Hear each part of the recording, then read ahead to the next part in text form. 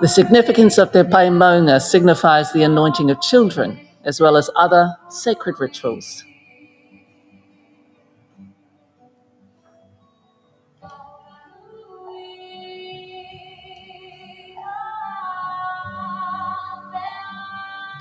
Te Taikikorangi. The blue depicts the connection between Ranginui and Papatuanuku, the Sky Father and Earth Mother.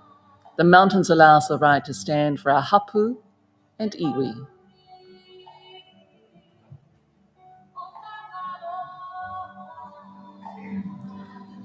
The Ono Nahi and Pākati pattern at the base of the maunga, the mountain, symbolises the connection between Ira Atua and Ira Tangata, the human descendants of Tumatauenga, the god of war and humanity.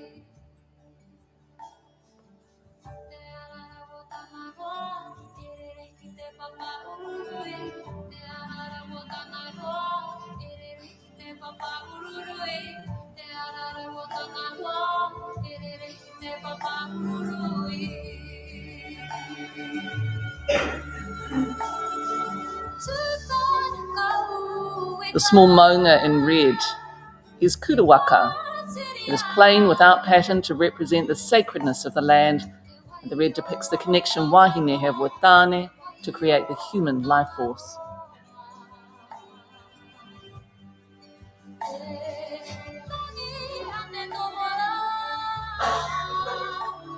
This wahine, depicted at the apex of the design, is hine ahuone. You can see the mokokauai, the chin markings on hine ahuone. Mokokauai has deep meaning and never generic. Each is designed specifically to each woman to reflect their whakapapa or genealogy, a sacred reflection telling people who we are.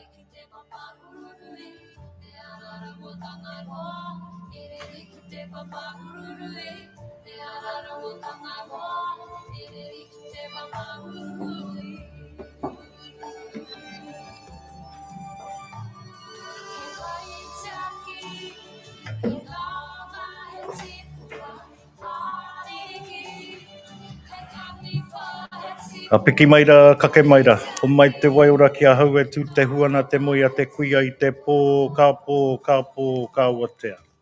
Papaki tuana ngā tai ki te reingana, ka pō, ka watea. A tihe I Māori ora. A tuatahi ka mihi ki ngā tua, nā rātou ko ngā mea katoa te ao e hua mai nā. Kia kore tātou e wareware, ko rātou te timatanga o te ao, ko rātou te whakaotinga o ngā mea tapu katoa. Ki ngā mate huhua o te wā, haere atu koutou ki te ara takatini, ki te ara taki mano, kei reira te rangi mārie mō koutou, moi mai rā, moi mai rā, moi mai rā. Apiti hono tātai hono ko rātou te hunga wairua ki a rātou. Apiti hono tātai hono ko tātou me ki te urupā o rātou mā. A tēnā koutou, tēnā koutou, a tēnā koutou. Ka tika kia mihi atu ki te mana whenua ki a te Aotearoa, nā rātou te whenua nei e takahi a tātou tēnei rā, a tēnei te mihi atu ki a te Aotearoa. E ngā mana, e ngā reo, e ngā kārangarangatanga maha kua haumai nei, te whakanui a tēnei rā. Hea tāhua te noho tahi o ngā tuakana me ngā taina i runga i te whakaro kotahi. Nō reira, koutou ngā memo o te whare miere, te whare pāremata. Koutou ngā manuhiri kua hara mai tāwhiti i tā wāhi. Haere mai ki Aotearoa, haere mai ki Tākina, haere mai ki tēnei kaupapa he tipua. Nō reira, ka tika me mihi au ki te whare nei. Tākina, tākina whai kupu, tākina whai ki, tākina whakataki, tākina takitaki. Tākina tātaku, tākina kauhau, tākina tapa, tākina whakahua, tākina whakahuahua, tākina pānui e. Mauri ora te whare hau.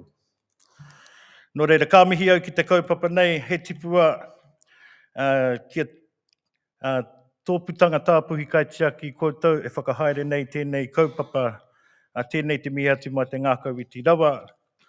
A huri no tō tātou whare, tēnā koutou, a tēnā koutou katoa. It's my honour to open up He Tipua Conference today. I just wanted to say to those who travelled north yesterday to come to my home of homes on Ngāti Tūkora he marae, it was an honour to host you yesterday. Mauri ora kia koutou katoa.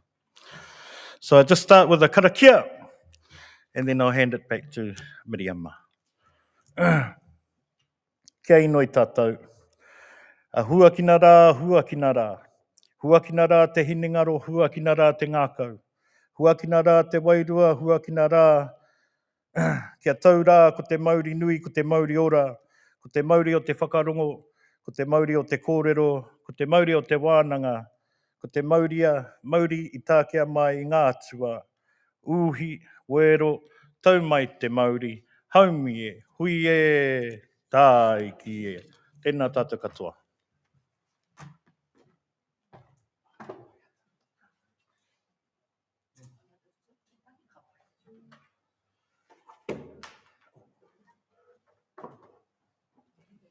Waiata, ka mārama.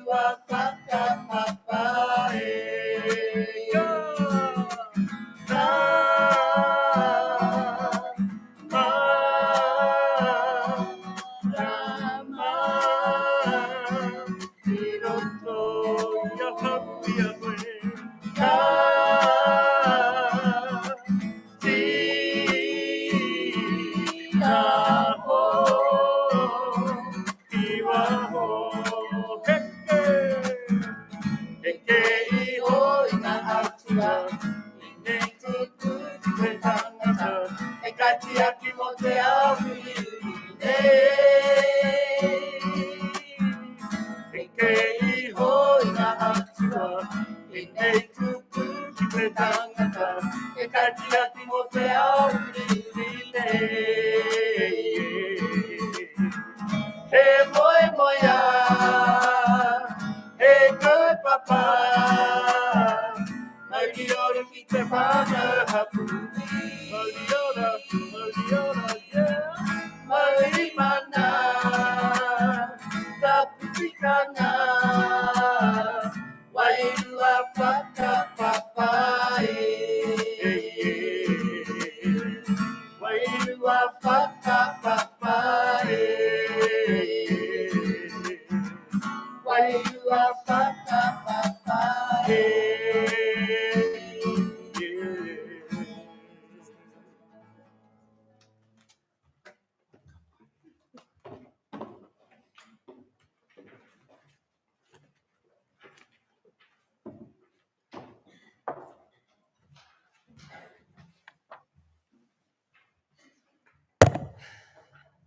Tēnā koe te kaikarakia, te whatukura a Keelan, nau I whakawātea, te huarahi kia pai ai tā tātou wāhi.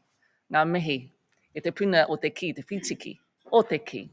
Nō Ngāti Tūkōrehi, Ngāti Raukawa, Ngāti Porauhoki, e te rangatira Keelan Ransfield, ngā mihi nunui ki a koe.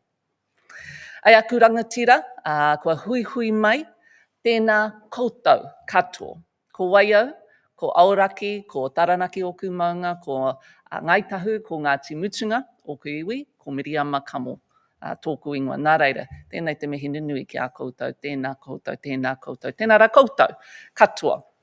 Welcome everyone to this two-day gathering, the New Zealand Nurses Organisation's Ratios Justice Conference of 2024. We mihi to everyone here and everyone who's joining us by live stream as well. Now, this next 2 days provides a platform for discussions to be had to untangle knotty issues, to celebrate the wins and to strategise for the future. We know it's tricky times, so it's timely to gather, to galvanise, and later tonight to get down and let off some steam. Keelan Ransford cleared the way for us this morning, and he'll be here for the duration to awhi us through the conference. E hara ia I te tangata he momo ia. Keelan is no ordinary person. You Google him, his accomplishments literally fall off the page. On top of his many talents, as you just heard, he's a musician, and he'll be helping us with Waiata Tautoko throughout the conference. Now, in the last few weeks, we've seen the concerns with Te Whatuora not making clear what its plans are with graduate nurses. Keelan has a saying, mā te tuakana e tiaki te taina, mā te taina e tiaki te tuakana. So in very rough terms, it speaks to the mentor-mentee relationship, and that for tuakana and taina, the relationships are reciprocal and vital for both. So in that way, you can see it as speaking to respect for the past and nurturing of the future. And we'll see this theme arise in different forms during conference with a wonderful lineup of speakers today and tomorrow. They, like each of us, are storytellers. So we tell our stories every day, not just people like me who are paid to do it or were paid to do it. We all do it all the time. We talk about who we are, what we stand for, what we find funny, sad, infuriating, joyful. We are telling our story often without realizing it. But there is power in mindfully designing our story. So during conference, as we listen and learn and debate and discuss, we can be asking ourselves, what is the story I want to tell? What is the narrative that I want to help weave? The answer to that will come to fruition during the next 2 days as we navigate the present and future with an eye to the past. Now, the theme of our conference is He Tipu, Settling the Waters, to reimagine and prepare for change. It's the perfect time to do that because, as you know, we're gathering under the Matariki cluster, the tohu of the Māori New Year. This is a time of renewal, rest, reflection, and resetting. And Matariki will be the theme of our conference dinner tonight. Who's coming tonight? Everyone? You're all coming? That's good. No, not everyone? Most of you are. That's good because Keelan is going to be leading a conga line later. No, he's not. I can't back that up. But I can promise that it'll be a beautiful night of kai and joy as we celebrate under Te Kahui o Matariki, the Matariki stars. Let's get our conference underway now. It is my pleasure to invite to the stage the NZNO President, Anne Daniels, and she, before you applaud, will be followed by Kai Whakahaere, Kerry Nuku. Let's have a round of applause for them both.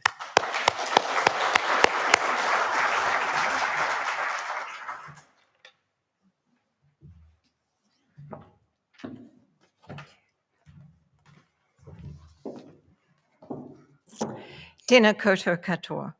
Ko kotorana te whakapaparanga mai, ko opotiki te whenua tupu, ko otipoti te kainga, ke Pakiha aho, ke tuputanga ta puhi kaitiaki o Aotearoa aho I mahi ana. Ko Anne Daniels tōku ingoa. Nō reira, tēnā tātou katoa. Good morning, morena, everybody. My name is Anne Daniels. I'm the NZNO president. I was born in Aotearoa on the Bay of Plenty, which is a small town on the east coast, and now reside in Ōtepoti, Dunedin, with my husband, who's a nurse, and my son, who's also a nurse. I continue to actually work in the emergency department in Dunedin Hospital when time allows. I am also co-chair of the NZNO board with Kerry Nuku, our kai whakahare. So it is with great pleasure that I welcome you all here today. Our conference, as Miriama said, is named He Tipua, which means coming from a spiritual place, growing without restraint into a desired state of being. And that's absolutely what we want to try and achieve over the next 2 days. Today and tomorrow, together, we will harness the energy of the collective creative process and land in a place of shared power and agreement to realise our NZNO aspirations for ratio justice. I would like to thank our honoured guests and our national guest speakers who bring with them a huge and growing kete or basket of evidence-based knowledge, experience and wisdom in their journey towards nurse-patient ratios. Bonnie Costello, registered nurse and executive director of the National Nurses United and California Nurses Association. Bonnie's visionary advocacy and activism for and with American nurses to realise safe staffing, the health and safety of nurses leading up to and during COVID, fight gender discrimination in a female-dominated profession, and so much more is exemplary. Bonnie, if you don't already know it, was named one of the 100 most influential people in the world by Time magazine in 2020. Professor Linda Aiken, researcher and director for the Centre of Health Economics at the University of Pennsylvania.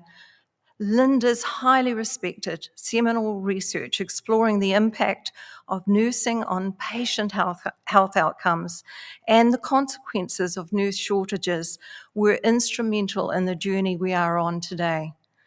Sarah Beaman, registered nurse and activist, now Secretary, Queensland Nurses and Midwives Union. Professor Shelley Nowlan, Chief Midwifery and Nursing Officer for Queensland Health. Our Queensland colleagues have been very generous with their time and their knowledge in sharing their journey in nurse-patient ratios. Dr. Rhonda McKelvey, whose research on the Nurse Safe Staffing Project and care capacity demand management here in Aotearoa has provided a wide-reaching challenge for change for us all. I would also like to thank our New Zealand speakers who will provide the unique perspectives in our journey to nurse-patient ratios. They include Kerry Nuku, NZNO Kai Whakahare, Catherine Chapman, Lizzie Kepper-Henry, Dr. Heather Kame, and finally, our CEO, Paul Golter. For the remainder of my time, I will provide a brief history of our New Zealand journey towards nurse-patient ratio legislation to remind us of a whakatauki many of us know well and which has already been mentioned by Miriama. Ka mua, ka muri declares that we must walk backwards into the future. I hope I get this right. Right.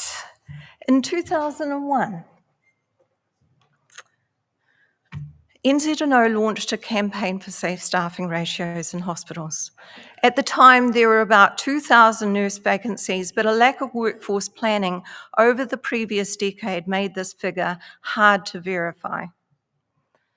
In 2003, NZNO submitted a proposal to the Minister of Health for a safe staffing pilot based on nurse-patient ratios, but this was rejected. I was doing my master's at the time, And anger over the injustice of nurses being ignored, not heard, galvanised my research, which I completed in 2004. Using Professor Linda Aiken's research as a foundation, I explored the relationship between nurse job satisfaction, stress, burnout, on intent to leave. I found that the drivers of nurse job dissatisfaction, stress, and burnout in New Zealand, while very evident, were not the main reasons for intent to leave. It was the lack of control over their practice, poor pay and work conditions, and nurse shortages which challenged nurses' ability to provide quality care and were more likely to drive their decision to leave their jobs. Nurse resource decisions continue to be made about us, without us today. Nurse demand for safe staffing finally saw the establishment of Care Capacity Demand Management, or CCDM, program, following a committee of inquiry for safe staffing healthy workplaces in 2006. And I'd just like to acknowledge a number of people in this room who were very much instrumental to making that to happen, and I just would like to thank you. CCDM was designed to safely and consistently match the demand for services and care required by patients with the resources that would meet their needs holistically. However, slow progress and a lack of commitment by the district health boards at the time saw a further demand for a staffing accord, which was signed by the Minister of the Health at the time, NZNO, and the district health boards in July 2018, committing to full implementation of CCDM by June 2021. As most of you will know, the timeline was not met, and full implementation has still not been achieved today. An ethnography of nurse safe staffing project conducted by Dr. Rhonda McKelvey in 2019 found that competing institutional knowledge and priorities organise what happens on short-staffed shifts, and the nurses get caught in the crossfire. And those who actually still work on the floor know exactly what that means. A consequent review of the CCDM program published by the Nursing Advisory Group in February 2022 stated that it was impossible for CCDM to provide safe staffing without sufficient numbers of nurses to recruit. Yet today, government funding decisions are not supporting growing our own nurse students, let alone keeping them here in this country. The over-reliance on international qualified nurses continues unabated. Now nearly 50% of registered nurses working in New Zealand appear to be IQNs. Nurse respondents to the CCDM review in 2022 reported that 83% of the patients in understaffed shifts were not receiving complete care. And a recent Official Information Act data request by NZNO shows this has become worse, not better. On shifts under target, or shifts that did not have CCDM identified number of nurses required, found that few wards experienced fully staffed shifts. Most wards were understaffed 26% of the time. However, for others, such as mental health wards, 99% of the shifts were consistently under target.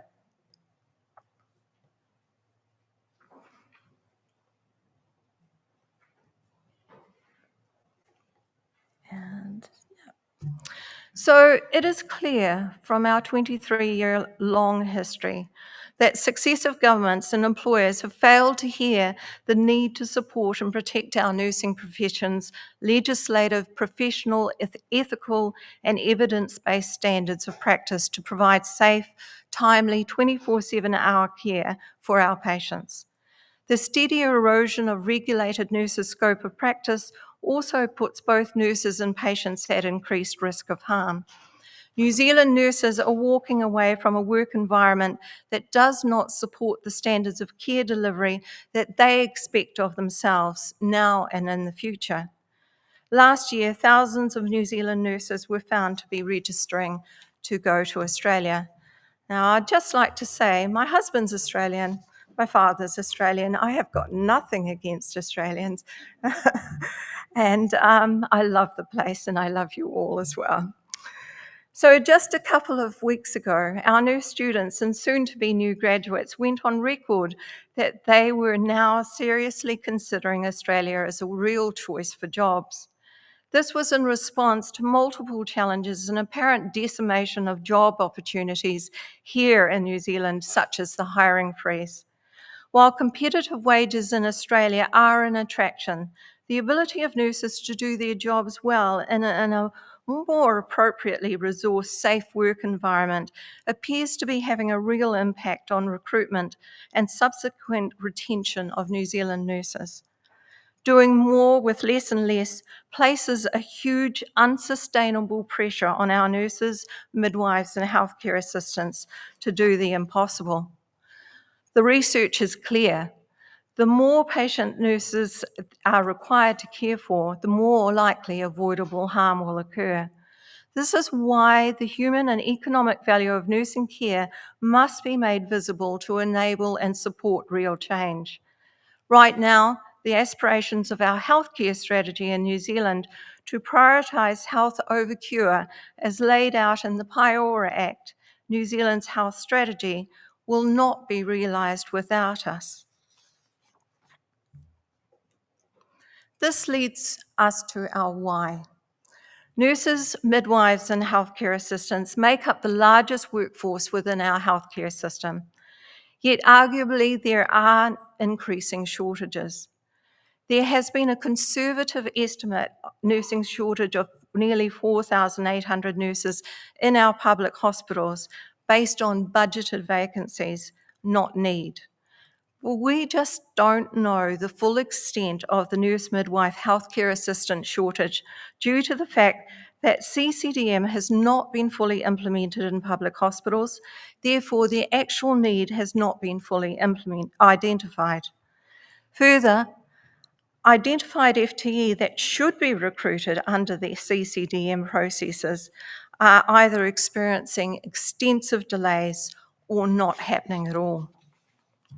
Nor has the full extent of need for nurses, midwives, and healthcare assistants using a fit-for-purpose CCDM tool been identified in primary healthcare, aged care, and the funded sector of our New Zealand health system. We need to leave hope behind. We need to implement certainty into the budgeting and implementation of safe nursing care. This is our why. We need legislated nurse-patient ratios underpinned by CCDM. National and international studies have irrefutably proven the benefit of legislated nurse-patient ratios in terms of patient, nurse, and healthcare system outcomes. New Zealand's social determinants of health show little change, particularly for Māori and Pasifika peoples, demonstrating the continued inequities within our healthcare system. Culturally safe quality care is yet another matter. Cultural safety was not included in the development of CCDM, nor many other nursing standards of practice that are currently in use nationally or internationally that I'm aware of. This lack reflects the colonial and racist past and present for many of us, but must not be part of our future. There must be ratio justice. This is our why. This brief synopsis brings us to our unique approach to nurse-patient ratio legislation in Aotearoa, New Zealand. Kerry Nuku, NZNO's Kai Whakahari and NZNO co-chair, will speak to ratio justice and why we need it now and in the future. Thank you.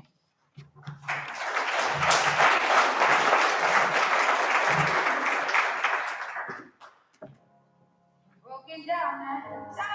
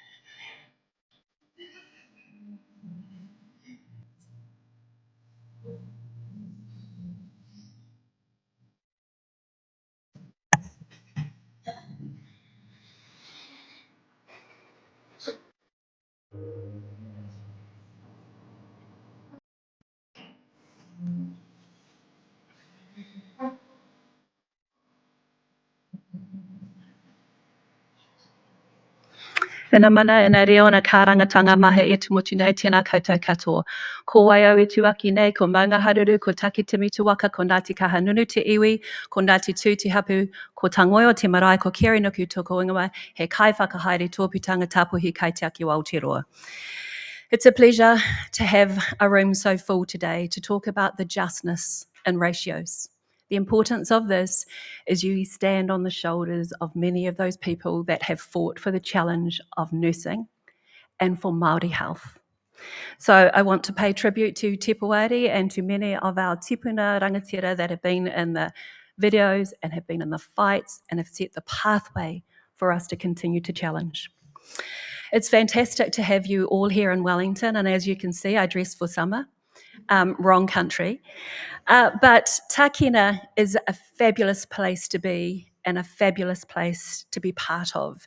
Tākina means to evoke, to summons, to connect, to bring forth. It also, in Wellington, the most powerful force that Wellington brings is the wind. Of many of us may have had a bad hair day at the moment, but the winds are a metaphor for magic, for exuberance, for sharing of ideas, and the winds express the shifts in knowledge. It also from one generation to the next. It's about moving things forward. It's about carrying truths and viewpoints from the universe and moving them thousands of miles away. So we are really privileged to have our international guests join us, our politicians be part of us, our regulators, our nurses, our influencers. It's really important, and we are honoured by your presence today, even the Tongan princess, which I see at the back of the room. He Tipua is our conference theme, and as Miriam said, it's around reimagine, prepare for change. Life is all about change. And from the very taonga that you saw and you were part of in its opening, it created and built on this philosophy that as Māori, we are connected and grounded to the taiao, to our language, to our culture. And as you saw in the video, many times our Indigenous people have had to stand up and fight to retain our rights. What we're saying here today as Te Puari and as a group of Māori nurses, there will be no more fighting. We will impose our rights to justice, our rights to a universal declaration that reflects our rights as tangata whenua Māori, and our rights to be who we need to be in this country. This marks an evolutionary change. Not only are we talking about nursing, but we are talking about how justness needs to be applied to ratios so that our cultural integrity is to stand proud within the workplace and not something our culture, as many of us will describe, we leave our culture at the doorstep and we pick it up more trampled every time we leave the building. No more will that happen. Ratios are not going to be implemented unless they have a cultural justice connected to it. Iri Hapiti's vision of kawa whakaruruho was that every nurse must recognise their social conditioning and the influence and power that you have over vulnerable patients, the ability to influence care negatively and positively. What we're saying is Iri Hapiti's dream must continue as we have this conversation around ratios. What form that takes is part of the kōrero and discussion that we have here today. And as Anne has said, there are many, many experts in this room which will help to guide us through the winds of change. What we know is that for our workforce, we have remained 8% of our total nursing workforce for many, many years. Since 2008, when we started to talk about the fact that we are only 8% as an Indigenous people of Aotearoa of our nursing population. Now, if we look now, we're still 8% of our nursing population. Internationally qualified nurses in 2008 were about 13% of our workforce. Now they're going to be 50% unless we turn off some taps by the end of the year. That shifts and changes the dynamics, the relationship and our rights as Indigenous people.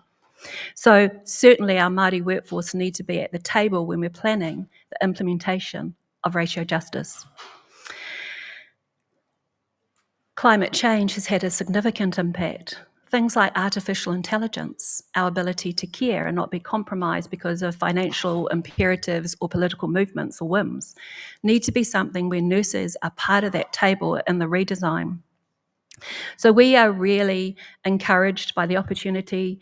We've got some powerful speakers in front of us, people that will start to challenge our mind, as we start to create our ratio justice. But we need to bear in mind that in power, we have solidarity, and we need to organise to flex our collective power to bring about action and no longer just kōrero. Nō reira, tēnā koutou, tēnā tātou katoa.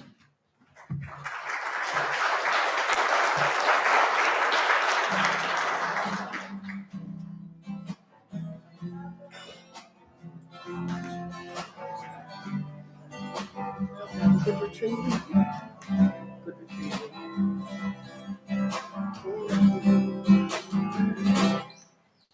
Te puto rinoa, ka katauri.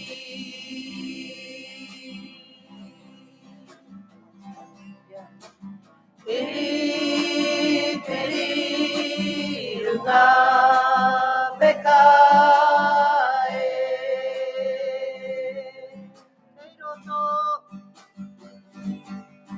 Kei roto, ko te pui o te tangi.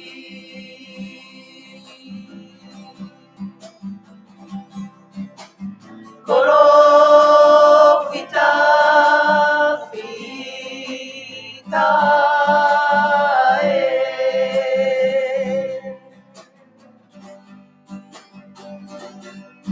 Te tangi motu motu moke, moke.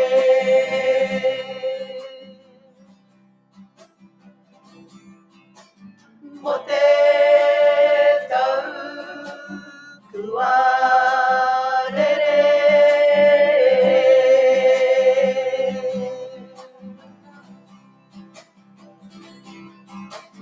Mo te tau kua rere.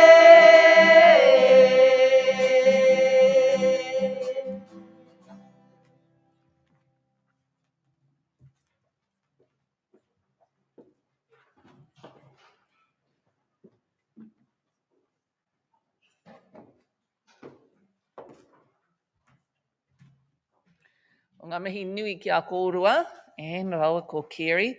It was great, the way that you set the scene for us. We heard from Anne that it's clear after 23 years that governments have failed to hear our calls to provide safe 24-hour care. Nothing about us without us, she said.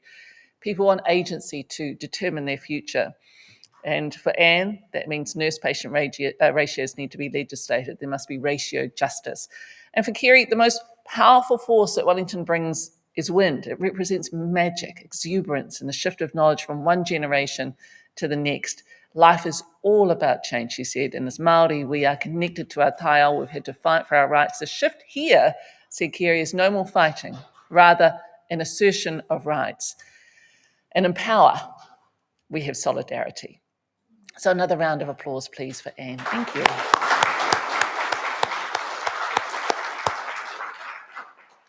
So it's my pleasure to introduce our first speaker of the day, and this is the experience of US nurses. Bonnie Castillo is the Executive Director of National Nurses United California. She spent her career in the labour movement as a nurse advocate, working her way up from registered nurse to Executive Director of National Nurses United and California Nurses Association National Nurses Organising Committee, which is an all-RN professional organisation and union with a membership of more than 225,000 throughout California and nationwide.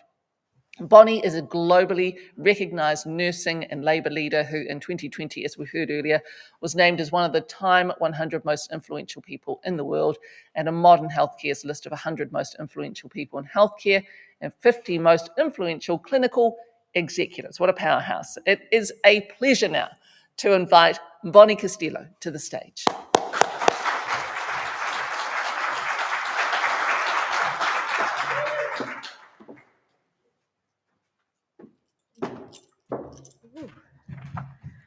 All right. Good morning. What a really powerful beginning of your conference, and I have to say it was a little tough for us at the table there this morning. So much has been going on, and in fact, I'll say that table over there may be up for adoption. There's no better place we could be right now. That being said, we're fighters and we never give up. But it's such an honor, really, to be here with all of you today, and I really, a huge thank you to Carrie Naku, Ann Daniels, Paul Gulter, Keelan for welcoming us to your marae, and the entire New Zealand Nurses Organization for reaching out to me and organizing this critical event. I've been thinking about the earlier days of COVID when I spoke to the New Zealand nurses through my laptop, and this is when we were struck by the deadliest pandemic in our lifetime. Nurses around the globe used our creativity and technology to share information, strategies to cheer on each other's victories, and to grieve each other's losses. If nurses hadn't joined forces worldwide in 2020, I think it's safe to say that many more would have been lost. So I just want to say from the bottom of my heart how much your solidarity has meant to me personally, to our NNU presidents who are joining me here today, and to the 225,000 registered nurse members of National Nurses United who all send their gratitude and warmest greetings. Now that we're here in person on this land, I wanted to begin by paying tribute to the Maori people of New Zealand and your Maori members of your union. Again, thank you so much for inviting us to share the experience of you as nurses and to build even deeper solidarity as we fight globally to protect our patients, our practice, and the planet. For US nurses, something that hit home during COVID is how little our corporate employers and the elected officials backed by their corporate money respect or value science. In the United States, our employers are ruled by profit and greed. For example, our union represents many nurses employed by HCA Healthcare, the largest for-profit hospital corporation in the US with a growing international presence. HCA CEO Sam Hazen had a total compensation of more than $21 million in 2023. That salary is a result of cutting corners on patient care. It's the same with every US healthcare corporation, and we have always known this. But COVID revealed in new and in sickening ways how nurses could demand protections backed by scientific data. And our profit-driven employers and the elected officials backed by their money would respond by ignoring the science, denying what was actually happening, and perpetuating a status quo that allowed them to continue lining their pockets. They didn't care about research or facts. They didn't care whether our patients or nurses lived or died. They cared about their bottom line. So today, I want to connect what we saw so clearly during COVID, a failure of employers and elected officials to follow science, with the issue that we're here to advance, an issue that is beyond critical to patients and nurses, safe nurse-to-patient staffing levels. Every single day, every single shift, nurses feel the unbearable moral distress of trying to protect our patients while our employers, who claim to care about healing, assign endless patients to one nurse. We have known for decades through our personal experience that we're not able to provide, when we are not able to provide the focused care our patients deserve, patients are at an increased risk of preventable medical errors, avoidable complications, infections, and an increased length of stay in the hospital, readmissions, and death. We know this because it is our lived reality that unsafe staffing levels threaten our own health, including by increasing our risk of injuries from moving patients without enough support and increasing our risk of experiencing workplace violence. When we have too little time to spend with our patients, it's hard to intervene when subtle signs of agitation begin to develop. Our mental, emotional, and spiritual health also suffers when our employers do not provide the working conditions that allow us to care for the patients the way we were educated and called to care for them. Nurses have been so fortunate to have prominent researchers like Dr. Linda Aiken, who is here with us today, to back up our lived experience with scientific evidence. So when we are calling for change, nurses come armed with data that should not be refuted. But as we continue to see in the pandemic, nurses know that scientific facts alone do not move our employers. When the truth comes at the cost for those in power, they will simply lie and deny reality. The science of safe patient care must be carried forward by a movement. During COVID, National Nurses United members were able to win critical protections, along with our colleagues worldwide through Global Nurses United, only because we stood together in numbers that were too big to deny. So our collective power doesn't come from just being right. It comes from linking arms across our countries, around the globe, to hold our employers and elected officials accountable for change. And so it feels so empowering to be here in person today to emphasize something that National Nurses United RNs have seen with our own eyes. We can win on safe staffing when we stand together and grow our power. The state where we've had the longest track record of strong safe staffing protections is California, where our union nurses were able to pass a bill in 1999 that mandated minimum safe nurse-to-patient staffing ratios in units all across the California hospitals. The law went into effect in 2004. It was very good to see your timeline because we know that victory doesn't happen overnight.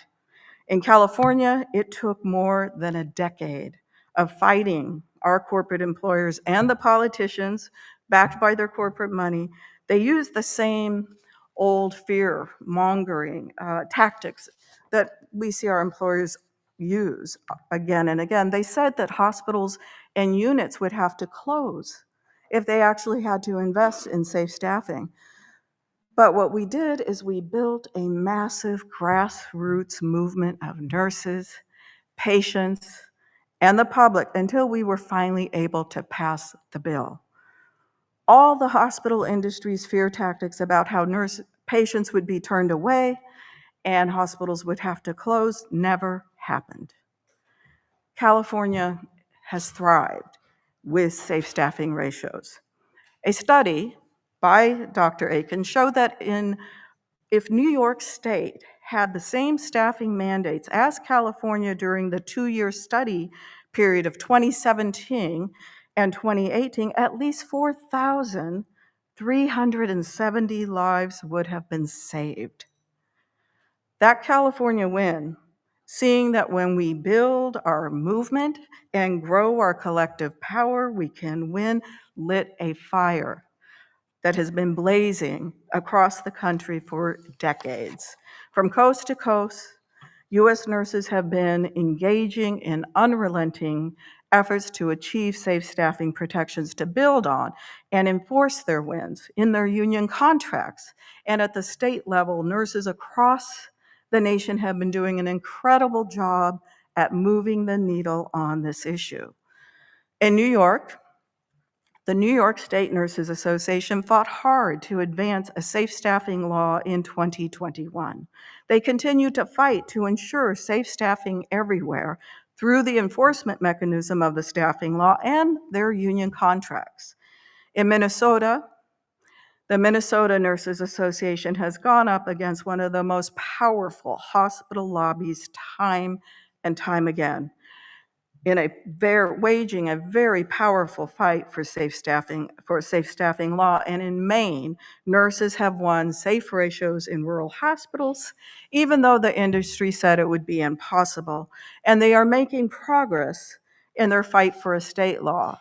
The Michigan Nurses Association is moving forward a safe staffing bill in their state.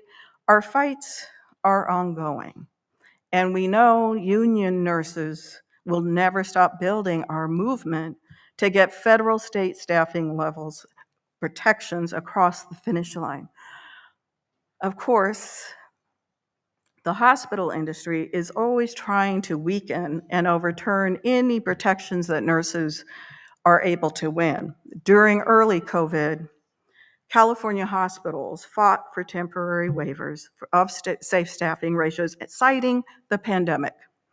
In many instances, we were able to use our collective power to stop them. Those facilities that were granted waivers eventually tried to make the waivers permanent for every hospital, but union nurses stood together and stopped them from doing that too. We are never going back. We found it especially appalling that hospitals used COVID as an excuse to make unsafe staffing levels even more dangerous by piling endless patients on one nurse, while they were also failing to take any necessary steps to protect the lives of nurses and other healthcare workers. This was true across the country, especially for Black, Brown, and Indigenous nurses who were often assigned to units at the very front of the front lines and who also often worked in facilities that invested the least in providing optimal protections. Our Black, Brown, and Indigenous nurses also face the same deep structural inequities that our Black, Brown, and Indigenous patients face, including a lack of preventative care that led to COVID-19 having an outsized impact on these communities.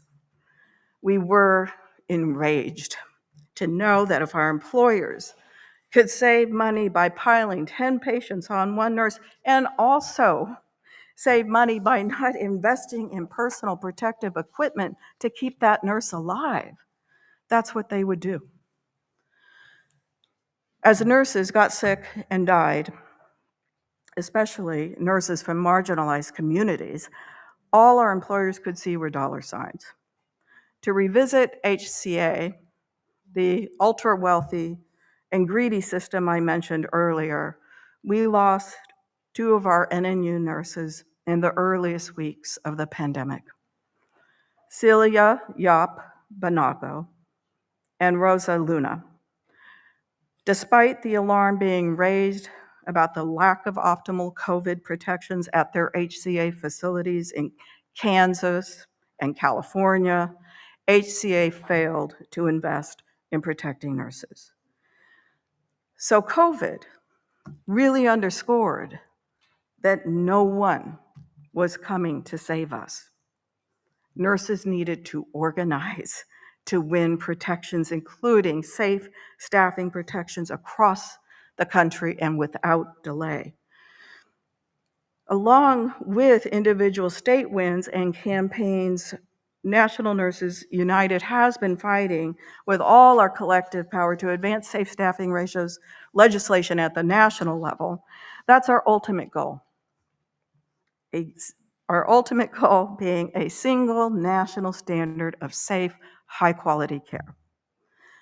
We have learned that the pathway to winning lies in building a powerful national organization where nurses have the right to advocate to their fullest potential. Just to give you a little history on our union, National Nurses United was founded in 2009 as a coalition of state-based affiliates. Today, our affiliates include the District of Columbia Nurses Association, Michigan Nurses Association, Minnesota Nurses Association, New York State Nurses Association, and California Nurses Association, National Nurses Organizing Committee, which represents nurses at facilities in 21 US states and Puerto Rico. Since our founding, we have been growing our numbers and our power. In fact, I'm happy to say that since I last spoke to you in 2020, around 55,000 additional nurses have joined our union ranks.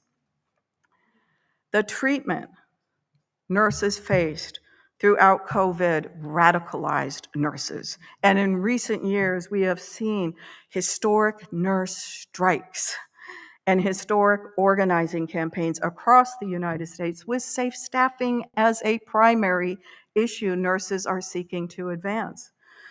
With the current wave of energy behind this issue, National Nurses United has continued to push our federal and state bills and to educate the public and elected officials. In late 2021, NNU issued a special report on the staffing crises.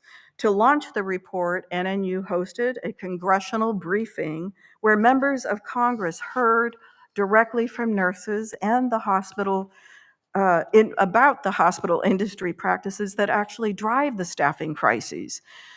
So NAU has been leading a campaign to educate Congress on nurse staffing crisis, including through testimony of nurses and nurses holding hundreds of lobby meetings with Congress in the most recent years.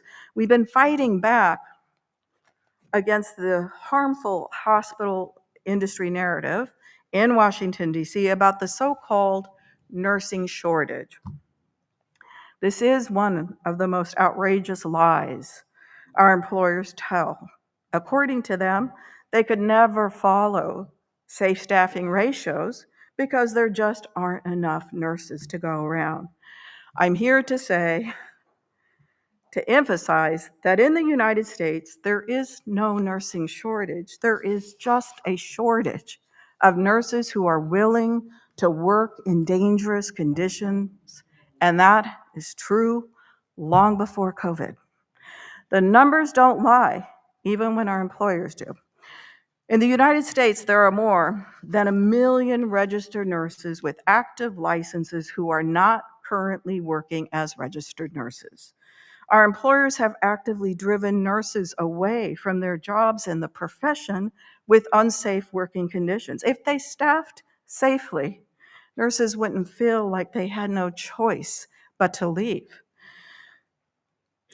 I want to talk now about now and how now is a critical time than ever for healthcare employers to invest in safe staffing and to create the safe working conditions that convince nurses to stay.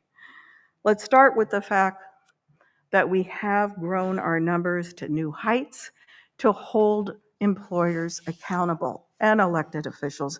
NNU has achieved this new level of solidarity in part by taking a good, hard look at ourselves. As a union, we have come a long way on racial justice. There was a time when Black nurses were not even allowed to belong to state nursing associations. Nurses have had to raise consciousness within our own organizations to advance justice. Sometimes the discrimination Black, brown, and Indigenous nurses have faced has been just really insidious. Even when we technically belonged, it has been made clear to us in the units or shifts to which we were assigned, and even in our position within the union, that we were still not equal. So nurses have had to engage, nurses have had to educate ourselves and each other, and we continue to do so. This is how change is made. During the pandemic, our union launched a social justice and equity division. We began to bargain for racial and social justice issues in our contracts. We've doubled down on our commitment to fighting at the bedside and beyond for justice and democracy. And we're standing up in a rising labor movement in the US, linking arms with all working class people who are also organizing, bargaining, and they're striking for their rights. Through Global Nurses United, that is all, we see this happening all around the planet, and that's the kind of solidarity that it takes to make systemic change. That's all to say that in so many ways, our solidarity has grown to meet the moment, which is good because the threats we faced have grown as well, seem to be growing as we're here even. So we are still caring, we're ready for these threats, but we're caring for patients that are still impacted by COVID, and we don't know when the next pandemic is coming. We are already experiencing the negative health impacts from the climate crises, with life-threatening extreme weather that lands patients in the hospitals. In the US, our patients have increasingly suffered from deadly heat waves and cold snaps, record rainfall and flooding, tornadoes, and wildfires that have wiped entire towns off the face of the earth in recent years. Some of our nurses have even had their own homes burned to the ground while they were busy evacuating patients from smoke-filled hospitals. Our union has a disaster relief project called the Registered Nurse Response Network that in recent years have deployed volunteer nurses in multiple times to help and provide care for victims of disaster fueled by the climate crises, including hurricanes in the United States, Puerto Rico, and the Bahamas. No matter where we live, the worst of the climate crises is likely yet to come, and we will be seeing more and more patients impacted by climate-related injuries and illnesses. There's absolutely no excuse for failing to staff up now. Employers must invest in nurse staffing today. It's so far beyond the time that we can play dumb and pretend that pandemics or the climate crises are a surprise. Failing to invest in safe staffing is a conscious choice by our employers, and that brings me to another critical issue that absolutely dovetails with safe staffing: artificial intelligence. Right now, what we are seeing in the United States is that employers are using a sudden boom of AI as an excuse to shatter that sacred bond that nurses have with our patients while lining their pockets. The industry is currently just tripping over themselves to slash staffing costs by replacing some or all of our nursing care with AI and other unproven, untested technologies. They have literally spent billions of dollars on this tech rather than investing it in something proven to help patients: safe staffing. With no evidence that these technologies are safe, therapeutic, or effective, they are already using it to assess changes in our patients' conditions, to automate patient handoffs, to automatically summarize clinician and patient encounters, and more. All despite these systems' tendencies to make mistakes and miss critical details. One of the most disturbing trends is that these technologies are being used to uphold remote or virtual models of care where registered nurses may care for hundreds of patients from a command center that may be located many miles away in another city or even a different state. And employers are claiming these unproven, untested technologies will solve the so-called nursing shortage. NVIDIA, an AI chip company valued at $2 trillion, announced a partnership with a startup called Hippocratic AI to offer generative AI nurses to healthcare employers. These AI nurses cost only $9 an hour to operate. And that is why they are being pushed as a so-called solution to the staffing crises. You know, the crises the employers created by driving nurses away from the profession. We have actually begun advancing language in our newly introduced safe staffing ratio legislation, stating clearly that our patients have a right to inpatient care, and any RN who is not physically present cannot be counted in the ratio, because we know our employers would try to staff up using these $9 an hour AI nurses if we didn't stop them. As nurses, we know that care happens in an in-person relationship with our patients. We don't just rely on our book smarts, our scientific training to assess our patient's condition. We also work to heal people by providing human compassion and empathy. We're sensitive to our patient's culture and background because we know that their identity is inseparable from their health. AI has proven to be prone to bias, And you'll never see an algorithm noting those subtle changes in a patient's breathing or an almost imperceptible shift in their scent or emotional state, and you won't see technology holding a patient's hand on the way into surgery. So nurses can, and we will assert, like US writers and actors did through their historic strikes last year, that there are certain uses of AI that are simply unacceptable, and that it is workers and unions who decide through collective action where to draw those red lines. Even before the AI boom, our union nurses have already been extremely farsighted in fighting for and winning strong contract language, stating that clinical technology is intended to complement, not diminish or replace nursing skills, judgment, and decision making. We've won language that requires employers to notify us and bargain over new technology, that create nurse controlled committees that give us a voice in how the tech is implemented. And we've also won through collective action, including union nurses in one system standing together and winning critical oversight of tech that was supposed to automatically calculate staffing levels according to how sick the patients are, but was instead systematically reducing the number of nurses that patients need. This is all to say that there is power when nurses unite to fight for our patients. Nurses and other workers must have a voice in how AI and other technologies are designed and deployed.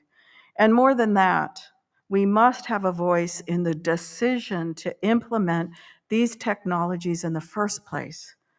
We will never let employers push supposed innovation that do not keep our patients healthy or safe, and instead just line their own pockets. I hope that I've helped to illuminate today that all these seemingly separate issues like the climate crises and AI are deeply interwoven with the need for safe staffing ratios, and that the employers must invest in recruiting, retaining, and staffing enough actual human nurses to safely care for patients, period. And because the issues that I touched upon today are all global issues, again, I want to stress how deeply National Nurses United appreciates the solidarity with your union. In a world where our employers and elected officials disregarded the need for safe staffing because they've shown again and again that they are perfectly willing to ignore and even deny science. They cannot ignore our movement. Union nurses don't just believe in science. We practice science, and we stand together with the full force of our collective power to advance science. NNU will never stop fighting until nurses win ratios across the United States, and we will stand with the nurses of New Zealand and our colleagues in Global Nurses United until we all win safe staffing limits to protect the physical, mental, spiritual, and social well-being of patients and nurses around the globe for all the years to come. Thank you.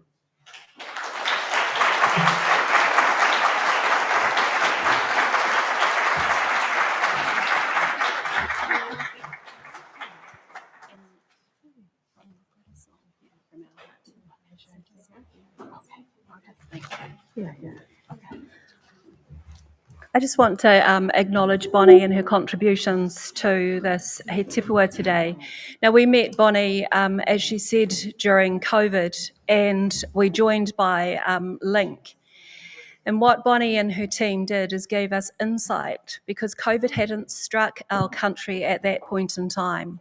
So we were hearing the stories of how nurses were being impacted, of the decisions that nurses were having to make, and we were able to prepare. So we value enormously the support that we had from Bonnie and the other NNU group. I just want to touch on a couple of things because we share some really important things. We're part of the Global Nurses United and together form the collective power. There's some powerful statements around investing in nursing and staffing today. It is the consciousness of the employer to ensure ratios is implemented, and it is our challenge to make sure that they hear the voices of the nurses. The advancing use of artificial intelligence should never replace the role that nurses have. Technology is not morally neutral. Technology is designed by the hands for a specific purpose. We must remember that artificial intelligence doesn't have the lived experience of nurses. We can never replace nursing. And as Bonnie said, there are power in nurses when we unite across the globe. The wind of change is here upon us, and we thank Bonnie and the team of delegation that has come with her. And in a show of solidarity from our heart to your heart, we intend to sing. Kia ora.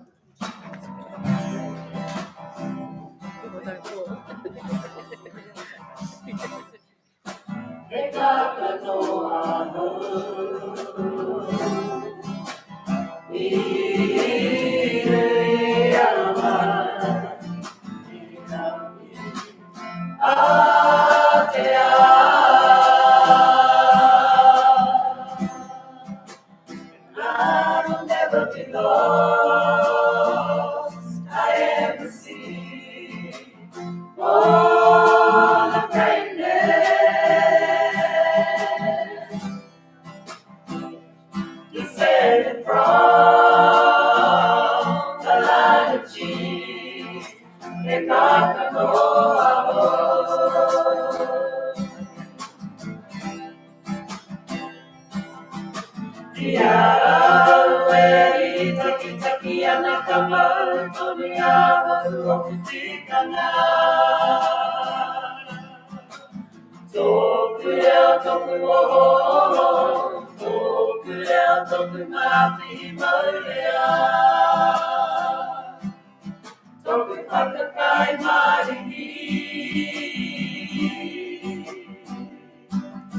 My language is my strength,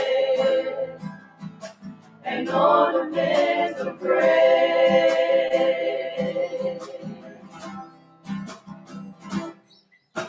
Go to Anao, Hallelujah,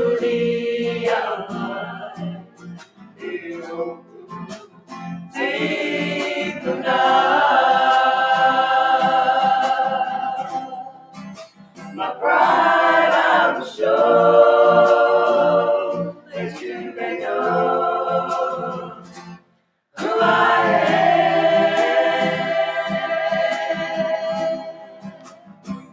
I am a warrior, a survivor, and more than who I hold.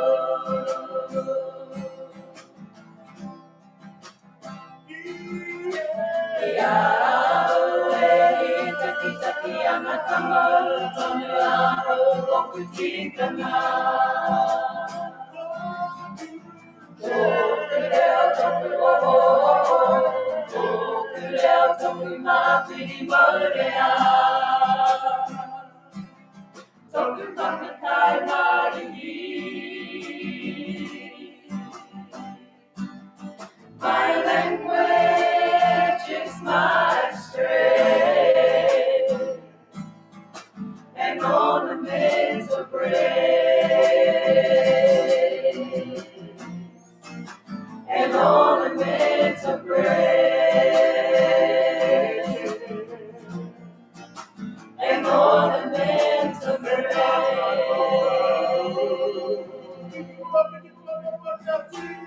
Tina.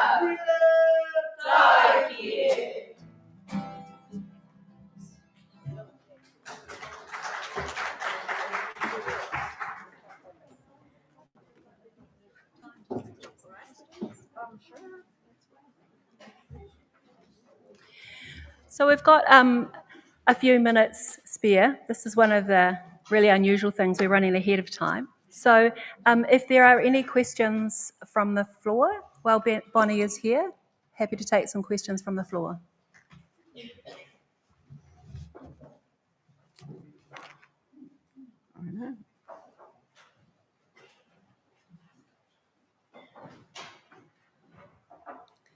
Just put your hands up or stand up. Have you got any questions? And don't be afraid. I don't know. Or maybe it's smaller groups. Oh. We'll just get a mic to you. Or a microphone. Kia ora, Bonnie. I'm Anna Blackwell, representing the aged care sector here today. Well, not solely, I'm sure there's others of us in the room. How does the aged care provision in America work with nurse-patient ratios? Is it separate to the hospital ratios, or are they separate again completely? Okay, so you're talking about long-term care versus, yeah, so it is different. The nurses unions represent predominantly the hospital nurses, and that's the primary focus. However, I will say that there has been recently some progress in under the Biden administration for calling for additional nursing care hours in the nursing long-term nursing homes. So that'll I'm sure the regulations and all of that process is going on. But right now, it's separate. So they don't have like minimum nurse to patient staffing ratios. It'll be hours per day, and they're going to increase those hours per day. Thank you. Yeah, I've been quite horrified with the innovation that's being talked about in our sector around virtual nursing, and then already it's being seen to replace registered nurses on the floor. Really triggered some PTSD. There is a lot COVID of that for us. No, even in the hospitals, they are promoting these. Well, we call them home all alone. They call them, home care at home, whatever. We're like, no, it's more getting the patients out into the homes and having to rely on family or friends who are not trained and, skilled to help them navigate, and of course, for some patients, this can be attractive in that they don't want to be in the hospital, but they need to be in the hospital, right? They need the expert care of registered nurses, and it's not as if they are providing public home health nurses out there. They're literally looking at computer modules and algorithms and having the operators be those that are actually in the most vulnerable state.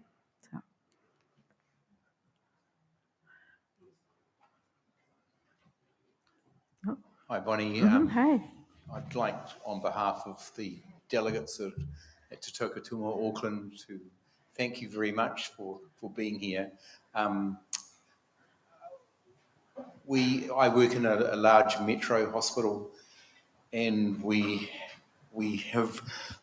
I work in safe staffing, and we don't have safe staffing a lot of the time, and I would just wonder if you can give us some kernels of advice how we on the wards can work towards getting what our union leaders have so eloquently described and as what we need, but just your wisdom that you leave with us is so appreciated. Thank you. Well, nothing replaces the one-on-one organizing that occurs in the hospitals, nurse to nurse, and obviously working with the staff of your unions. As I look at the table there in the middle with my comrade, all of them have been actively involved in assisting both, nurses who are already represented for the purposes of collective bargaining, but also nurses who are non-union are fighting to be represented, and that face-to-face, organizing communication, answering, you know, their fears, finding the spots where they do feel comfortable speaking about their working conditions, because obviously at work, you know, it can be very, very, there's no time, right? You're just worked to the bone. So, but then also what I know it always seems very abstract when you say, you know, we build a powerful coalition with our patients and the public, but I'm telling you, educating the public, and the public will listen to you because they know that you're there for them. You didn't go into this profession to become millionaires. You went into this profession to care for them. They trust you, and they see you running, you know, crazy to try to provide them that care, and taking that public relationship to your legislators, right? And for us, it was both, you know, the hospital industry administrators, legislators, with numbers too big to deny of that powerful coalition of who we represent. And the only other thing I will say too is expanding our advocacy outside of the hospital walls, in terms of, you know, there's often people say, oh, why don't you, you know, you stay in your lane, little lady, you know, you're in the hospital. No, we're going to be in the state houses, we're going to be in Congress, because our hospitals are there. And you know, obviously they're communicating with the politician, but they're not telling them what is happening 24/7 in these hospitals.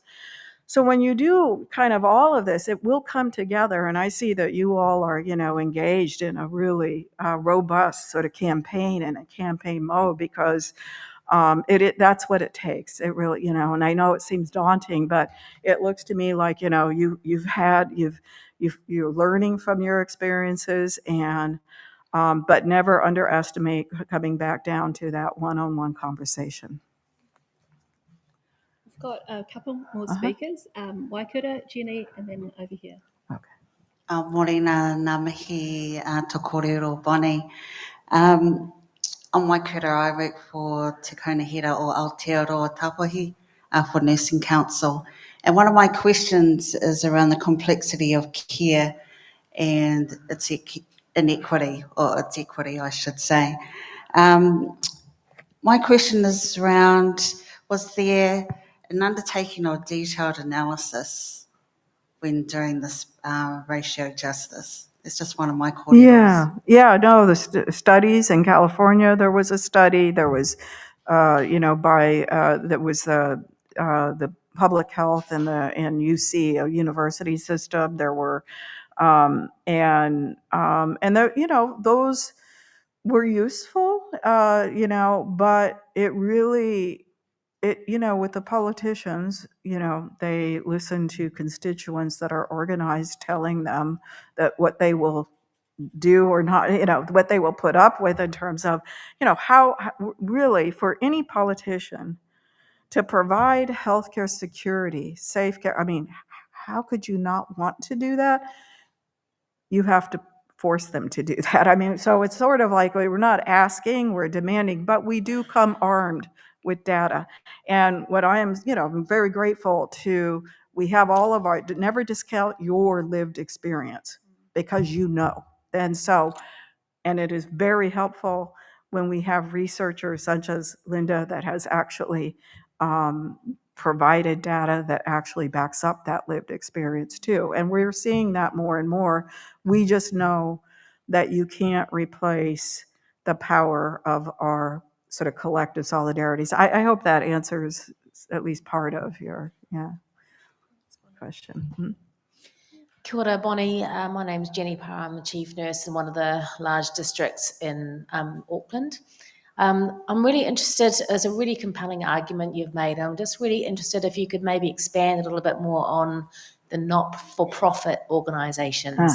So publicly funded health systems, and how the legislated ratios might work, or is it legislated into that sector? These are all really good and wonderful questions that I actually enjoy listening to your experience.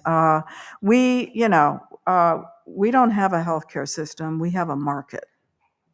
All right. And, we have both for-profit and nonprofit institutions. Some of the nonprofit institutions and public systems are, availed of, massive sort of what we call a lack of sort of regulation and or even additional tax benefits, and yet it does, with the idea that it would go back into the public, and it doesn't go back into the public. These are massive profit-making corporations, and the healthcare sector is a growing sector in the United States, one of the biggest. And it's one of the reasons why, we are fighting for universal health care as a right, as a human right. We don't have that. So it means that how we have had to work and organize is different than when you have a healthcare system, a robust public healthcare system such as yours. And I should say, so there was a time when we did have public health and a lot more public health nurses, but it has been decimated by the privatization that has been driven by these very large healthcare corporations and in general the healthcare sector. And it's not to say that, we don't make advances, in with expanding coverage for folks, especially in very impoverished states in the South. We've made advances on that front, and we will continue to do that, as we will continue to push for healthcare as a human right in the United States. That is a key battle. So that being said, I know that even for us, it's so good to hear about what you're faced with, and we will share with you our experience. But I know there are nuances in terms of who you talk to and how you talk to them. But I will say the alliance with your patients and the public, that's the same, right? That you go there with their interests, and in turn, that also keeps you safe on the job, right? The safe staffing ratios, are intended to provide the very best care that our patients deserve, but it also keeps you safe on the job, right? And that you are able to practice to your fullest extent that you're trained to. Thanks, Bonnie. We've got a final question over here. Okay. Kia ora, Bonnie. I'm Michael McElhone. I'm the Director of Nursing for Pegasus Health, which is the second largest primary health organisation in New Zealand. You've mentioned a couple of things I was going to speak about the risk, perhaps, of comparing health systems across the globe. And I think you've articulated very well the difference between the American health system, whereas in New Zealand we have an incredibly strong primary health care system. Half our nurses work in primary care, not in hospital settings, general practice, NGOs, and also Māori Health and Pacifica Health providers. You made a comment regarding aged residential care, and I guess it's probably relates to the context of the States, whereby when elderly folk become sick, they require hospitalisation, that specialised nursing care. And it's more a comment than anything else. That care is achieved in primary care in New Zealand. And an example of that is in Waitaha, which is Canterbury, which is a large province in the South Island of New Zealand. We have what we call an acute demand service. Now, that acute demand service keeps people out of hospital, keeps them close to home, and that facility facilitates up to 6 patient wards of 30 people at any time, at any day, and it facilitates them out of hospital. So nurses are caring for these patients in their homes in conjunction with general practice. There's a very strong primary healthcare presence here, and it's something we need to consider. When we're talking about safe staffing, absolutely get it.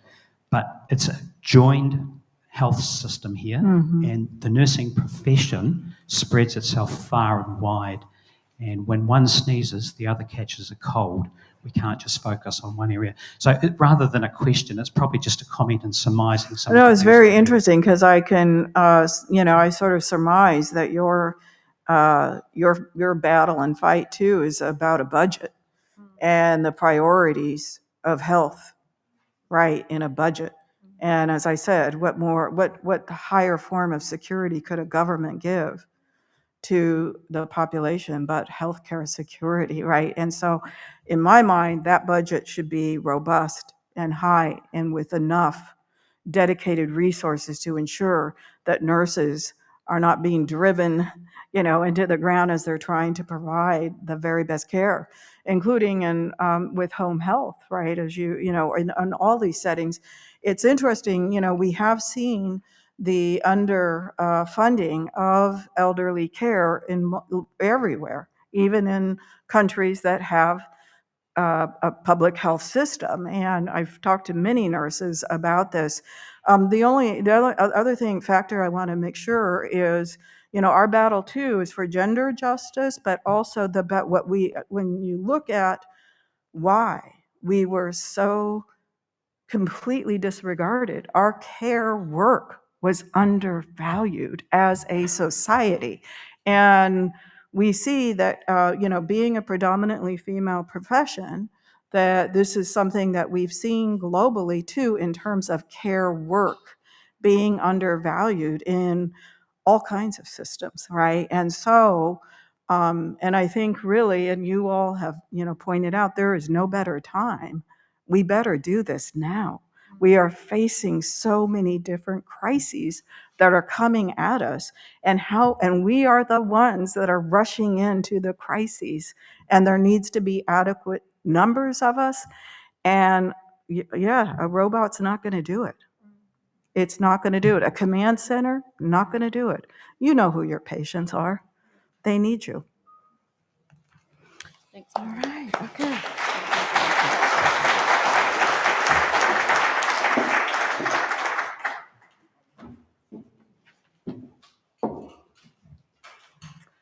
Wow. What a great presentation. Thank you so much, Bonnie. I, as a layperson, got a lot out of it myself. Bonnie spoke about nurses using creativity and tech during COVID to cheer on each other's victories and share the losses, and that solidarity meant a lot to Bonnie, as it does to everybody in this room. And this is the time that it's needed most, she said, as nurses fight a global fight to save patients and secure justice for all and the planet. It was interesting to hear Bonnie talk about how COVID revealed a failure of officials to follow science when nurses were assigned endless patients in a way that was dangerous for them, and both for them and the patients and nurses. So this was particularly dangerous for Black, brown, and Indigenous nurses, she said. And even as nurses got sick and died, Bonnie says employers prioritised dollars. And that was interesting to me to hear this, because for me, COVID revealed that inequity is a choice that we make. We choose which people remain sick, ignored, and marginalised. And for me, it was boldly revealed when everyone was at risk. The taps were turned on, we did the unthinkable, we shut the country down, and we worried about how many New Zealanders would die. So the money flowed where there'd been no money before for brown and Indigenous communities. Suddenly, the taps were turned on because everyone was at risk. But now that we're moving away from what everyone can recognise as a burning house, we have to ask, is the fire really out? Have we chosen inequity again? Inequity is a choice that we make. Is it okay to choose it for all of our nurses and ultimately for our most vulnerable, your patients? Where safe staffing is concerned, Bonnie says the fire is still blazing across the US. The fights are ongoing, but she says we're never going back. California has thrived with safe staffing ratio mandates. The pathway forward is being blazed by National Nurses United and their affiliates. Equity is prioritised within those ranks, and the union has doubled down to fight at the bedside, and in the ranks of power. Solidarity has grown to meet the moment. Pandemics, when will the next one be? Climate change will bring increasing disasters like hurricanes. These are shocking events, but they should no longer be surprising. Employers must invest in safe staffing now, she said. She also spoke about AI. It cannot replace the human touch. So where do we draw the lines in the development of those technologies? And wow, it was so powerful to hear her say, we don't have a health system. Bonnie does not have a health system.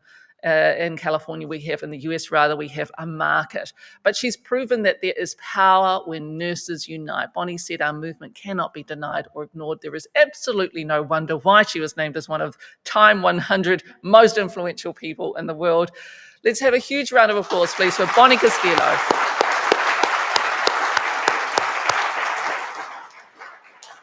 So we're going to break a little bit earlier for morning tea, and we're due to come back here at 11:15. So use this time to network and get to know each other a bit better and share notes. Before we break, though, I have nearly been gifted this beautiful bracelet, and I say nearly because if no one comes to claim it, come and see me. I'll have it down here at this table at the front. It's a beautiful bracelet, and I'm sure the owner would love to have that back. So let's go and have our break now, and we'll see you back here at 11:15, everyone.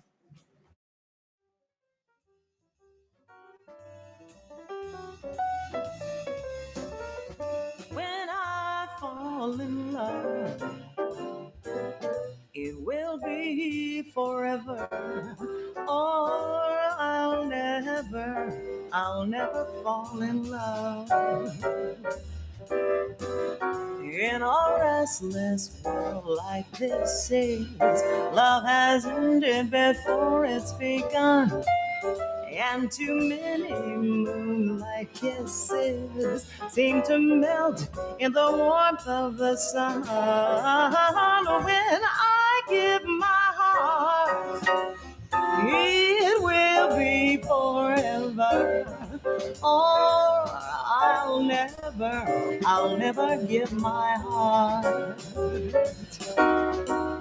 And the moment I can feel that you feel the same way too, is when I'll fall in love. Yes, when I'll fall in love. Yeah, baby, I'll fall in love with you.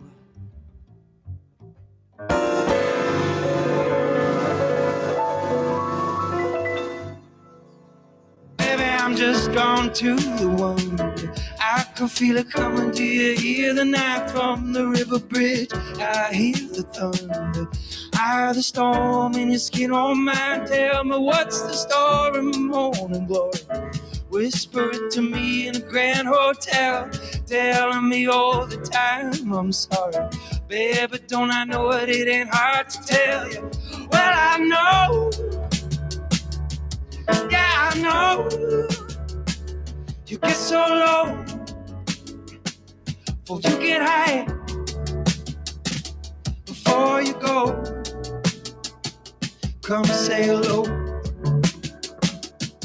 'Cause I'm never gonna find a way to say goodbye, goodbye, goodbye. Hot tears,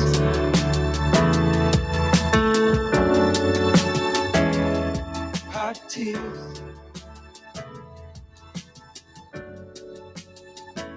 Light in the evening in the holy highlands, down in the hall, up against the wall. I know you're struggling what to call. Why you gotta call it anything at all now? Is it a dream or some soft poison that's looking away where you bled the blues? Yeah. Is it a dream or some soft poison that's looking away, that's looking away? Yeah. Well, I know. Yeah, I know. You get so low, before you get high,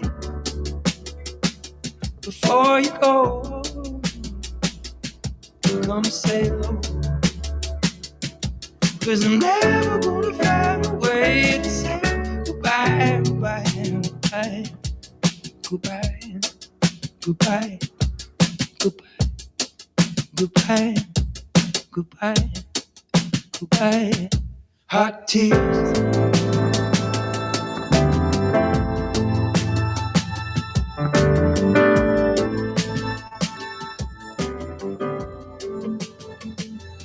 Heavenly love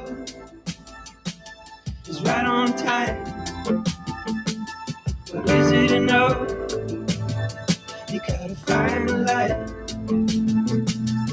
Heavenly love is right on time. But is it enough? You gotta find the light. Find the light. Find the light. Heavenly love. Find the light.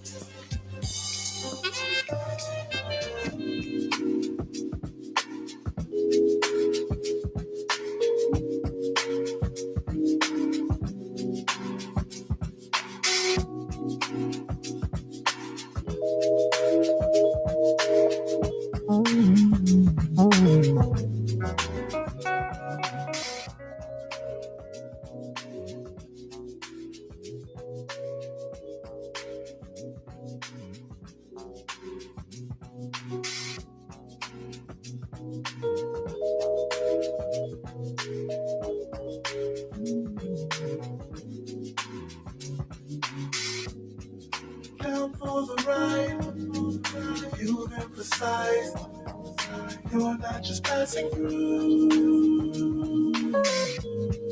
It seems in time you realized I'll go to bat for you.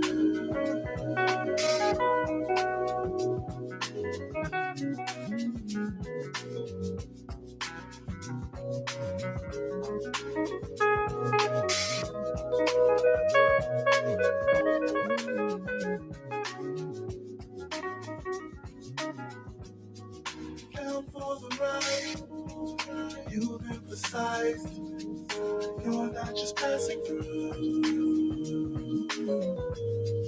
It seems in time you realized I'll go to bat for you.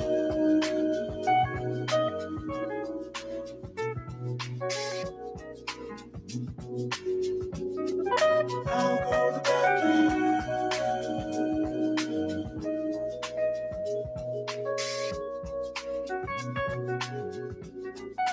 I'll go to bat for you.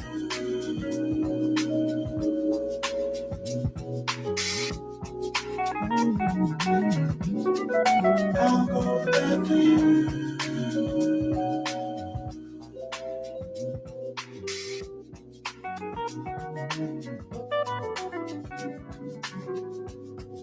Down for the ride, you've emphasized you're not just passing through.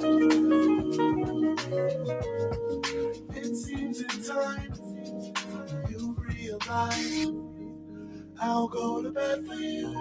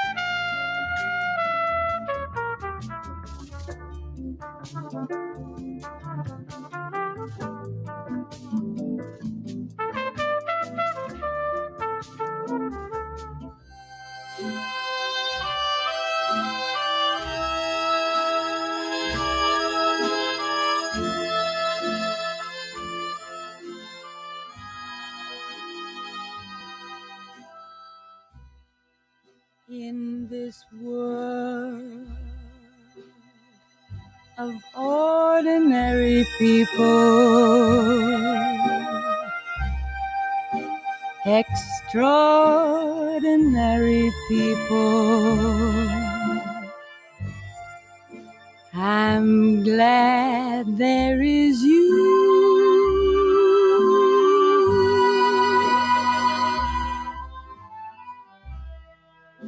In this world of overrated pleasures and underrated treasures, I'm glad there is you. I live to love, I love to live with you beside me. This role so new, I'll muddle through with you to guide me.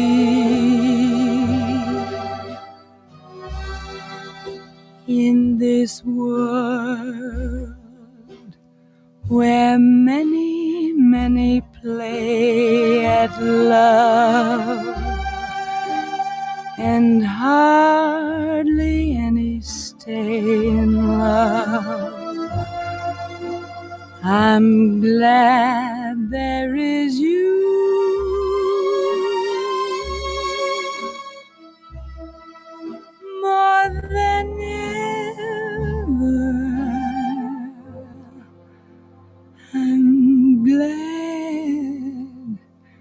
there is you.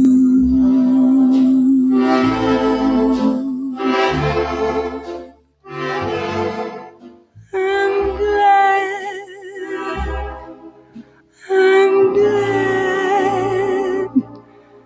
there is you. Tinkling piano down the street, round the corner. Wears his coat like a professional mourner. Days and nights of flights of fancy. I tried to call, sullen relic drained my eyes of an ocean, left my side without an emotion. My mind drank up your absence as true, but my heart retained the impression of you.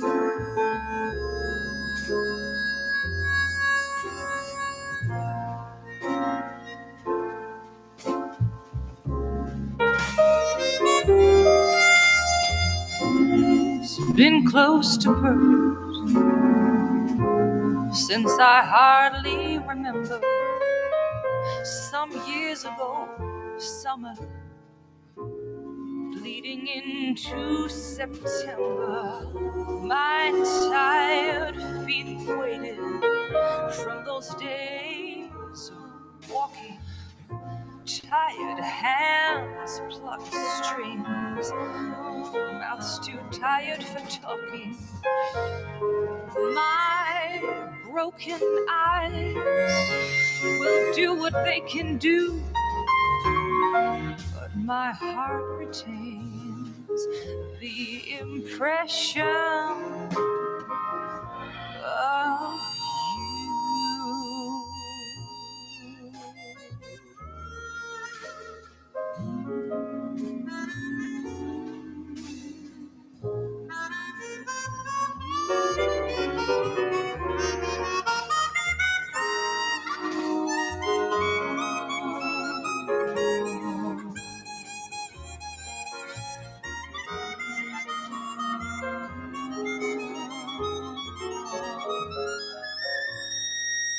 Man, I'm tripping, but I think I'll outgrow it.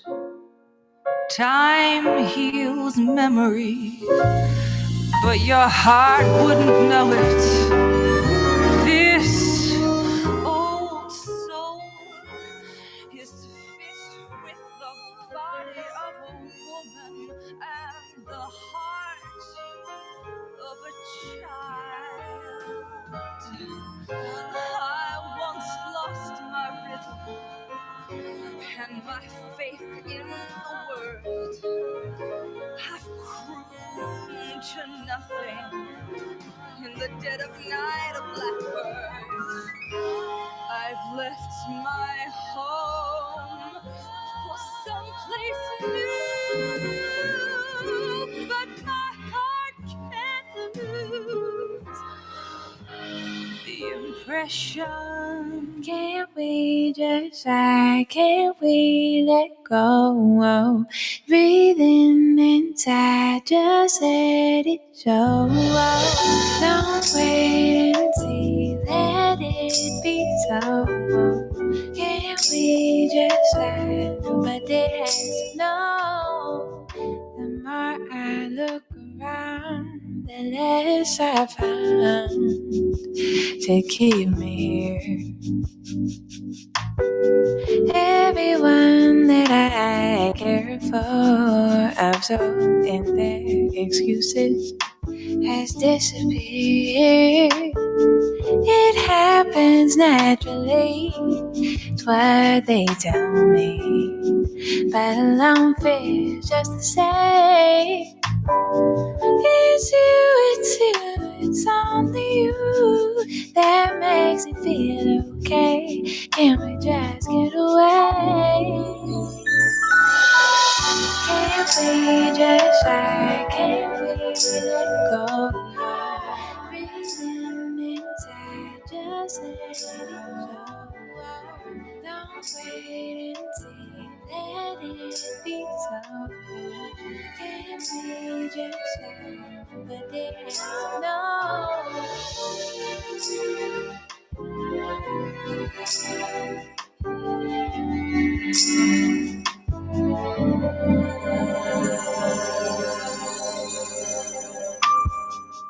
The more I look around, the more I found for us to see.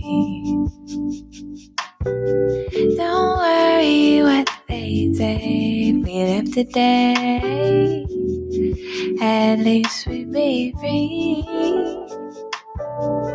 Responsibility is fine sometimes, but I want no matter where we go, feel like home. Ain't nothing that I need but your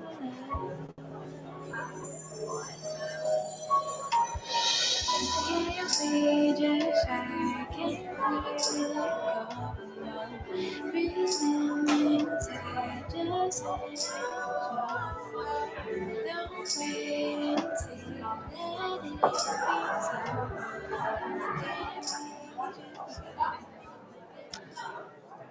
Kia ora no, e te whānau. Let's take our seats and we'll get back underway. If you're still coming in, just come in quietly, take your seat, bring your cup of tea in, whatever you want to do. Did you enjoy your morning tea? Oh, good, very much. Excellent, that's good. During my morning tea, just before my cousin Waikuto and I were chatting, I actually got this I got this little request from someone on social media and it said, "Hello, Midia Makamo." That's a new one. Midia Makamo. It reminded me a little bit of when I was, so Waikuto and I, we're cousins and we both come from Taranaki or Wharekauti, the Chatham Islands. Anyway, I was back in Taranaki quite a few years ago now for this big event, and this kuia called me over, and she said, for anyone who's from overseas, a kuia is a name that we use for older women, and she called me over and she said, "Oh, you look a bit like that lady off the telly." And I said, "Oh, do you mean Midia Makamo?" And she said, because often people think that I'm somebody else. And she said, yeah, you look a bit like her. And I said, "Oh, I think I look a lot like her." And she said, "A bit." And I said, no, auntie, I am Midia Makamo. And she went, "What? You even have the same name as her?" And I was like, "It's a Christmas miracle, yep." All right, let's get back to our program. If there's any time at the end of our speakers, what we'll do is we'll have a bit of a Q&A. So get ready, speakers. You might be thrown into a Q&A session. And otherwise, we're going to fill time if we finish before lunch. We'll sing songs. We'll do whatever we feel like doing to fill that time. But let's get to our next speaker now. This is international evidence for establishing minimum safe hospital nurse staffing standards. Professor Linda Aiken is a research and director for the Centre for Health Economics at the University of Pennsylvania. Now, Professor Linda Aiken is an international authority on causes and consequences of nurse shortages in USA and globally. She's conducted a huge number of studies globally on the impact of nursing on the health outcomes of patients, including aging patients. Dr. Aiken has led widely respected research both pre and post-implementation of the Queensland Health nurse-to-patient ratios, and has received major research awards in her field of health services and policy research. So it's my pleasure now to welcome Professor Linda Aiken to the stage. Thank you so much. Thank you. It's really my pleasure and honor to be here today. Thank you so much for inviting me. Maybe you don't all know this, but I actually studied every one of your hospitals 25 years ago. So one of the first studies that we did internationally, which led to one of the most frequently cited papers in the policy world, has been cited by thousands of people. Maybe I should send it to you. It was called Nurses from 5 Countries Rate Their Healthcare Systems. And the 5 countries were New Zealand, US, Canada, UK, and Germany. And so we surveyed nurses from all of your countries, and then we linked what they said about your hospitals with your patient database. And that's how we started building the scientific base of the relationship between the availability of nurses and patient outcomes. So I could probably show you your data from 25 years ago, and unfortunately, it wouldn't be too different than probably the data is today. It might be a little bit worse now, but we find that unfortunately, our data about the availability of nurses in hospitals and the consequences for patients have not really changed too much in 25 years. So I'm so happy that you're considering ratios as a priority. I love the idea of ratio justice.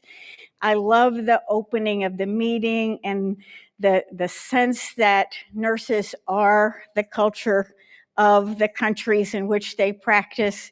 They are focused on population health. It's just a really great idea. And of course, it's this way in every country. I mean, nurses are Americans. Nurses are speaking for Americans. It's good to get that idea across to everyone. Now, Bonnie gave a very compelling talk.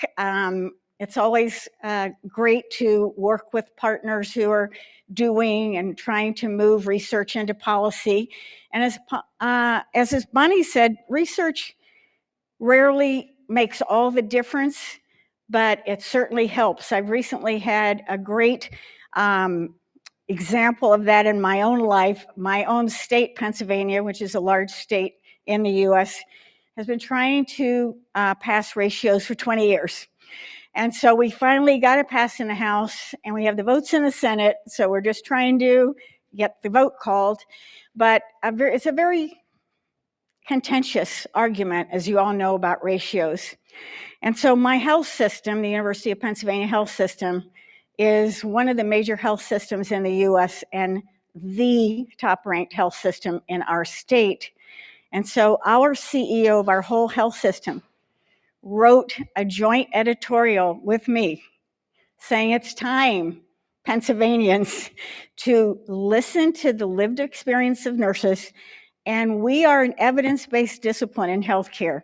And we have the evidence that suggests no matter what your personal views are, we should pass these ratios in our country.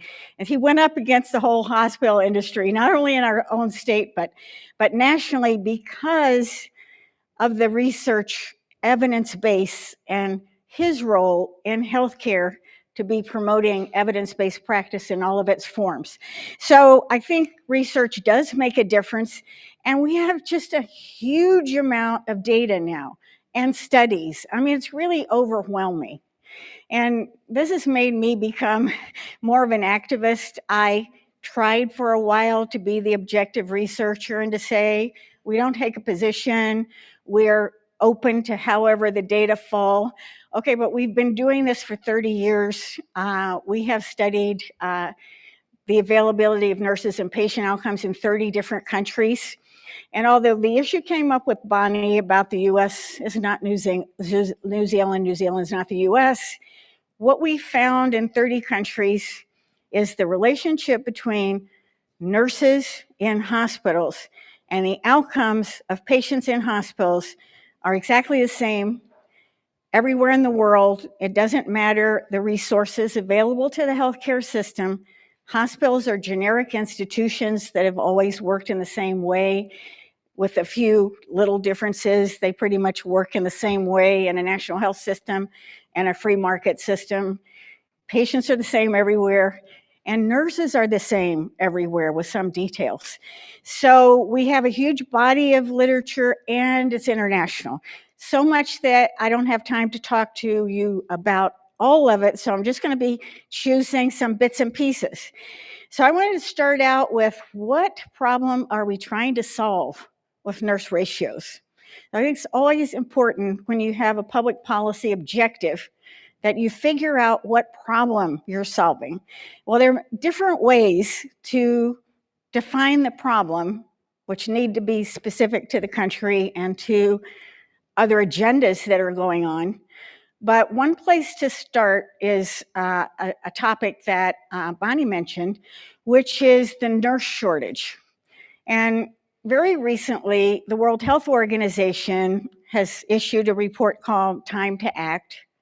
It basically concludes that we obviously have a world nursing shortage. It's getting bigger and bigger, but we'll never be able to train our way out of the nurse shortage because we're losing too many of the nurses that we train. So we have been focusing on the supply of nurses in all of our countries, whether it's the supply we train or the supply we get from other countries through international migration. And most of our policies are dealing with that. But what the WHO is concluding and what our research supports is that it's really not about the supply, it's about retention. It's all about retention. So I start with my first slide to say that one reason to argue for ratios has to do with retention. So I'll give you our most recent data are from 6 countries in Europe. We've been doing the largest intervention study that's ever been done. 65 hospitals in 6 countries in Europe, where we're trying to solve the problem of poor working conditions that we've had for so long and have had difficulty solving by introducing the evidence-based magnet model into Europe and introducing it at scale. So in the evaluation of that, we've been studying these 65 hospitals in these 6 countries quite thoroughly. And these are some of the numbers that I'll start out with you, with the headline being, to my point about how many nurses are we losing, that 31% of nurses in Europe, pretty much in current time, say if they could, they would leave their hospital jobs. And we find the same thing, although higher in the US, but high in all the countries, and a high level of nurse dissatisfaction, a high level of burnout. We're showing 25% of nurses in European hospitals are experiencing high burnout. We're much higher in the US. We're more like over 40%. And we had it before COVID. So this is not a COVID phenomenon. We just get that straight. We have a problem of chronic hospital nurse understaffing in all of our countries and a chronic problem of poor work environments. And what we learned from COVID, which I think we should use now, is that hospitals can't operate without nurses.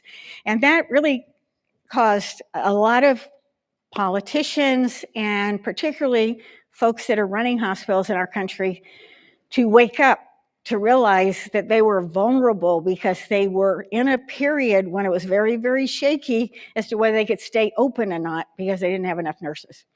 So if we're, again, talking about, well, what is the problem that we're solving? A problem that we have to solve is retention.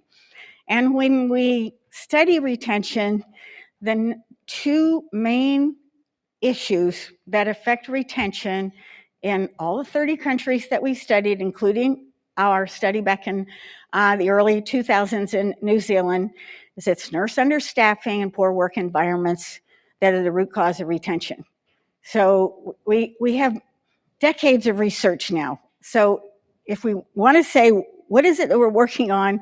One thing is definitely nurse retention. And there are others as well, including patient safety and patient outcomes. So not surprisingly, with this level of burnout and intention to leave in Europe, and we actually did the same study in the US and in the 6 countries in Europe very recently. And I'm kind of giving you some sources at the bottom of some of my slides, so you can go back to the source material if you want to. That we asked clinicians, doctors and nurses, what are the 3 most important things that your hospital could do to reduce your own burnout. And so 79% of nurses said improve nurse staffing levels. This is true both in Europe and in the US. And we studied doctors as well as nurses.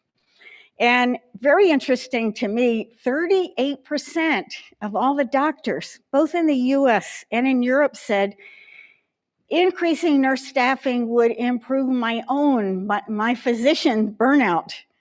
And so these things are obviously linked together. And physicians are becoming more and more aware that their quality of their practices and their work-life balance is being undermined because there are not enough nurses in hospitals. You can see some of the other things that clinicians wanted to do, which are not important in the specificity, but they're important because they're all modifiable. And so is nurse staffing.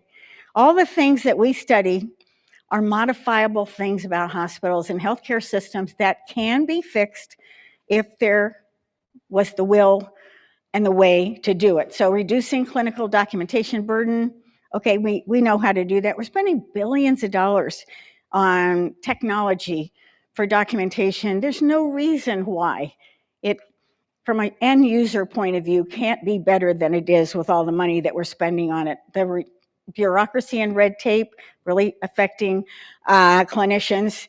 And interestingly also, and I think we're the first study to show this, big study in the US, 6 countries in Europe, all the clinicians said the lowest priority thing on our list is mental health services for us and resilience training.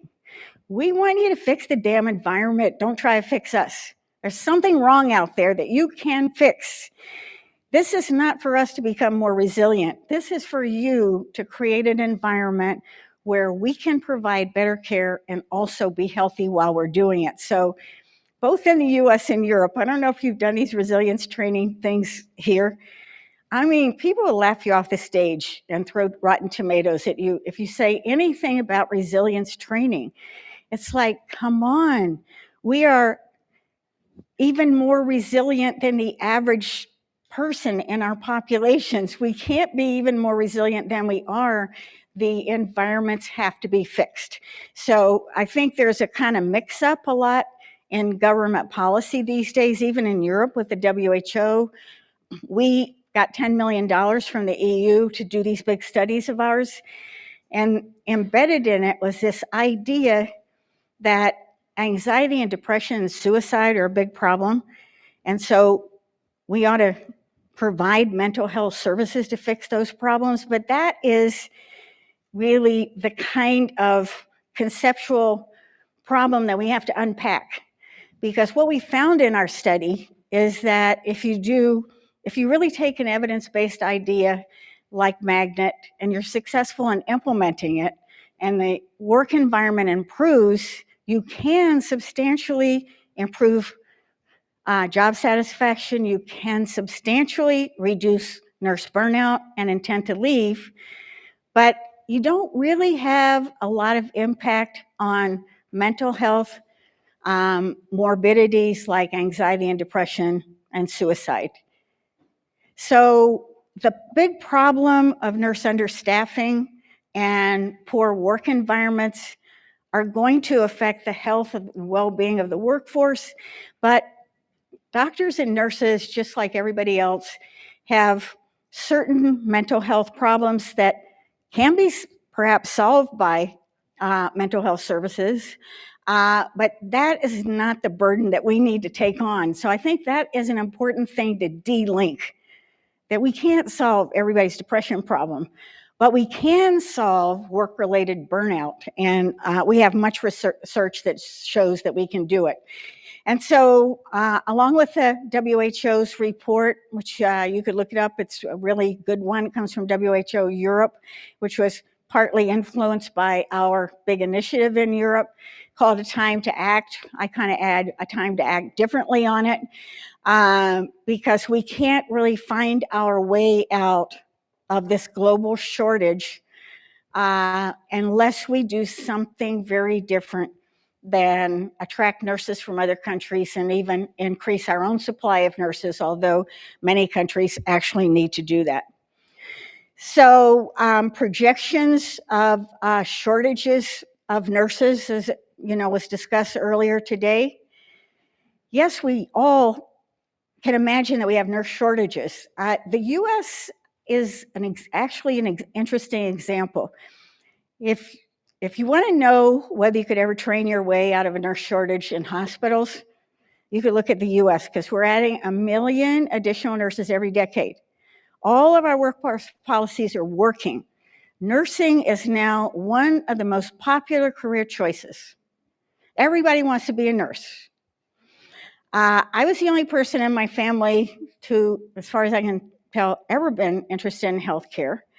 I became a nurse. My 2 children, went the corporate way, but 2 of my 4 grandchildren are nurses, including my grandson. It's a whole different world now, and it's people are jockeying for power and getting you at cocktail parties saying, can you get my kid into the Penn Nursing School? Everybody wants to be a nurse. It's not the solution because we still have a shortage of nursing care in hospitals.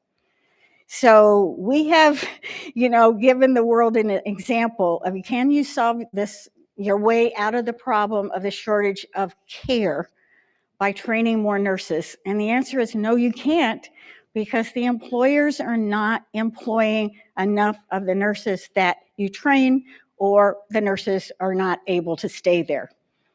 So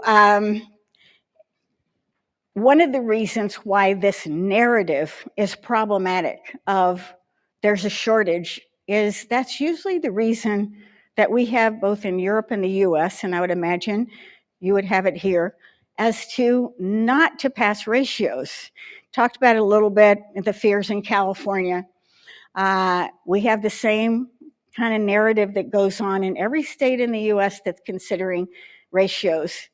And those that are opposed say there are not enough nurses. There's a big nursing shortage you can see out there. Patients say there are not enough nurses.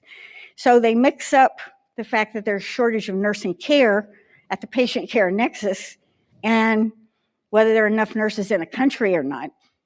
And as long as they say there are not enough nurses in the country and imply that it would be impossible for hospitals to hire more nurses, then that false narrative provides the rationale for them to do really dangerous things. So one of the dangerous things is in the US, this idea that hospitals could go back to the old team nursing that we had back in the 70s and 80s, where we had a relatively few RNs that were supervising a team of lower level nursing personnel. And so the idea that we could go back to teams, and we have to go back to teams, we have to have new ways of staffing hospitals because there are not enough nurses. You have to get rid of that narrative that there are not enough nurses. And really, if all of our countries, I'm talking about us first world countries, were willing to open our borders completely to nurses, we could, if we wanted to, probably get all the nurses from the world into our countries.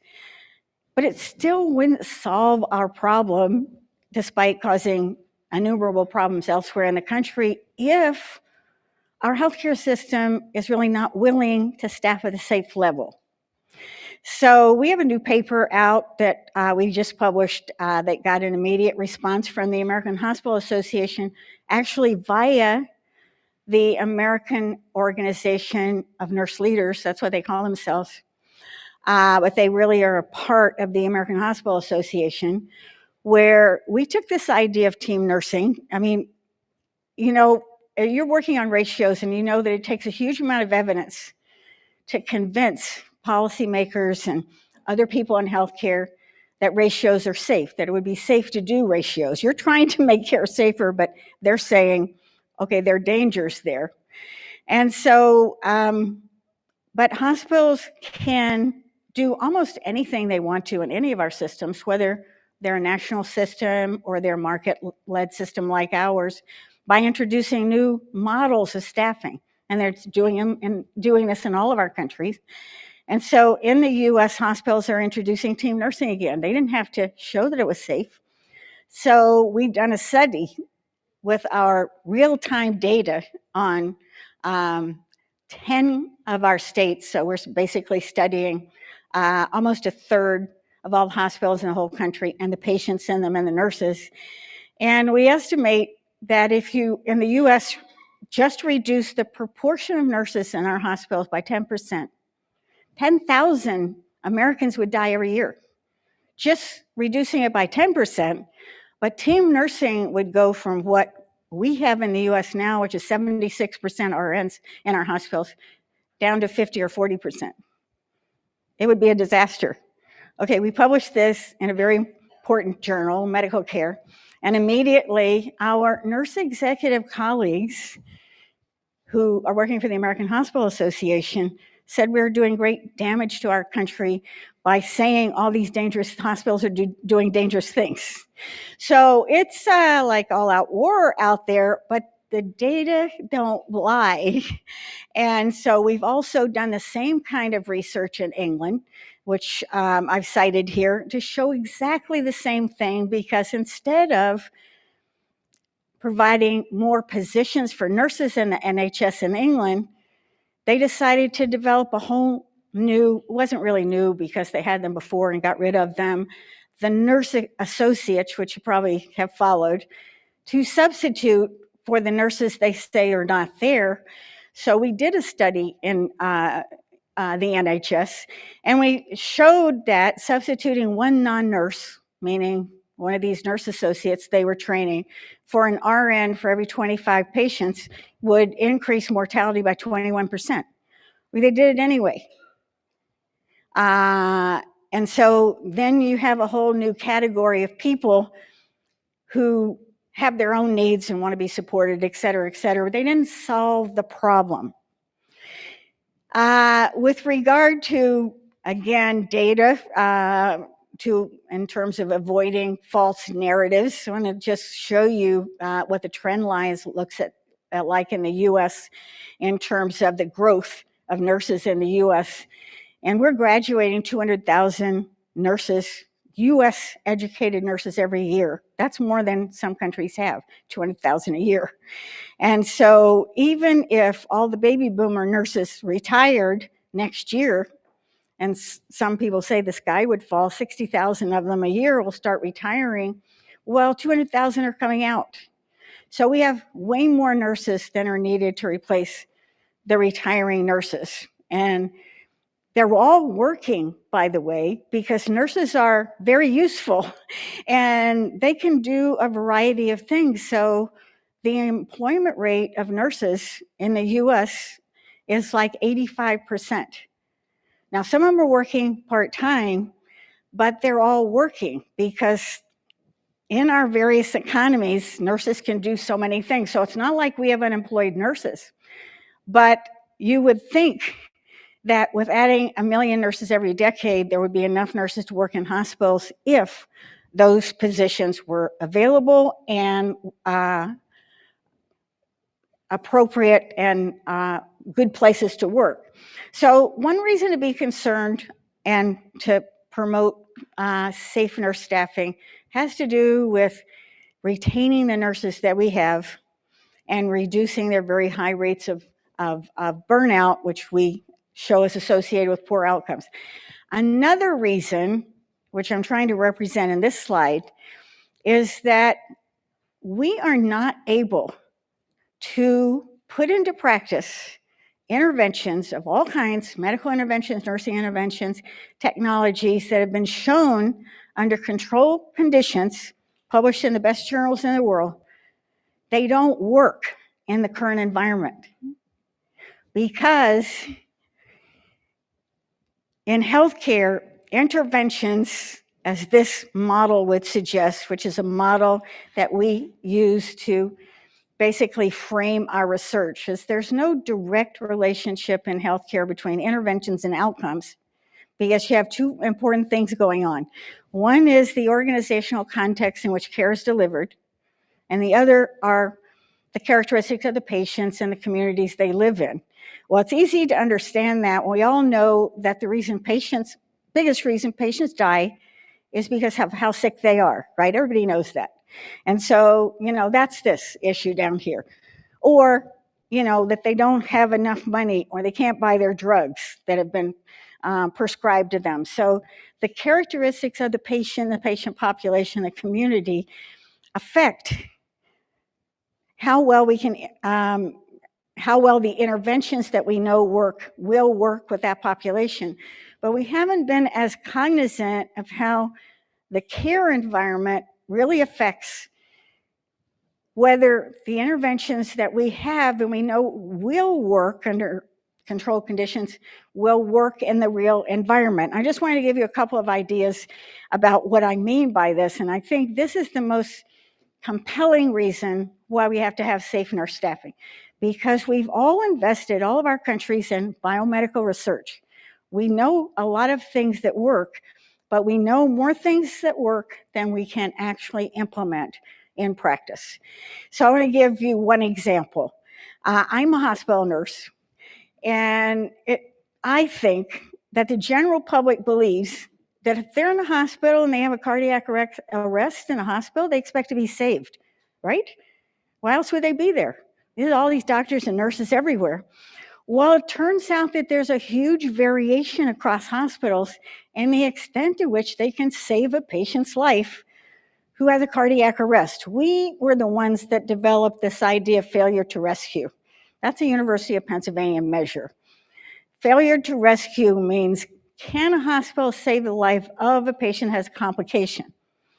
And so, as I'll show you, there's a lot of variation in whether hospitals can save a life at all, but particularly if they can save the life of a patient with complication. And an example of this is when you have a cardiac arrest in the hospital. So we have a whole program of research that shows, with very detailed information now, on the physiological circumstances of the patients, because we know a lot more now about why we have cardiac arrests and also how we can save patients that get into difficulty. And so we find that nurse staffing is a major factor that differentiates between whether a cardiac arrest in a hospital results in a saved life or a discharge with good neurological prospects, if discharge is possible. So it's nurse staffing that's driving variation and successful resuscitation with good neurological outcomes outside. And in addition to nurse staffing, which is the dominant thing, also the quality of the work environment is in and of itself its own predictor, and the education of nurses. So these three things really explain most of the variation in whether patients can survive a resuscitation on the inpatient side. Another way to look at this, and I could give you 100 examples, but I think these two make my point. We've been working in New York State, which was referred to earlier. It's a state that's been trying to pass nurse staffing ratios for a long time. We went into New York, we studied every hospital, so we knew exactly what the staffing was in every hospital in New York State. And we estimated to the legislators how many lives they could save by passing that legislation. Actually, they passed a different legislation. They passed the legislation because a young child died unexpectedly who went to a New York City hospital of sepsis. This is the story. We have stories and how they impact legislation. So they passed a bill mandating that the bundle of services that have been found in serious research to be able to both prevent sepsis and to prevent death from sepsis, if you can put in place the bundle of services, which are time-oriented and which nurses are driving, the time orientation with regard to hypertensions, fluids, et cetera, that are part of the sepsis bundle. They mandated that all hospitals in the state had to practice the sepsis bundle. They turned down the ratio legislation. So we did a whole paper and presented it to them, showing they could have saved more lives from sepsis by passing the safe nurse staffing law than by passing the mandate for sepsis. Why? You can't mandate care if there are no nurses there. I'm right. It's like simple, but there's just not an understanding among our legislators of what is really the basis for care in hospitals. And so, this is a perfect example of a state that could pass something because a child died, didn't step on anybody's toes to say, well, you have to pass, you have to put in place the sepsis bundle, because all clinicians want to put in place the sepsis bundle that's been shown to be effective. But if you have no nurses, you really can't do it anyway. So it turns out in all of our research that we find that in any country, doesn't matter what kind of healthcare system you have, that there's tremendous variation in staffing by hospital within every country. We found this in New Zealand when we did this study. I've provided this example of England because England has a national health service.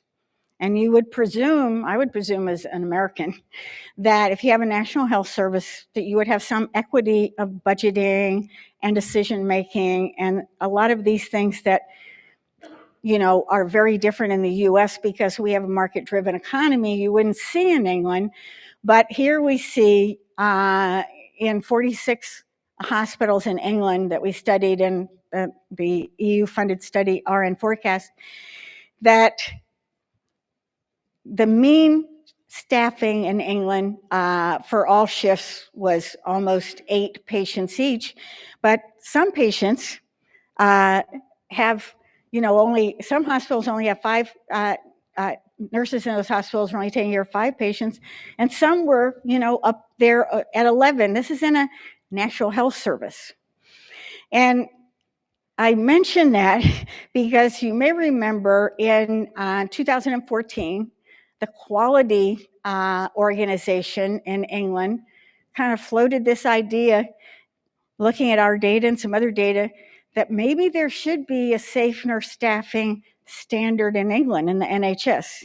And they suggested that maybe it should be 8-to-1. And all the nurses in England, threw up their hands, and the RCN said, no, we're terrible, we can't have a ratio like that.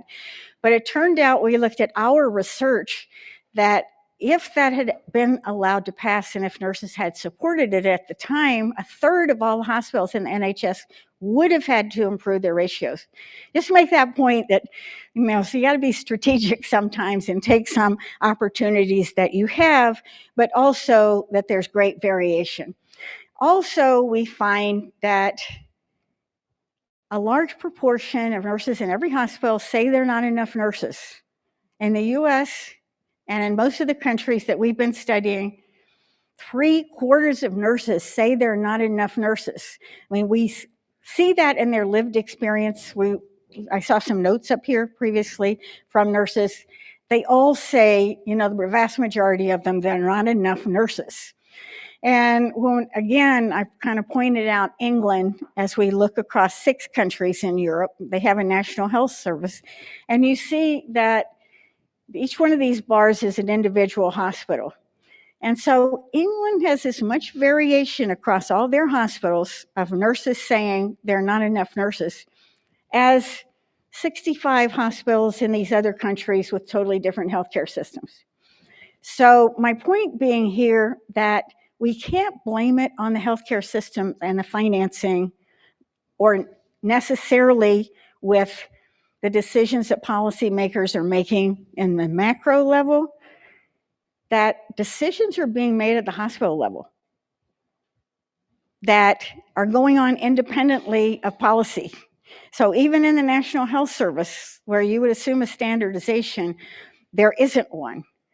And so we find also that nurse burnout varies tremendously across hospitals.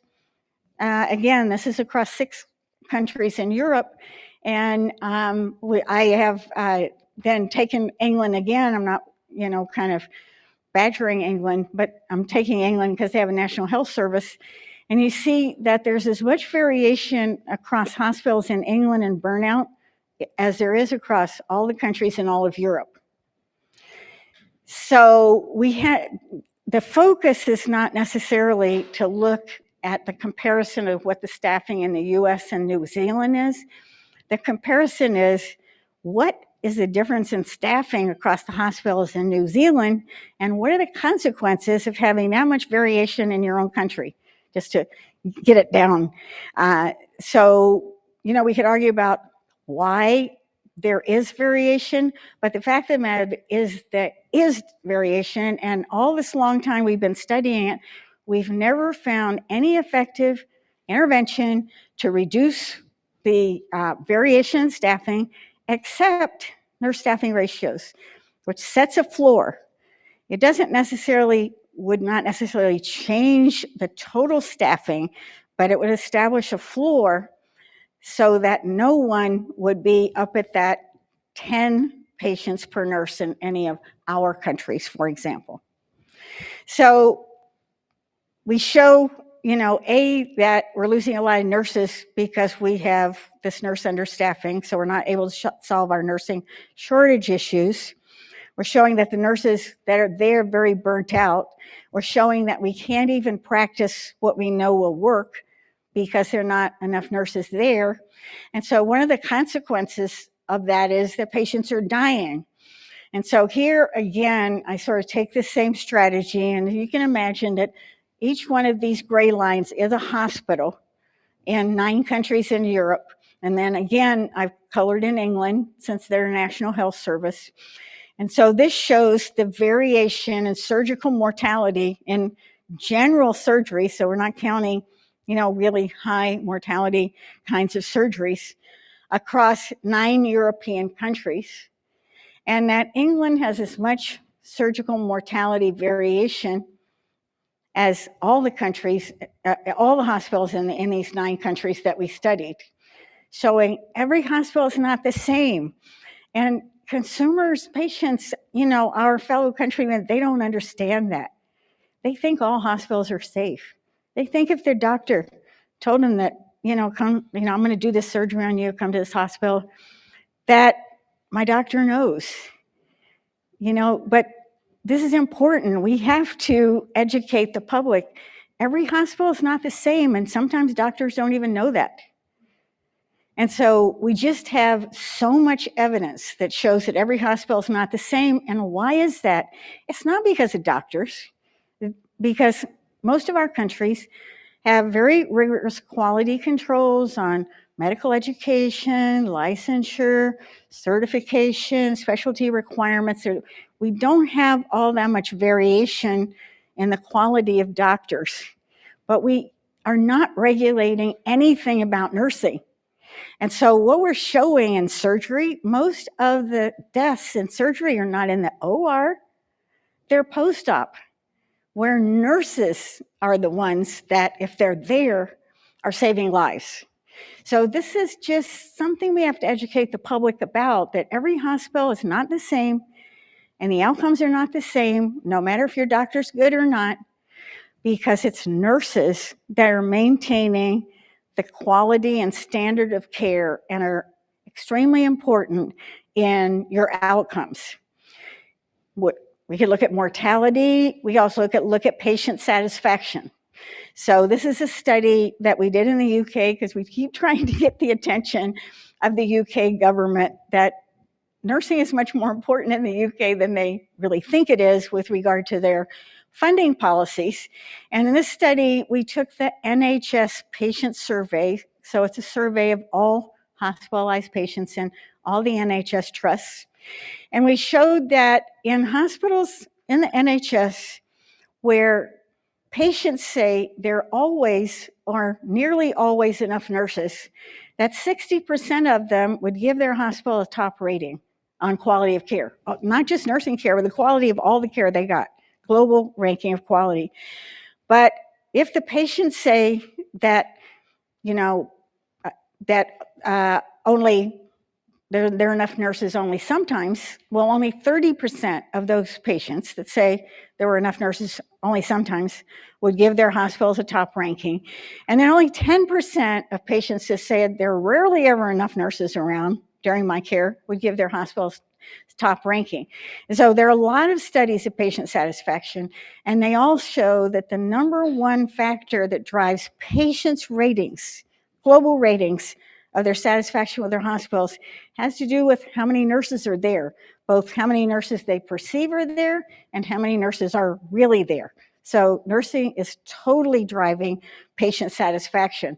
So there's a lot of discussion in my field about nurse-sensitive indicators. And what we find is that every single indicator in healthcare is driven by nurses. There's no such thing as nurse-sensitive indicators.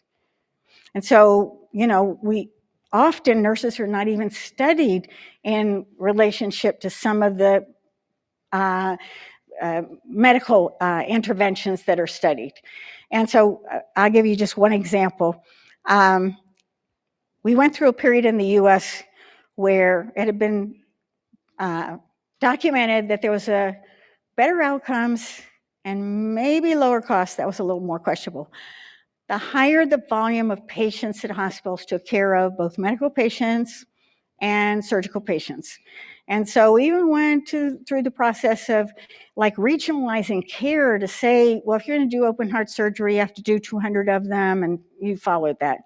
Because all this relationship that's showed there was an association between volume of patients and the patient's outcomes. So most of those studies never looked at nursing. One of the hypotheses is the reason that higher volume hospitals have better outcomes is because of the experience of the team. So who's on the team? Who are the team members? Most of them are nurses. Nobody's even looking at it. So when we looked at nurse staffing, we found out that the volume outcomes relationship is contingent on nurse staffing. So you don't even see a better outcome in high volume hospitals unless they have enough nurses.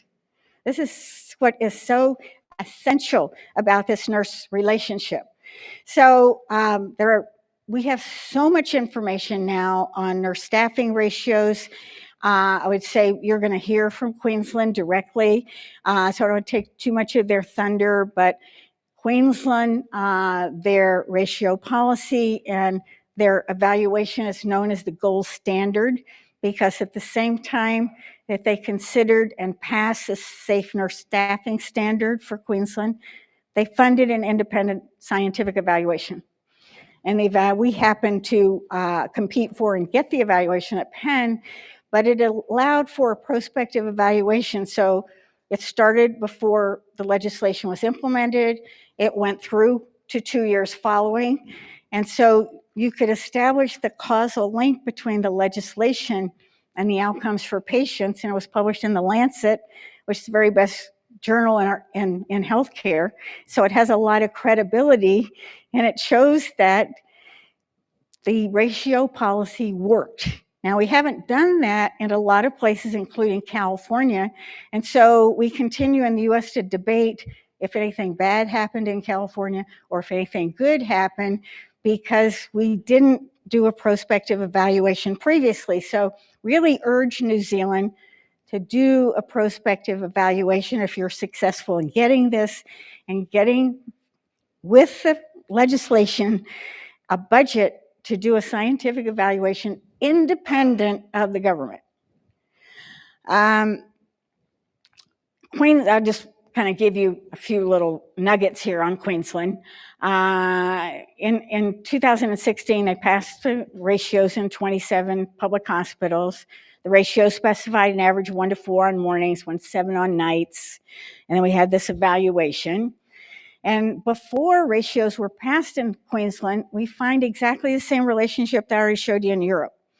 That in Queensland, before the staffing bill was passed, there was a great variation in staffing in Queensland, even though they had already a process which they can explain to you that was kind of an evidence-based way to budget staffing. But the net result was there was still a lot of variation in staffing without specifically regulating it.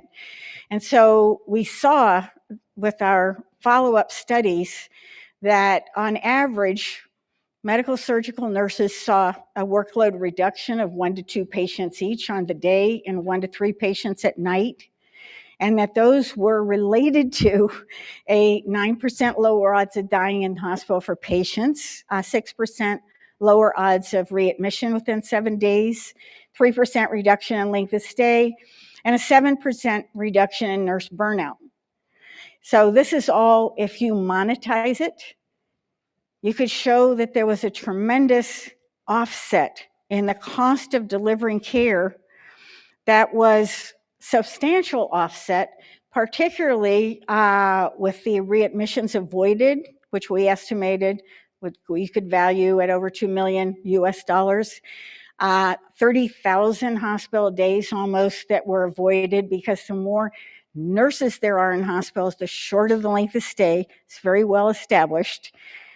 Having people in hospitals for a long time is bad for their health, but it also costs a lot of money that could be saved if they could be successfully discharged earlier. So the 29,000 days that were saved, if you monetize them, was $20 million US.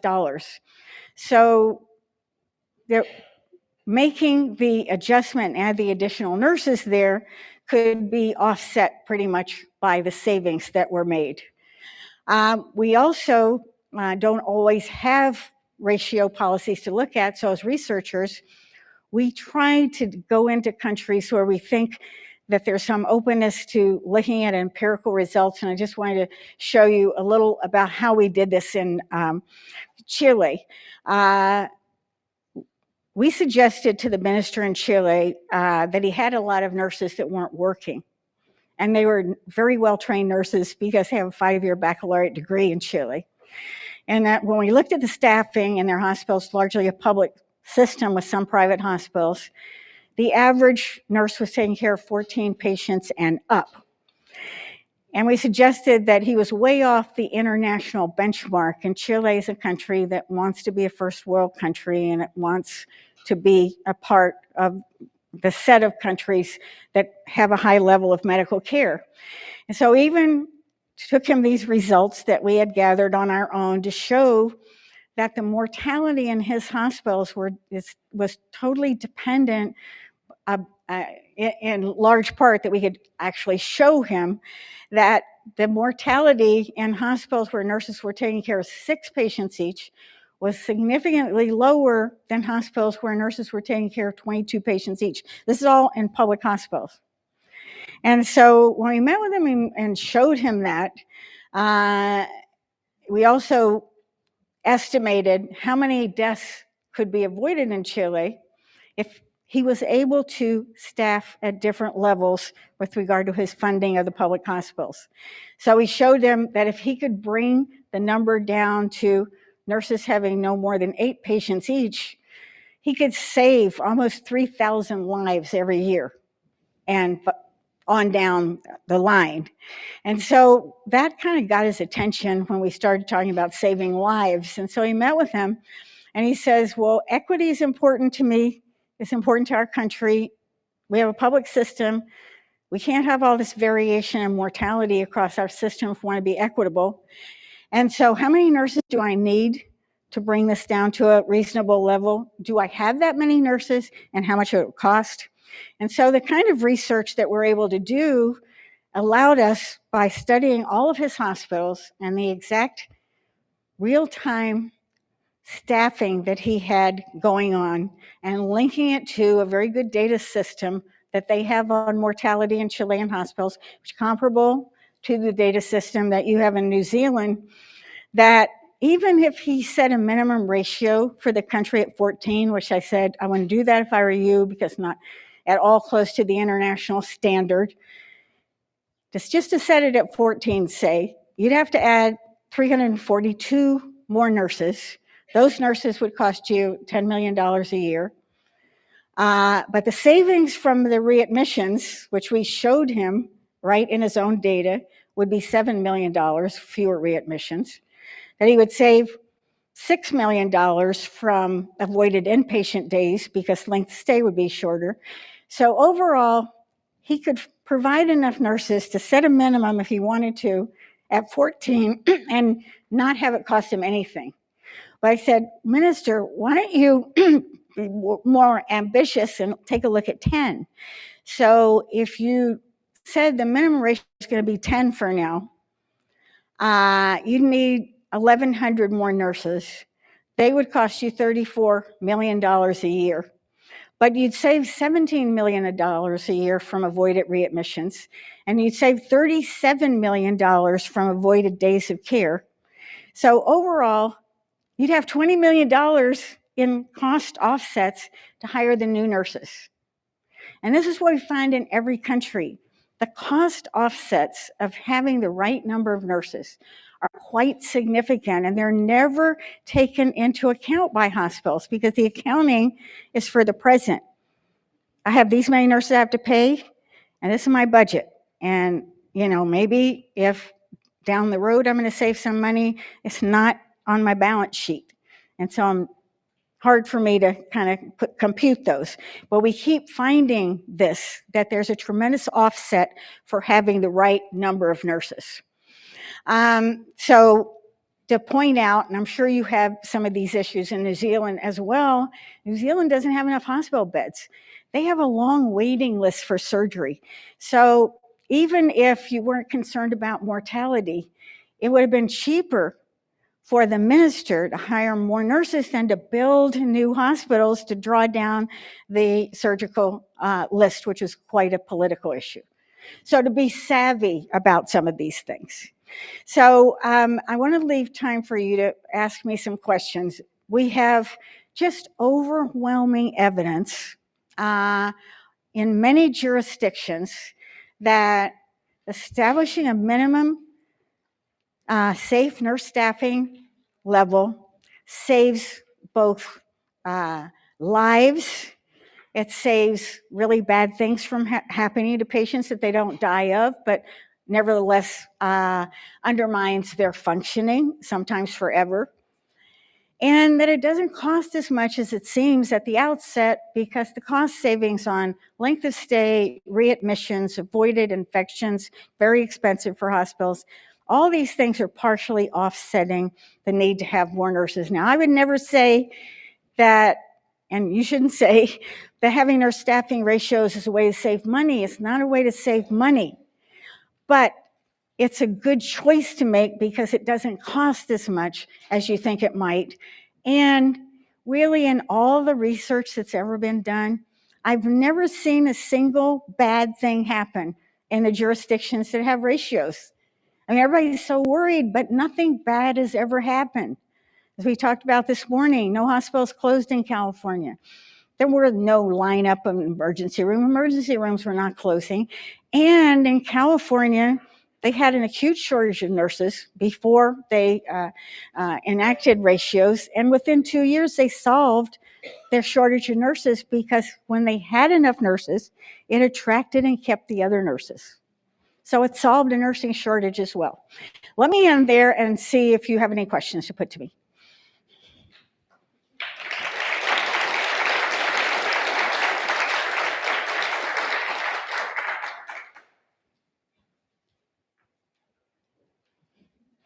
Yes. Go ahead. What stopped Shelley making legislative definitive change within the actions? It turned out they did it. We went they didn't make a big announcement, but COVID happened. And all of a sudden they saw how vulnerable they were. They had a terrible COVID problem in Chile. And they really didn't have enough nurses. And nurses were essential in COVID because all these people were, really, they were desperately ill. And so we just have finished a post-COVID study of Chile, and those hospitals were the most understaffed. He has staffed them up. Yeah, so it didn't pass something that, appeared, but it happened. So he actually acted on it. And it wasn't just a one, minister's turnover. And so through this period of time that we've been interacting with the ministry, there are multiple different parties and ministers, but the net result is they improve staffing. Yeah. Which level did they pick? Sorry? Which level did they pick? Which problem did they fix? The nurse burnout has been lowered. The turnover of nurses we show in this follow-up study, so they've reduced their turnover. They solved the problem of having all these nurses that were unemployed, by hiring some of them, and they haven't had to build any they're not building new hospitals. And that is a real saver. I mean, bricks and mortar are the most expensive thing you could do in healthcare. You can really have a lot of labor before you can make up the difference in building new hospitals. So it's not just one problem they solve, but I think from a Chilean, each country has a different thing, but they were really worried about equity. And I want to make this point in California that wasn't made earlier. We wrote a whole paper about how in California, what we call safety net hospitals, they were taking care of the poor in California. They were either underinsured or they were not insured. For the first time since Medicaid, that is our program for the poor, was passed in LBJ's War on Poverty back in 1965. For the first time in California, the nurse staffing ratios in the safety net hospitals substantially increased. They had to improve. It was an unfunded mandate. They weren't paid any more money. They improved them up to the ratio, which is a way to reduce health disparities, which is a very big driver, by the way. Kia ora tātou. My name's Natalie. My question is around the evidence around optimal staffing. Sorry, I'm sorry. just over here. Sorry. With ratios, I understand we're achieving the minimum, kind of, to address that. Where does the evidence lie with optimal staffing for optimal outcomes? I'm not exactly getting what your question is. I'm sorry. Is That's it about okay. where you set the ratio?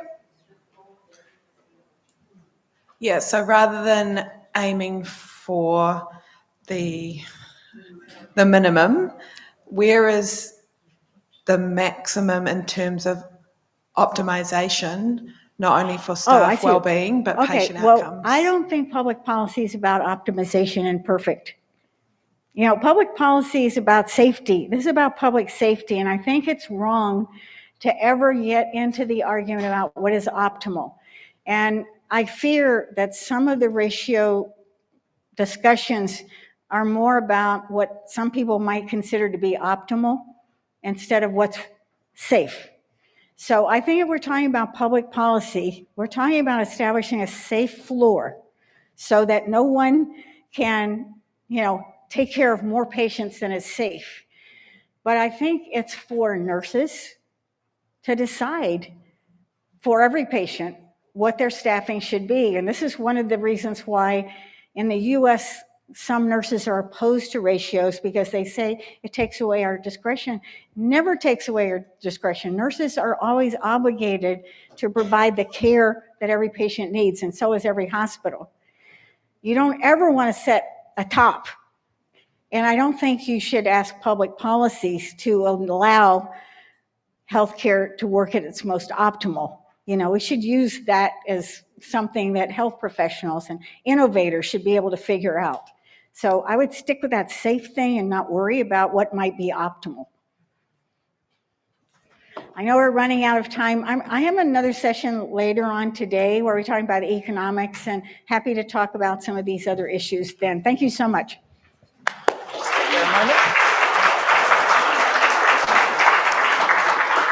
Thank you so much to Linda. Anne has a wee gift to give you by way of thanks. Thank you so much.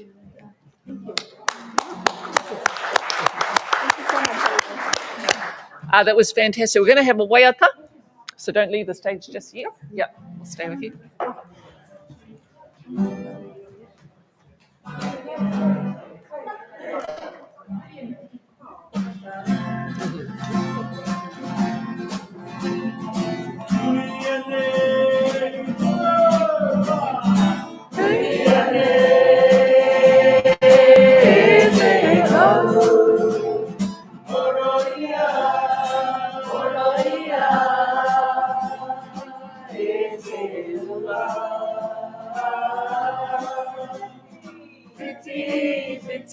ia, e te rā.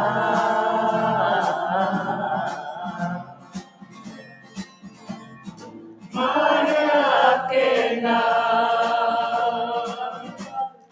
o raru raru.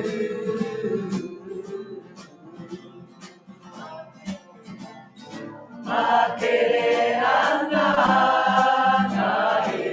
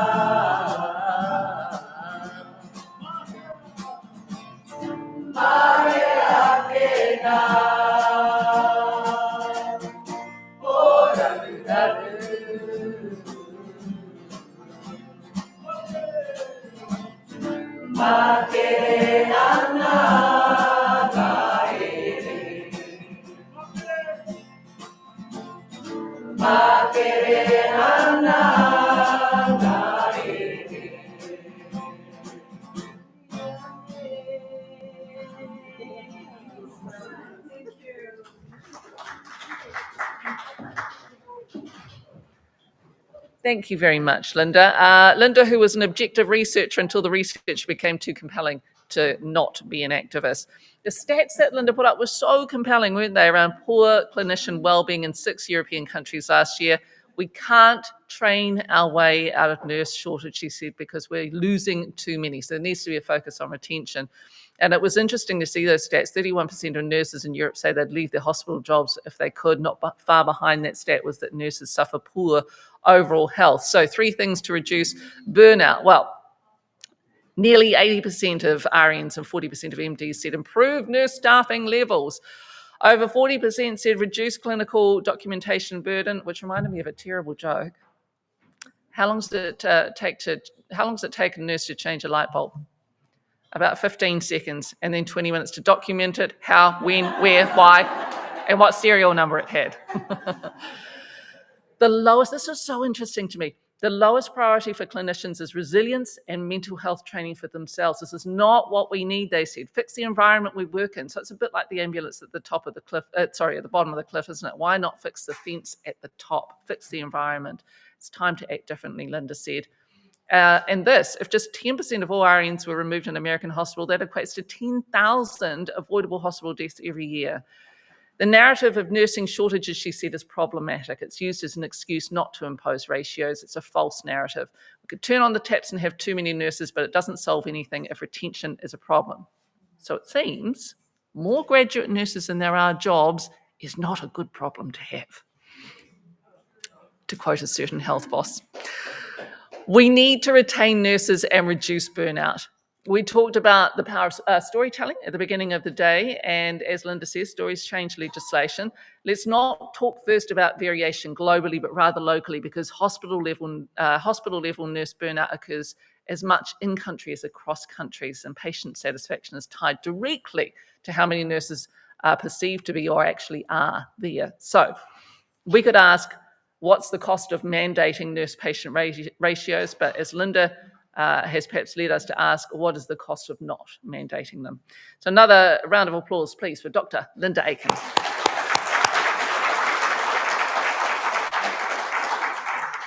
So we talked a bit about the Queensland journey. Let's really delve into that now, the positive practice environment standards. We've got Sarah Beaman, the Secretary, Queensland Nurses and Midwives Union, and Denise Breadsell, who's the Director of Organising Professional. Sarah has an extensive history as a registered nurse across public, private and aged care sectors, as well as a long history of activism as a union member. She is an unrelenting advocate for safe workplaces and safe staffing. Sarah is the Secretary of the Queensland Nurses and Midwives Union. There, Sarah has held the roles of organiser, SEQ Public Sector Organising Team Leader, professional officer, Director of Organising and Professional Services and the Assistant Secretary to the QNMU. Sarah is also Senior Vice President of the Queensland Council of Unions. And Denise is a nurse and midwife and has been across rural and urban areas for over 40 years. Denise joined QNMU in 2014 and became Director of Organising Professional in 2023, and she has a breadth of experience in nursing and midwifery across rural, remote and urban areas and has worked across public, private and aged care sectors predominantly in Queensland. So let's give them both a round of applause.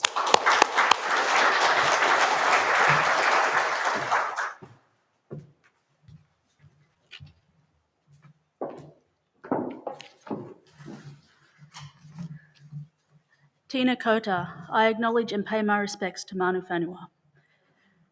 I want to acknowledge also that my thanks to the NZNO for inviting Denise and I today.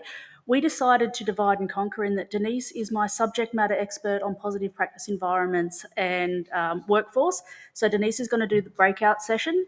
I myself am going to lead you through the journey. Now, I realise that I am standing between you and lunch. And I'm also going to tell you that when I practiced, this does take a fair bit of time, so I hope it's worth it for you.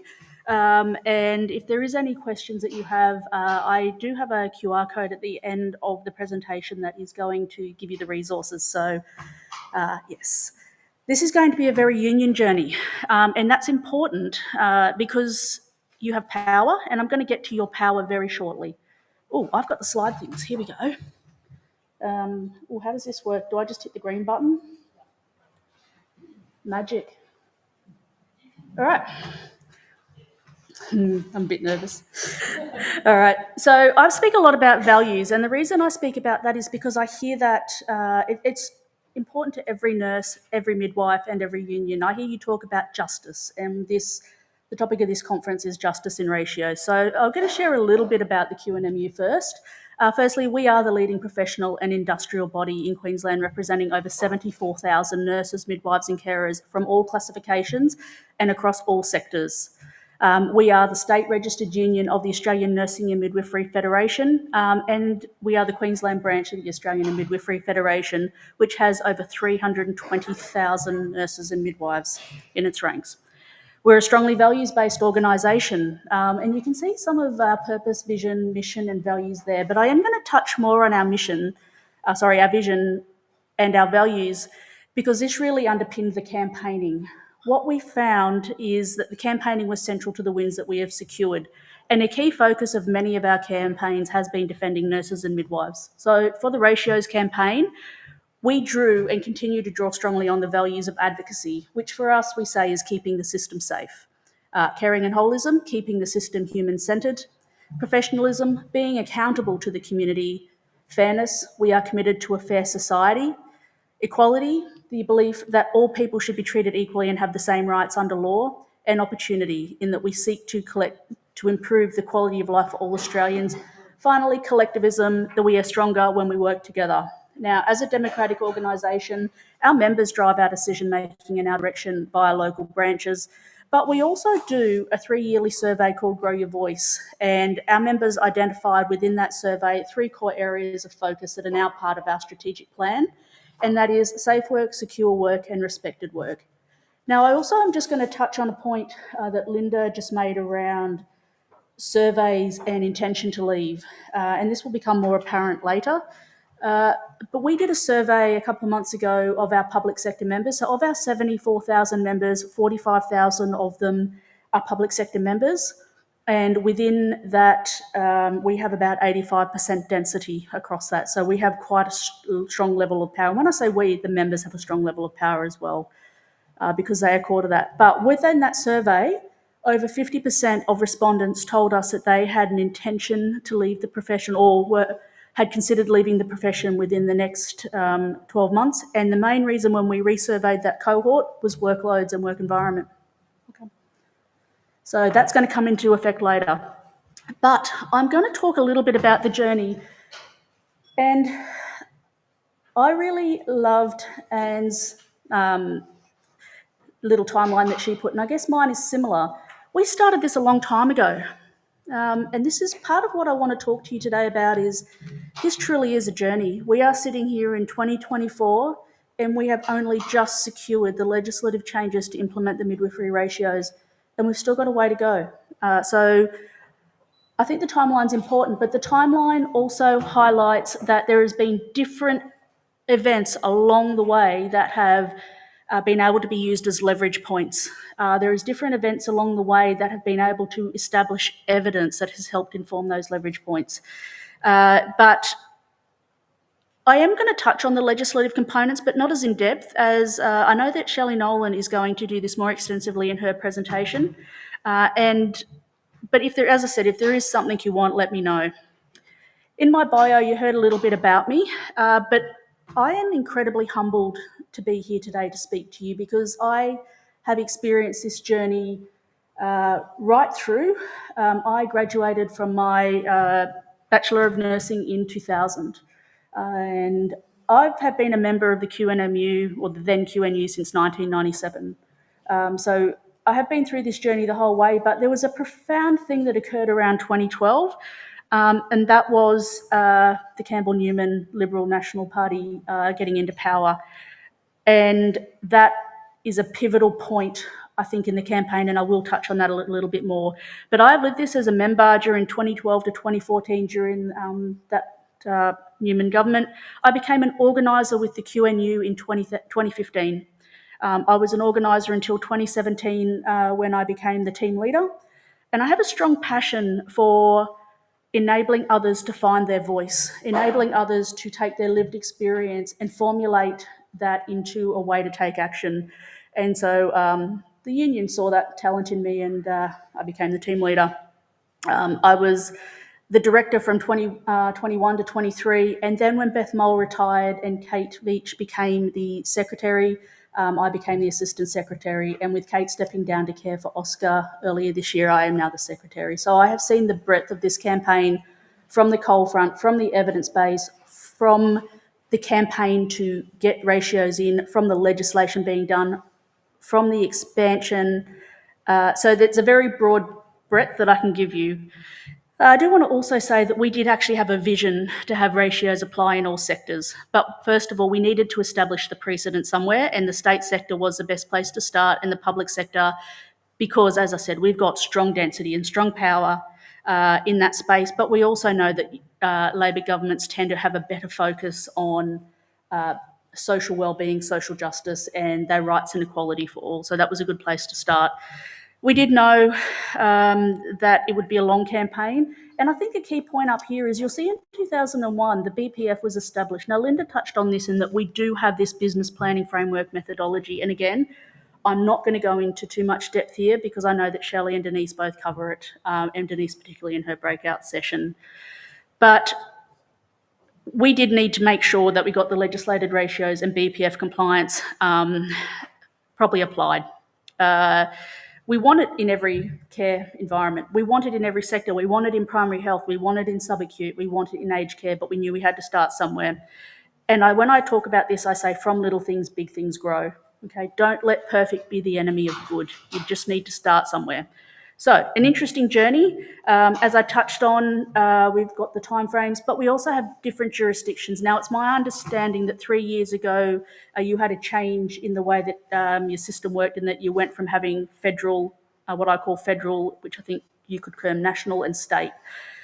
We still have federal and state, and in our federal system, those government jurisdictions, the federal looks after private aged care, private hospitals, and in the state, they look after the public health. Now, there's a degree of our primary health, it's also delivered through federal funding. So there's some complexities there.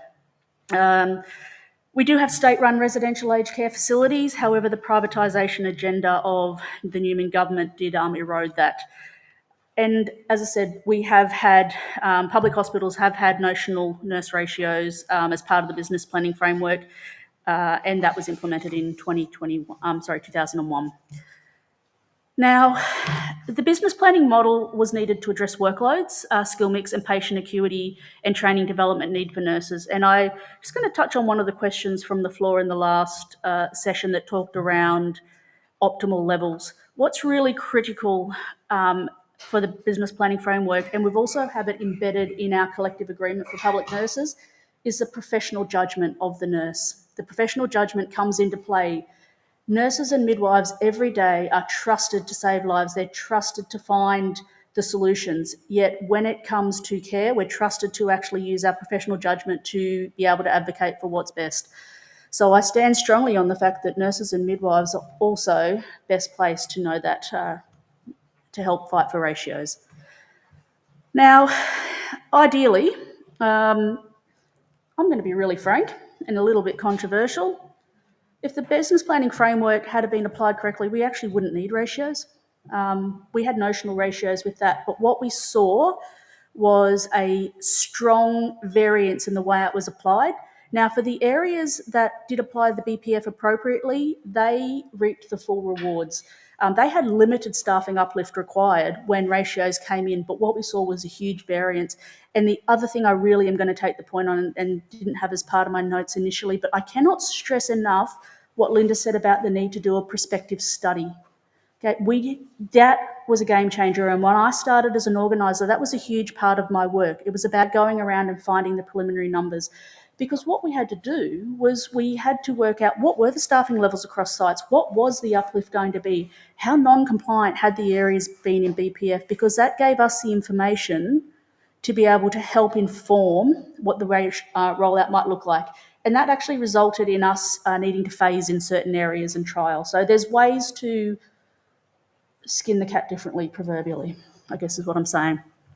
So we had a number of barriers with the compliance with BPF, and primarily that came from non-nursing executives and chief financial officers forcing staffing to be adjusted to match budget, not to match the activity and acuity of the patient cohort. And so what we've had is continuing reports of excessive and unsafe workloads. So in the Grow Your Voice surveys I mentioned before, also continue to report that there's a lack of effective workload management principles, and that's a critical concern for our members across all sectors.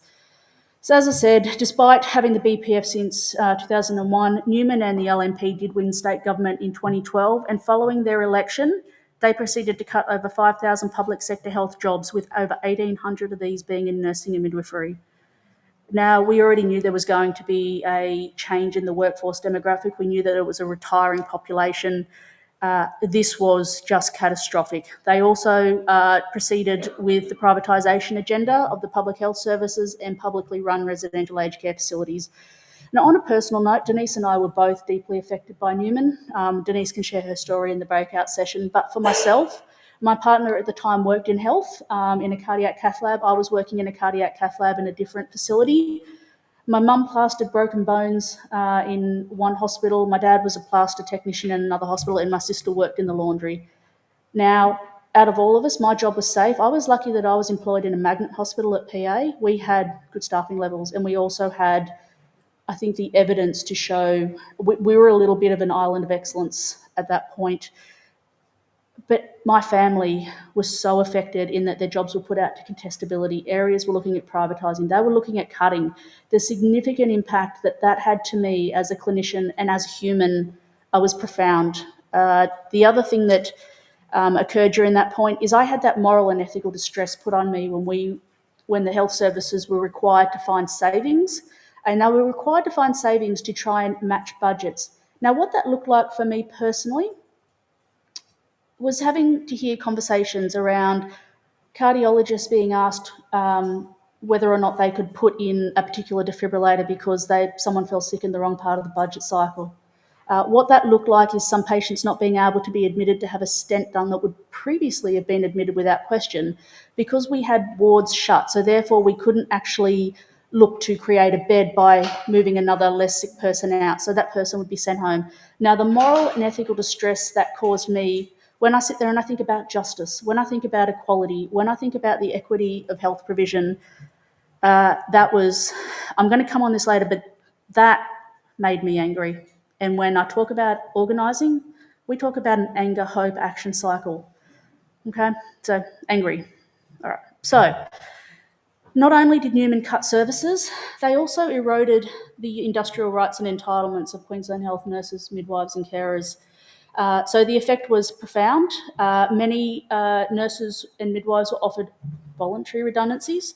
However, it was a very obvious and it was almost an unspoken thing that if you didn't take that voluntary redundancy, you would be made redundant with a less suitable option provided to you at a later point. So voluntary redundancies were taken, but that resulted in significant stress. Now, I talked about my personal stress, but a lot of other people face that, and I was lucky that I was in a hospital that had limited effect.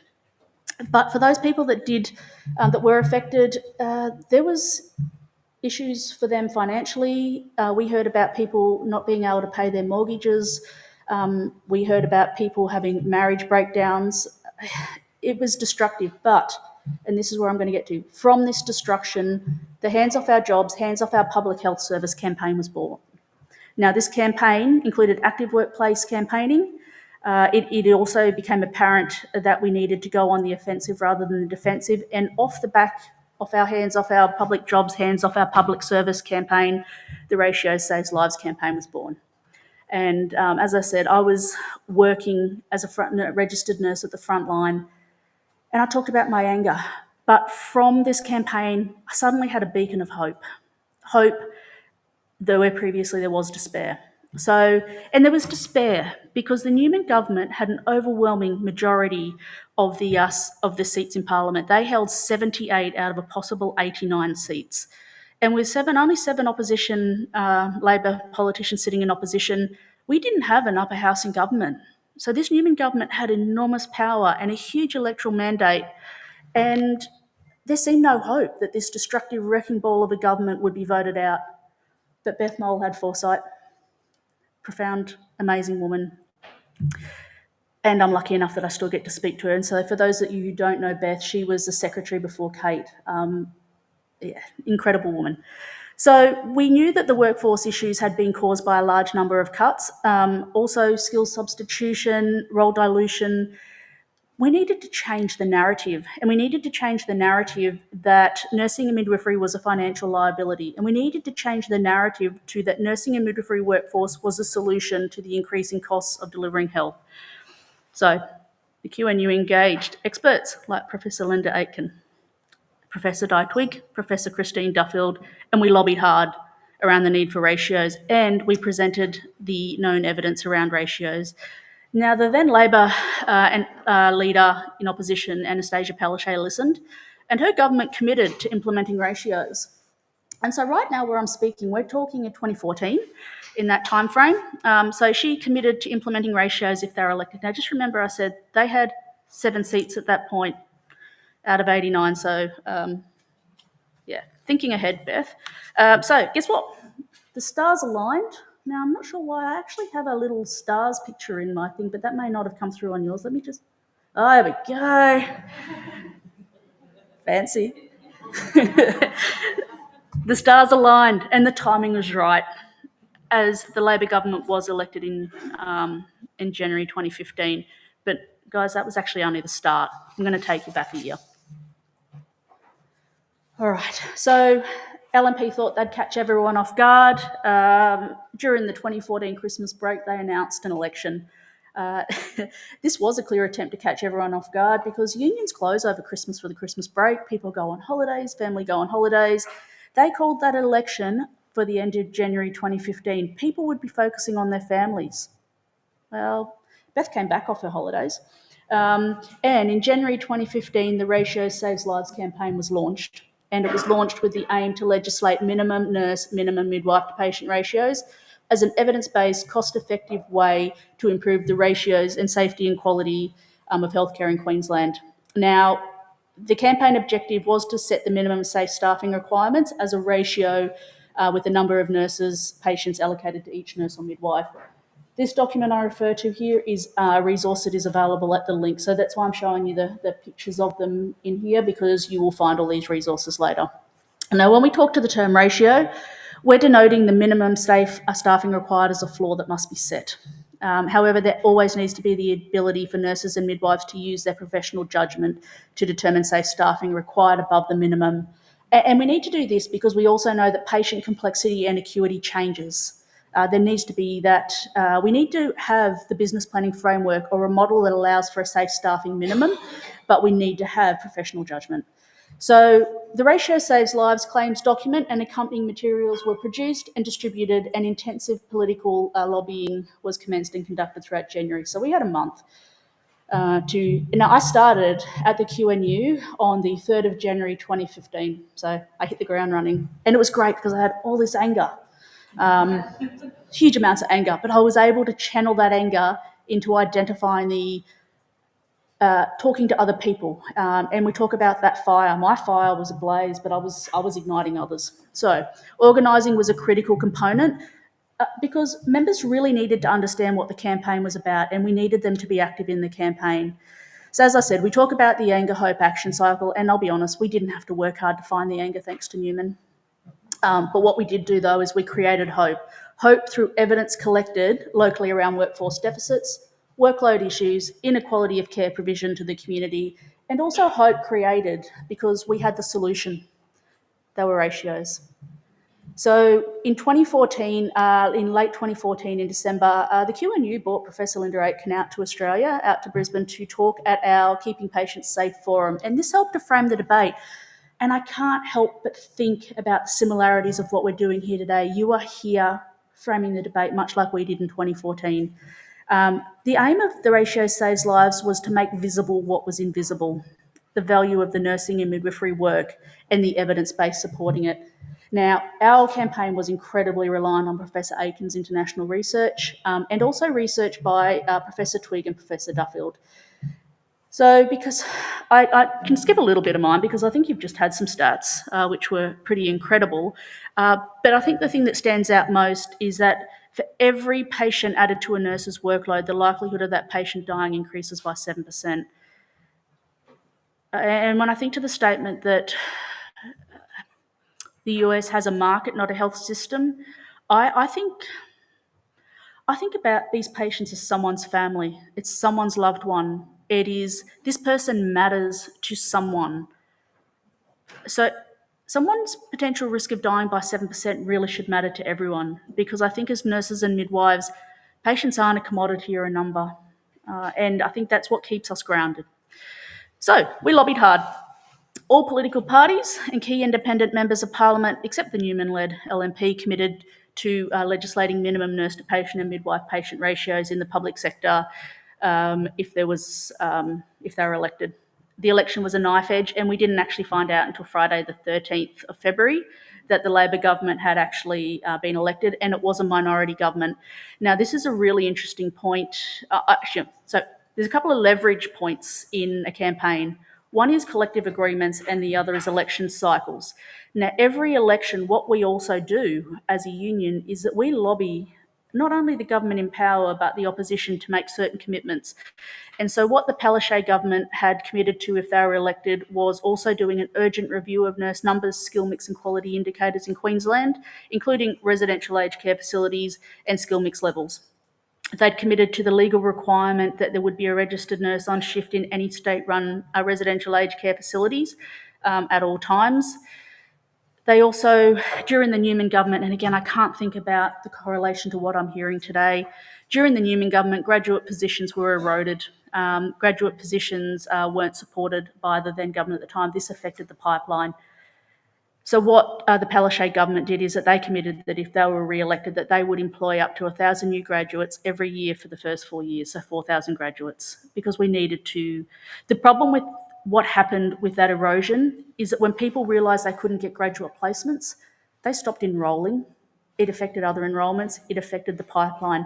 Now, what I don't share as part of my story is I could only take it for so long before I realised that I could make a difference elsewhere. And so I sought to get a job with the union. So I left Queensland Health in about the April of 2014. And I went and worked academically doing sessional teaching, and I also went and worked privately while I was waiting for a position to come up. But during that time, I actually got to meet these second and third year nurses who were worried about whether or not they'd have a placement, who were worried about whether they would ever actually be able to practice, whether they were worried about whether or not they would have the support in their graduate year. Now, we know that we lose a significant proportion of graduates in their graduate year because they don't have the mentoring and support to be able to practice safely. So this was critically important, this graduate. So I had great joy in 2015 when I was an organiser, and I would go into these sites and I would see these third-year students that the last time I'd seen had no hope that they would have a graduate placement, but they were in a placement, and they were so thankful. What the Labor government also committed to was creating 400 nurse navigator positions, whose role was to coordinate complex care. And again, I was thinking to a question, as I think Michael may have asked, or the gentleman at the table just behind where we are may have asked around how does this fit with primary health? We have a system in Queensland. We also have a hospital in the home, and we have a navigator type system, which is a hospital avoidance type system. So it was intensive work. As I said, I did hit the ground running. So from February to August 2015, we needed to prepare for because our legislation, it runs in a slightly different way. It doesn't just suddenly write something up and it's in. It goes through a quite distinct process, and it goes through committee hearings. But we also knew that we had our collective agreement. Now, you'll hear me in my talk to the concept of EB, enterprise bargaining. That's what we call them over there, but I've really tried to make a note to call them collective agreements for you guys. But we did have a collective agreement coming up later that year, so we had a strong focus point. And we focused on patient safety and workloads. We shifted the campaign focus, and we had to engage the community, and the community is critically important. And community education was critically important because they really do trust what nurses and midwives say. We established patient safety and resident safety advocates in our workplaces, in the health workplaces, and that was members who had a strong interest in wanting to be part of making a difference. So we had over 2,000 of them signed up within 6 months, and these advocates were our eyes and ears on the ground. They were our canary in the coal mine. They were the information givers and the feet on the ground to get the message around.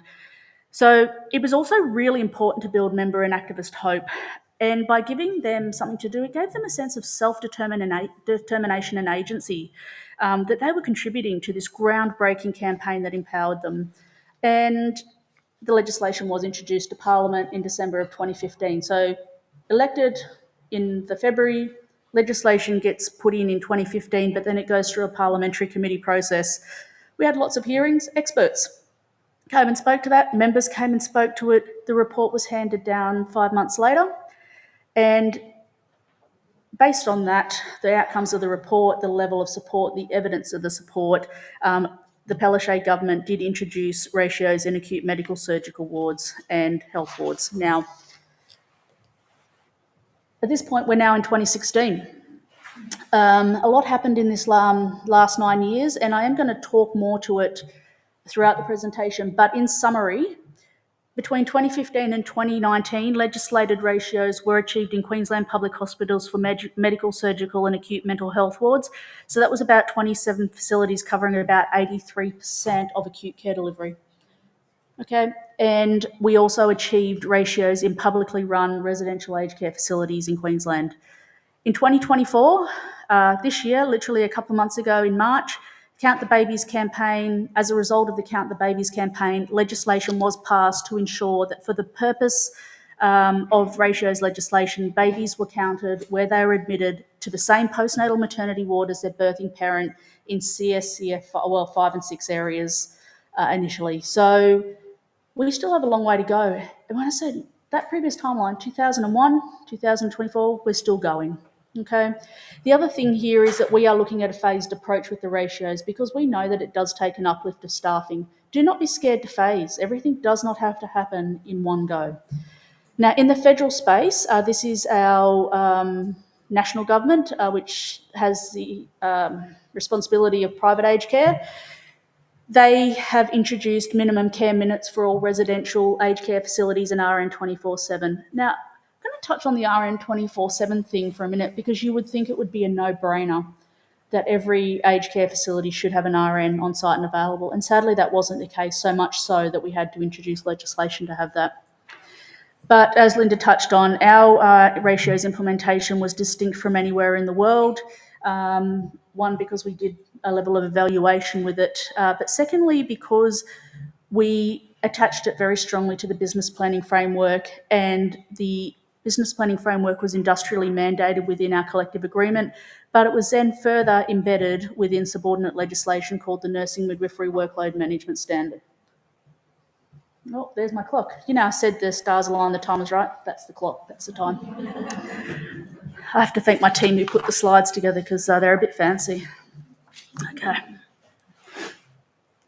Yay. Great picture here. Just for the record, I'm hiding behind Beth. There's a little face there.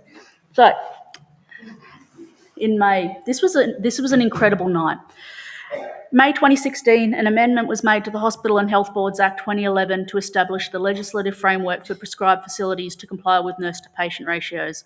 Now, in addition to these facilities, requiring these prescribed facilities to comply with the ratios, the amendment also required that those facilities comply with workload provisions as a means of ensuring minimum safe staffing levels. It's a bit dry and Shelley goes into it a bit better than I do, but to achieve this, Section 138E of the Hospital and Health Boards Act 2011 enabled the Director General of the Department of Health to make a standard that outlined requirements about nursing and midwifery workload management of a service. Now, this nursing and midwifery workload management standard is based on the BPF, and it was a critical component because it applied to prescribed wards under the legislation. It reinforced the BPF, and it reinforced how the BPF would apply in the context of ratios. Now, this photo was taken on the steps of Parliament. It was a late night. I think it was about 9:30 at night at this point. We'd sat there and listened to the debate all day. We'd sat there and listened to all the hearings. And it got up, and that's a lot of our councillors here, I think the equivalent of your board. So we ended up with a ratio on the early and late shifts of 1:4 and a ratio of 1:7 at night. Now, it was a landmark event. We did take the time to celebrate, but what we also needed to do is, and this is an important thing to note, you need to work together with the department that is implementing this. Collaborative relationships, interest-based problem-solving relationships are critical because nothing ever works as perfectly as we think it all will be, but we have to have a space in which we're able to have professional discussions where we can explore concerns, where we can professionally and respectfully disagree, but commit to finding solutions. So a critical part of the ratios implementation was the formation of the implementation working group, and it was established to coordinate the implementation. And also what was important, and to this day, we still use joint communications as much as possible where we can. I think it reduces a lot of concern for members out there around whether to trust the information they're getting, but it also shows a level of collaboration. As I said, don't get me wrong, we do disagree, and Shelley and I have some good discussions, but we're respectful because we know that they're there for the patients, they're there for the nurses and midwives, as are we. Now, what was critically important in here is also that the organising, industrial and professional teams continued to work collaboratively with members to monitor the implementation. They are the content experts on the ground. Your members are the content experts in how their care needs to be applied. And that continual evidence that they supplied to us was able to inform where we went from here. But it also, that member engagement, we brought them to the table. Where we had meetings, where we had delegations to Parliament, we would bring our members and we would let them tell their story because stories truly matter. I can open a door to have them heard, but they need to be there. Yeah, I'm so going to go over, I'm sorry. Think about me saving you calories. Right. So, despite the pre-election commitment for the nurse to midwife to patient ratios, the government did not implement the midwifery ratios or trial midwifery ratios in 2016. We did, I think the stats speak for themselves, but for the Queensland ratios, we did engage independent researchers from UPenn and Queensland University of Technology. Sort of feel like I don't need to speak to my points on this because Linda's just given you the most amazing outcome of it. But suffice to say that it was incredible work and that they also did report to our QNU conference midway through with what preliminary data they could in 2016. Now, you would have also noticed that the full report was, I think, published in The Lancet in 2020. So you're getting an idea of timeframes here. So we also know that nurses and midwives are a critical and vital part of the healthcare system, and they're also the largest clinical workforce that have the greatest density and geographical representation that is unparalleled by any other profession. So organising was critical here because part of the evaluation was we needed our members and our nurses and midwives out there, even if they weren't members, to tell their story, because that informed the evaluation, which gave the evidence, and there was over 9,000 responses.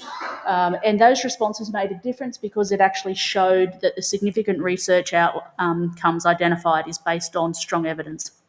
Now, since that time, and since our report, there continues to be reports come out and research come out that absolutely and irrefutably confirms the relationship between safe staffing levels of nurse and midwife staffing and in significant improvements to resident and patient safety, as well as organisational outcomes. At this point, I'm also just going to quickly touch on the concept of retention. Again, I didn't actually have this in my slide, but it feels quite pertinent. There is can't stress enough the importance of retention. There is a study, and it's 2014, and it is called The Rate and Cost of Nurse Turnover in Australia. It's by Roche, Duffield et al. 2014. Now, there was a recent meta-analysis done. Now, I asked my team, can they find me a more recent study that actually talks to retention and shows the outcomes? Now, this study I've just mentioned is still the seminal piece. But what it showed is that retention, the cost to replace someone that leaves, it actually equates to 50% of the cost of that FTE. So if your nurse is a $100,000 wage, every one of them that leaves, it costs about $50,000 in having someone offline to run the recruitment process.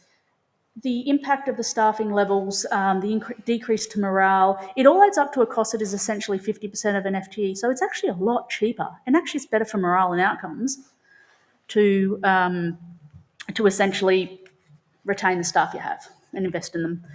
Denise is going to talk around the practice environment more importantly, so I will save that for later today.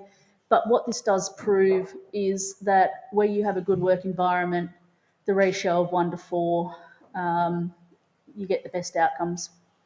Where you don't have a good practice environment, ratios don't work. Okay. But you need to have a good practice environment because this is where the retention figure comes into it. If you don't have a good practice environment, you don't retain your staff, and that then has a cost. And now, I don't want to talk about things in the way of saving money, but the flip side of saving money is being able to stop unnecessary expense. Anyway, we're going to talk to that too much. So, phase 2. We did take the time to celebrate becoming the 4th jurisdiction worldwide to have ratios, but we did not rest on our laurels. We continue to drive the agenda, and we launched phase 2 of the campaign. So initially we started in getting it into public sector and getting it into some areas. What we wanted to do was we wanted to expand to private, we wanted to expand to all care environments, subacute, primary health. Now, just a word of interest here, we actually have business planning framework addendas related to all these areas. So that's why we knew we had a level of staffing methodology there that we could use. But we continued to focus in this campaign of growing the evidence in favour of safe staffing levels. And from a campaigning perspective, we had a major leverage point because the 2017 state election was due to be held in the November of that year. Some of the lessons we learnt from phase 1, some areas were incredibly non-compliant with the date of implementation where it occurred. And where an area was non-compliant with the ratios, they were required to develop an action plan to get compliance. Now, I'm also going to state here that we didn't actually enforce a penalty. So for Queensland Health, they're run by the Queensland Government. The Queensland Government, it seems rather pointless to set a fine of Queensland Health finding itself to retrieve the money to go back to itself. It just didn't work. So we went with the name and shame approach. The cost of implementing ratios was not insignificant. There was initially 200 FTE of staff uplift required, but on a side note, had the BPF compliance been strong in those areas, this uplift would not have been required. And it really highlighted to us the failure of compliance with the BPF over the preceding 15 years. We also needed to reframe the debate that it was about short-term costs for long-term savings and decreased, because you had decreased adverse events, decreased litigation. And so, yeah, the ask of this particular phase, it really centred on seeking refinement, expansion of ratios, and also legislating ratios in the private and aged care sectors, particularly aged care. Now, what also happened in this phase is that public adult mental health units did trial ratios, and they did have they had a successful trial, and they did implement a ratio the same as the acute areas of 1 to 4, 1 to 4, 1 to 7. We also got the 16 publicly funded residential aged care facilities also legislated ratios. Now, this was achieved slightly differently. You've heard me talk around numbers of 1 to 4, 1 to 4, 1 to 7. In the aged care, we talk around minimum care minutes.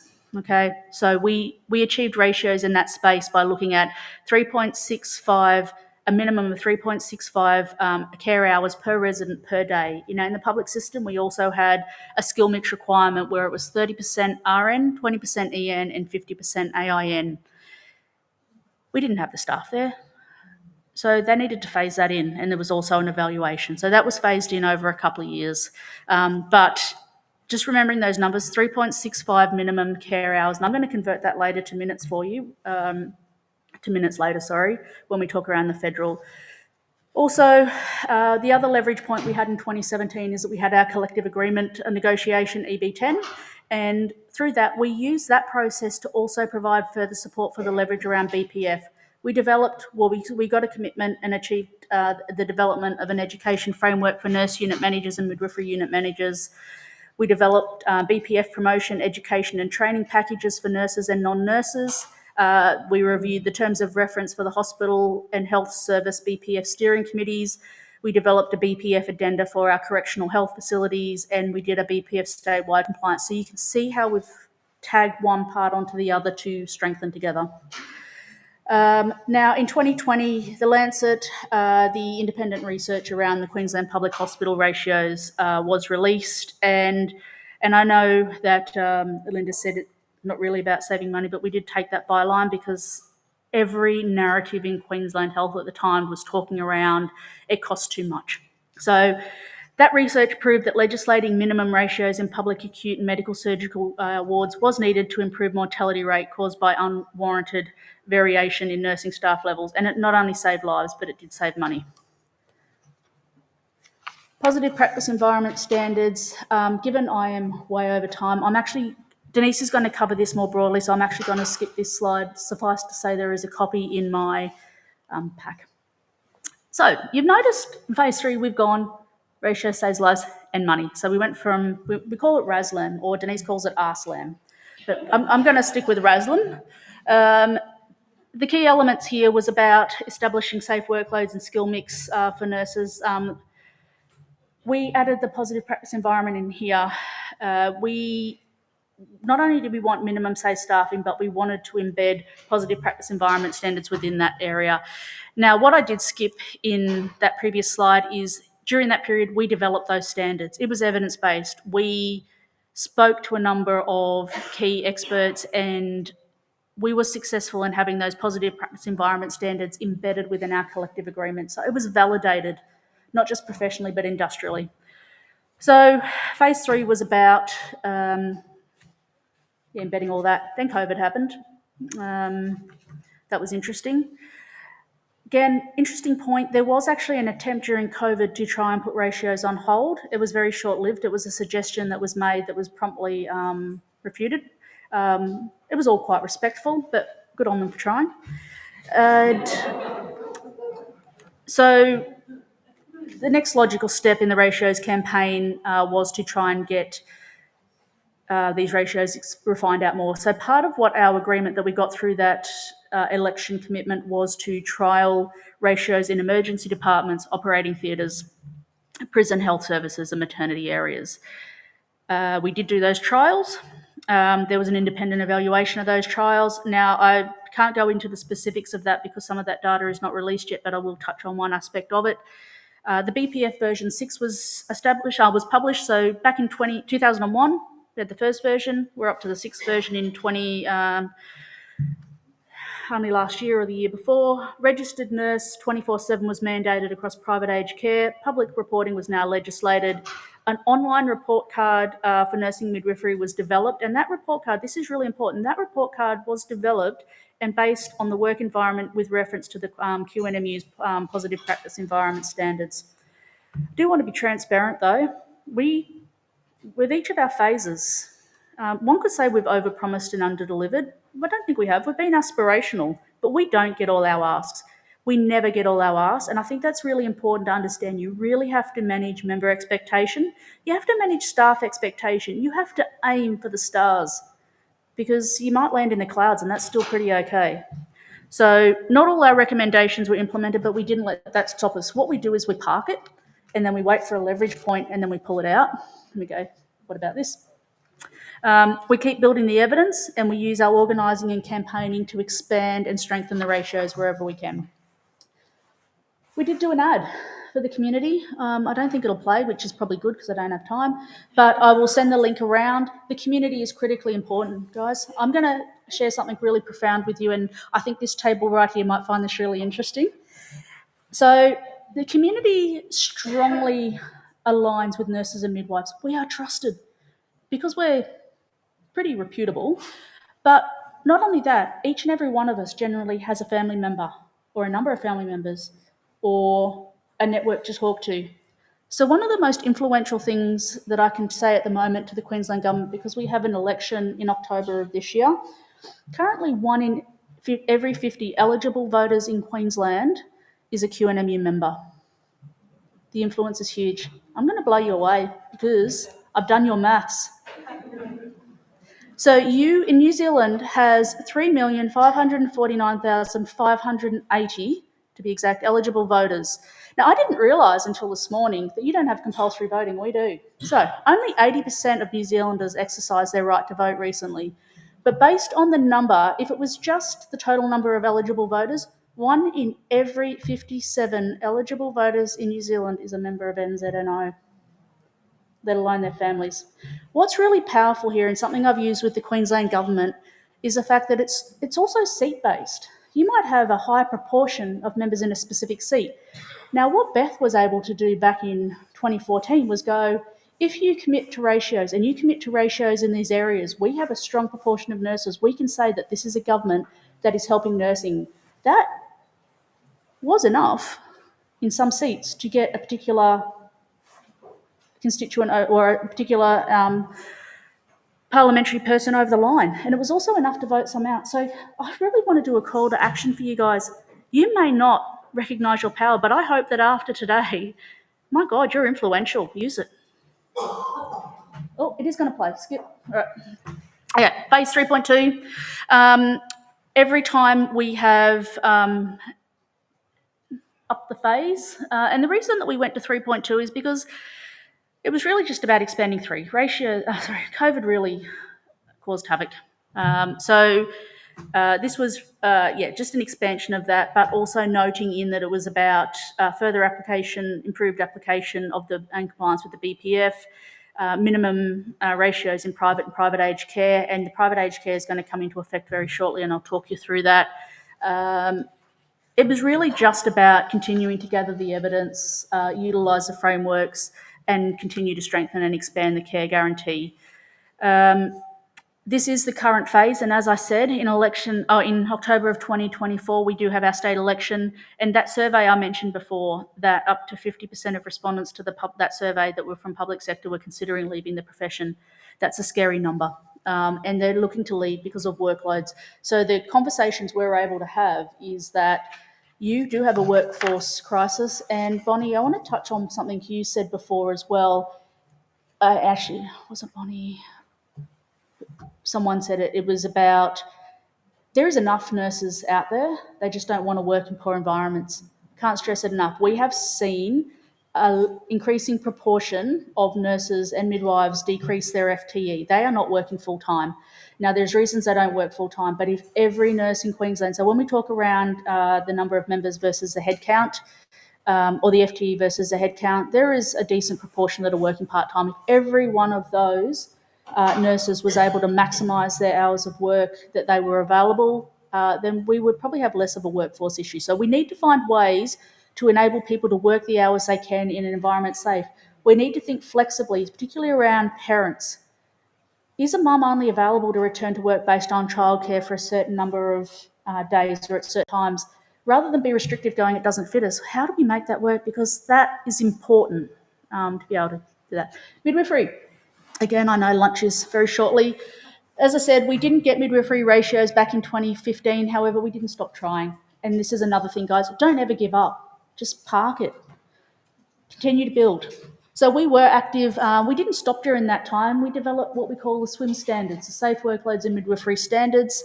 That was member-led, that was evidence-based. And we also did member actions. We did actions at International Day of the Midwife in 2022 and 2023. We did audits where we actually asked our members how many babies they were looking after on any given shift.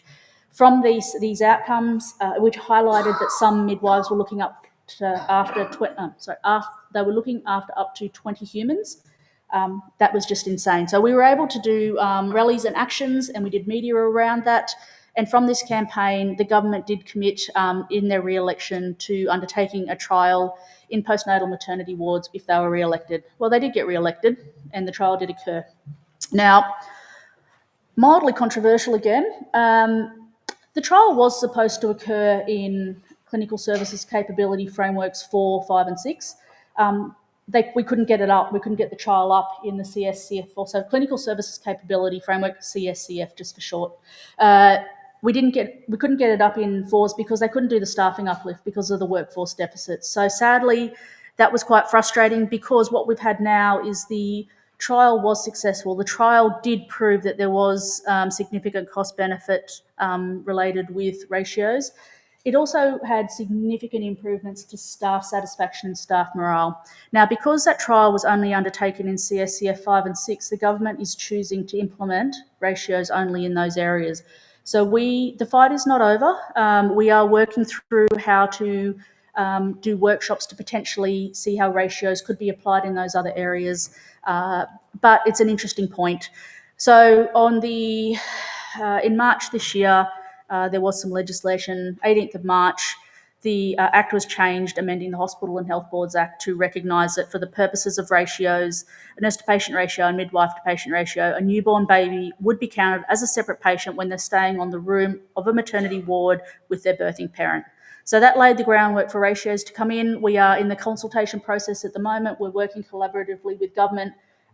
There is to see what uplift is required, and we are looking at how that gets rolled out. And it's a good thing. And even this morning, we're having a great conversation about how to make things work. So again, I can't stress the importance of collaboration. This one's going to interest a few of you. I'm going to shift to the federal jurisdiction now because we have achieved aged care ratios in the state jurisdiction. Federal was harder. There's over 400 aged care facilities in Queensland, let alone Australia. And there was a lot of competing interests. The aged care providers are out there saying right now, we can't afford to do this. We're not financially viable. But my goodness, some of their profits are massive. These companies that are posting, actually some of them are posting significant losses, but they seem to somehow have the money to acquire other major providers. They've got some creative accounting and there is an absolute lack of transparency around that. So anyway, enough on that. Leverage points that we utilised in this campaign was the Aged Care Royal Commission outcomes. Now, they were published. There was a huge issue in aged care, and it highlighted that there was significant levels of neglect. So the Aged Care Royal Commission made a number of recommendations, and included in those recommendations was around minimum care minutes, essentially ratios, because if you have 3.65, say in the public system, 3.65 hours per resident per day, you have 30 residents, you can equate that out and work out your staffing and then the skill mix. So it essentially comes back to a ratio, but the R word is a dirty word in some areas. So again, this is another hint. Think outside the square. Maybe you don't call it ratios. Maybe you call it minimum safe staffing. Maybe you call it minimum care minutes. Don't be hampered. But we needed to have collective action. Now, this phenomenal group of members that we've got here is standing outside Parliament in Canberra.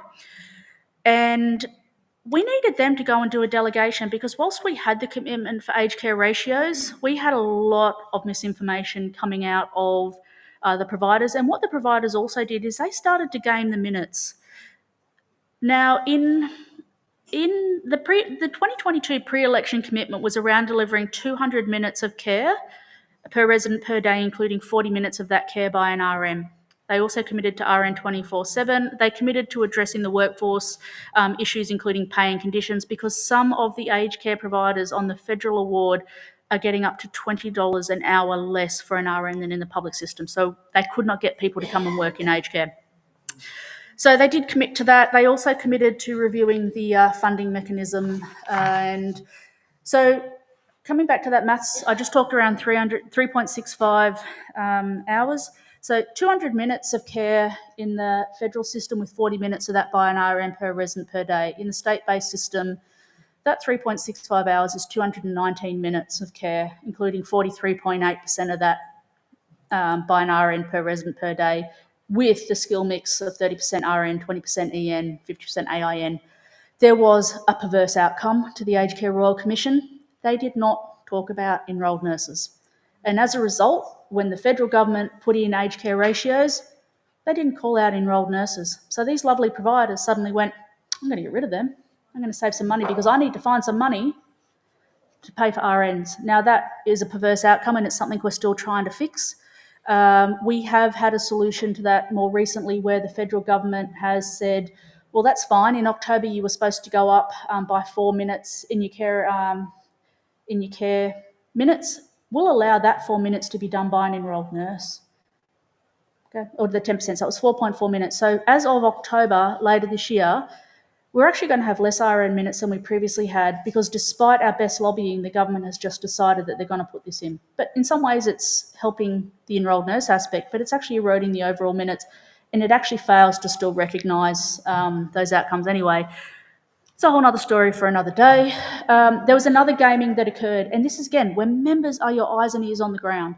We heard story after story of gaming. So they had to come up with, as I said, 200 minutes of care. Now, 200 minutes of care is care like feeding someone, bathing someone, mobilising someone. We're talking direct care. Suddenly, we had the people in the kitchen preparing the meals being counted towards care.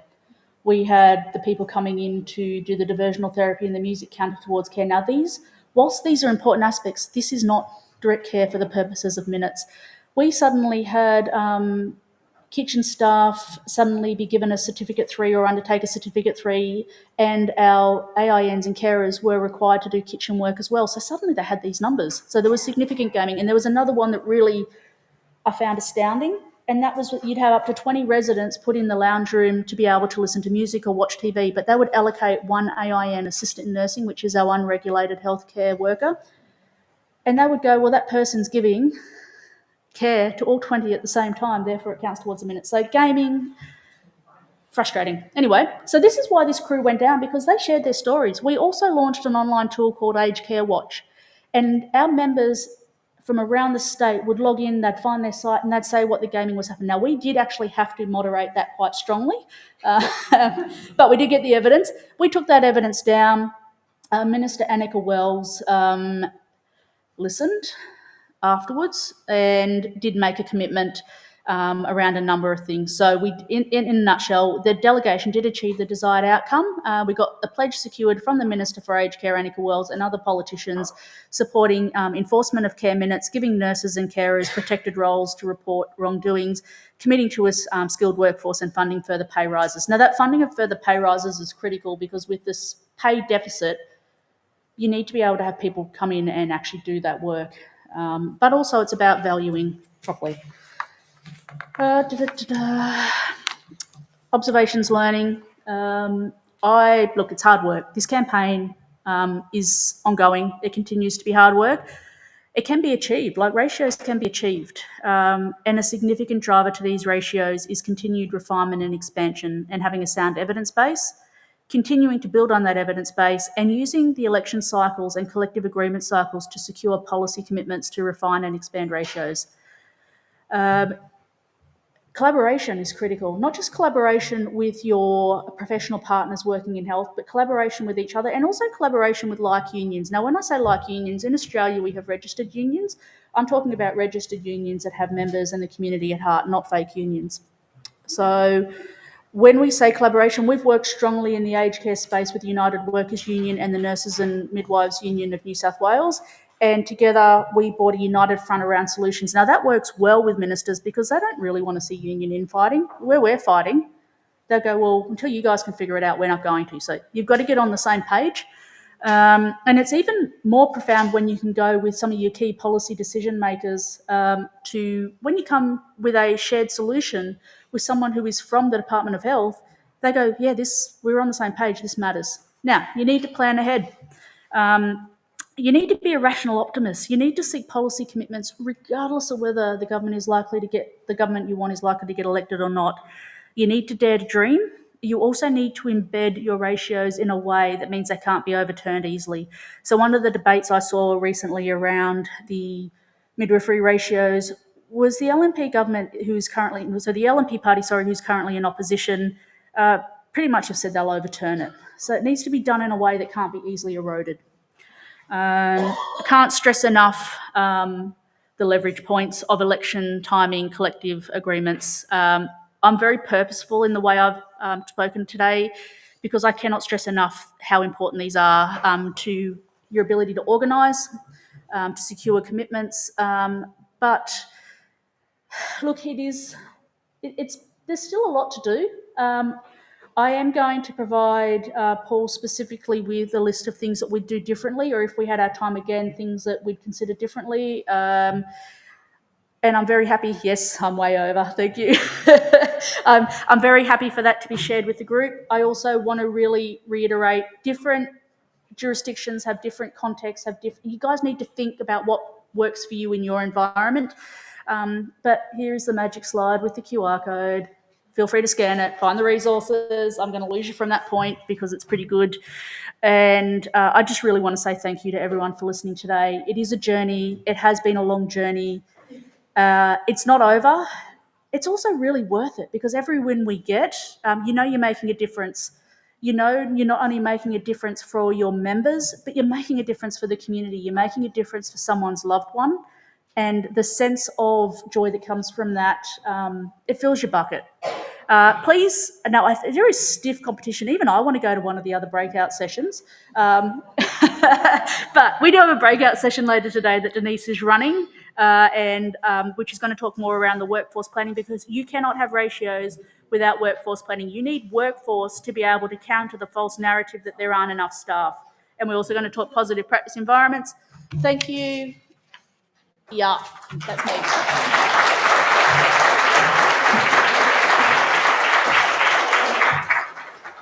Oh, thank you.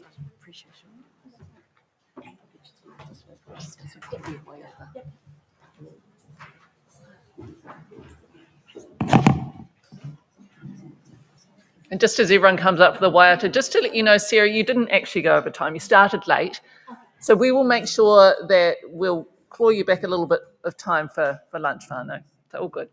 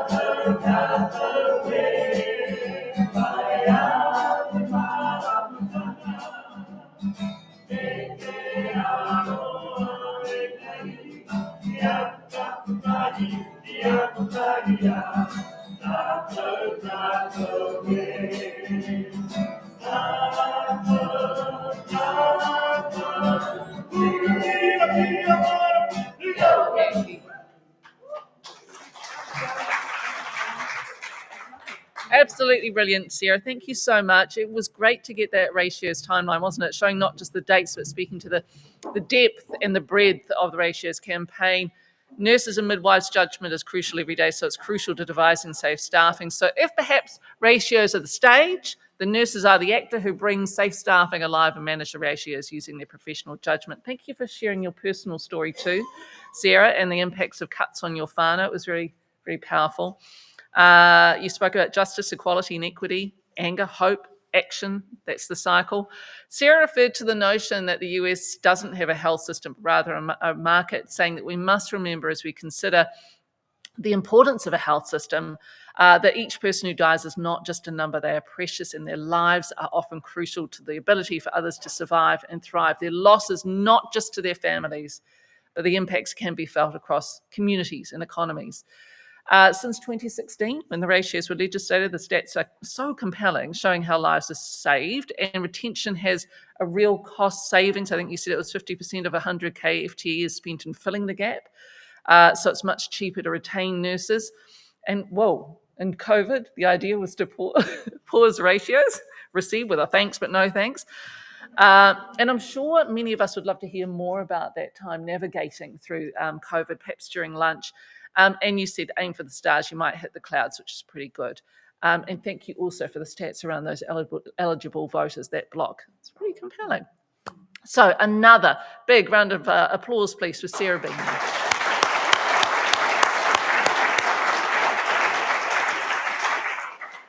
So we're going to break for lunch, and as I said, we'll get you a little bit of that time back. And what we'll do, we'll still come back at 2:00, but just bring your cups of tea, bring your kai, and come and settle in here, and we'll get started just after 2:00. Okay. I'm happy to take any questions during lunch.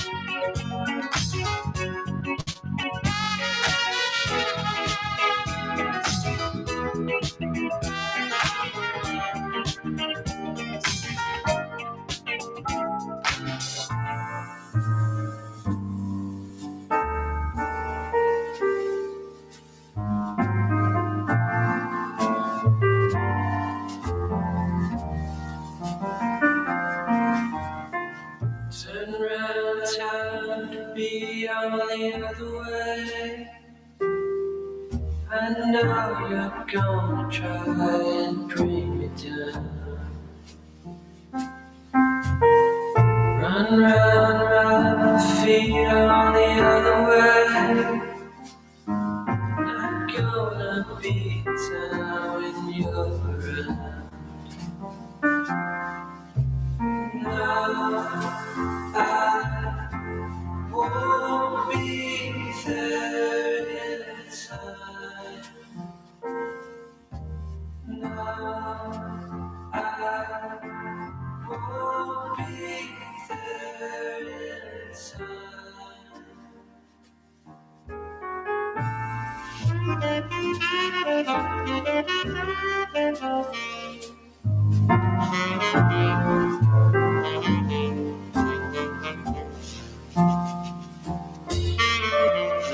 This year taught myself to be a better one.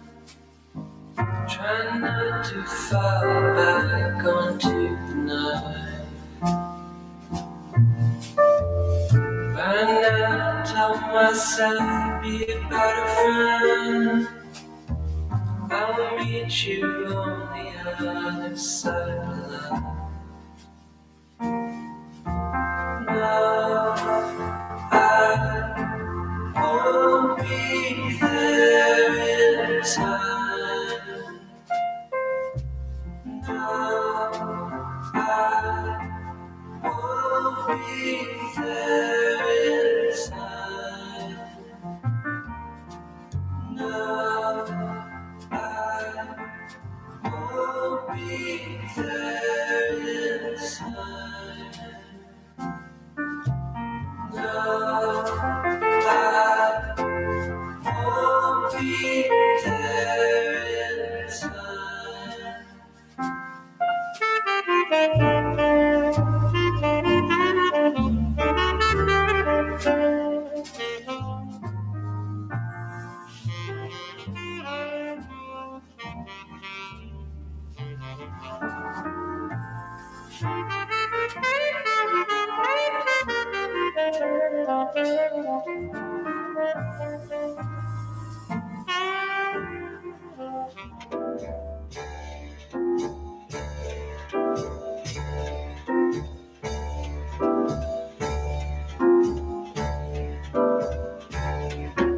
The more I see you, the more I want you. Somehow this feeling just grows and grows. With every sigh I become more mad about you, more lost without you, and so it goes. Can you imagine how much I love you? The more I see you as years go by, I know the only one for me can only be you. My arms won't free you, my heart won't try.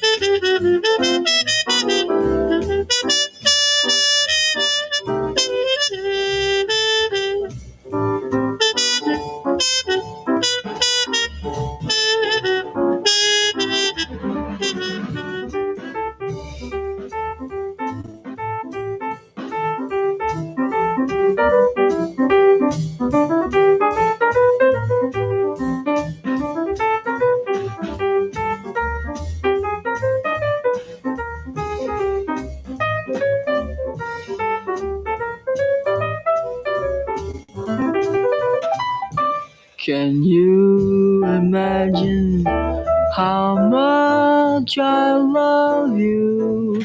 The more I see you as years go by, I know the only one for me can only be you. My arms won't free you, my heart won't try. My arms won't free you, my heart won't try.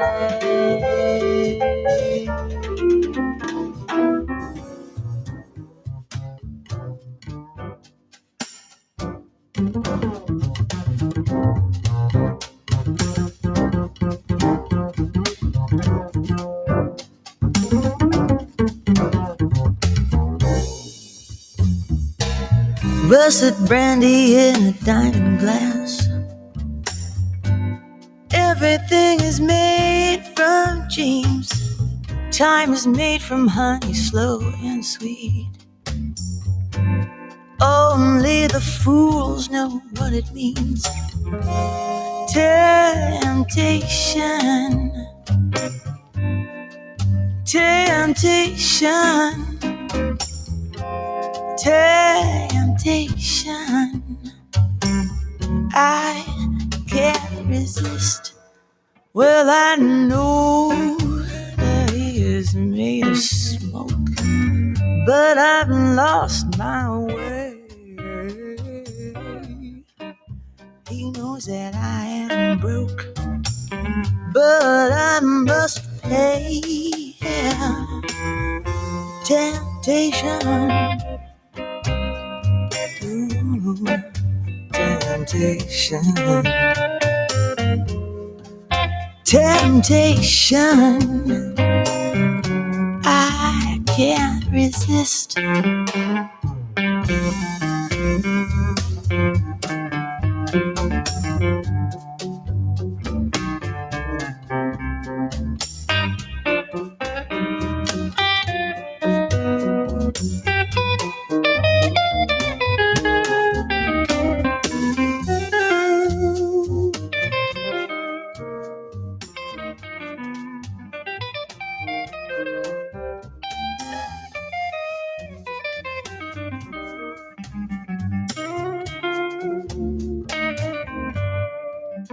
Dutch pink and Italian blue, he's there waiting for you.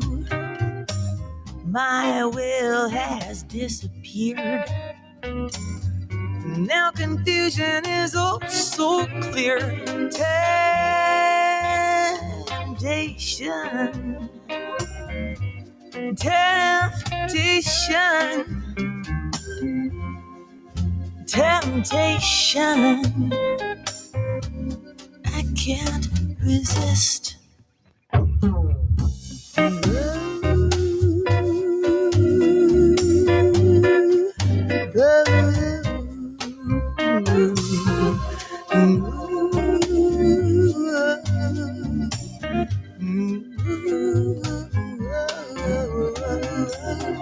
Temptation, temptation, temptation, I can't resist.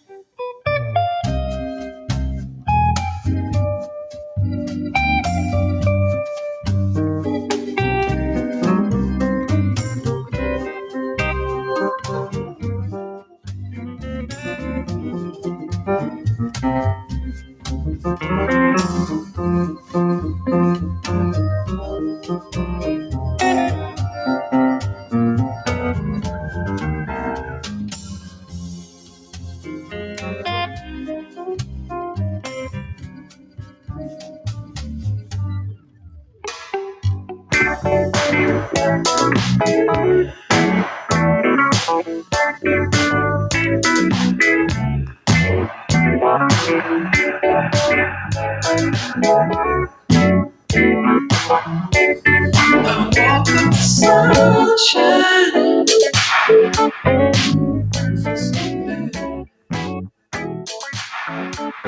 And you by my side, baby,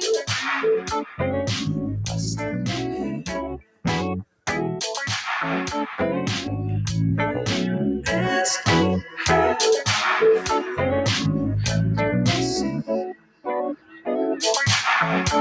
when I close up my eyes, slip back asleep,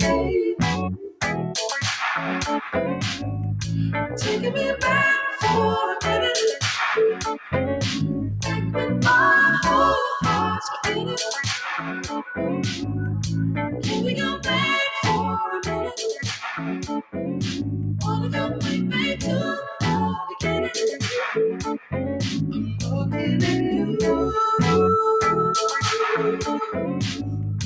for me. It's not hard to do. It's not much to see.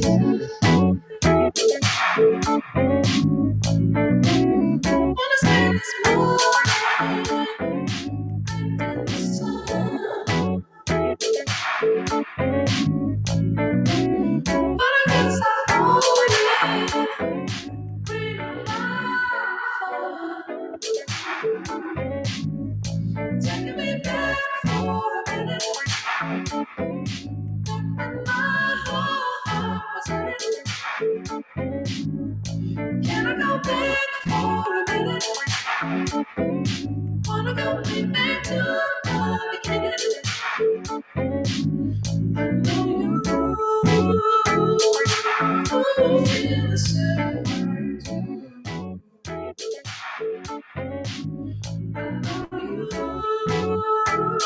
I know you feel the same way too.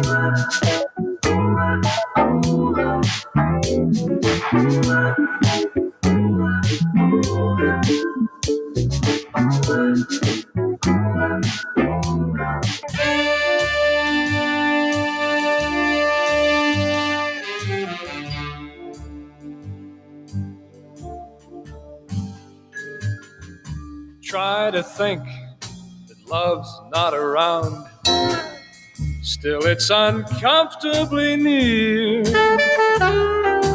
My old heart ain't gaining no ground because my angel eyes ain't here. Angel eyes that old devil sent, they glow unbearably bright. Need I say that my love's misspent with angel eyes tonight? So drink up all you people, order anything you see. Have fun, you happy people. The drink and the laughs on me. Pardon me, but I've gotta run. The facts uncommonly clear. I gotta find who's now the number one and why my angel eyes ain't here.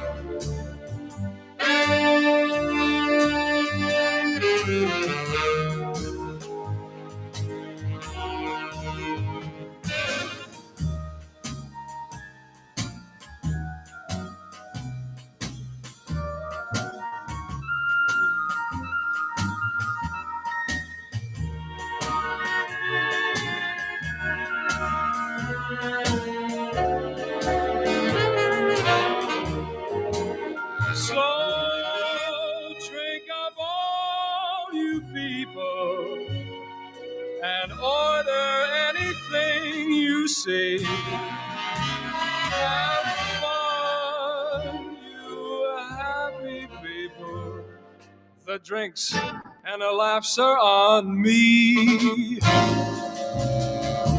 Pardon me, but I gotta run. The facts uncommonly clear. I gotta find who's now the number one and why my angel eyes ain't here. Excuse me while I disappear. Gotta find my angel eyes.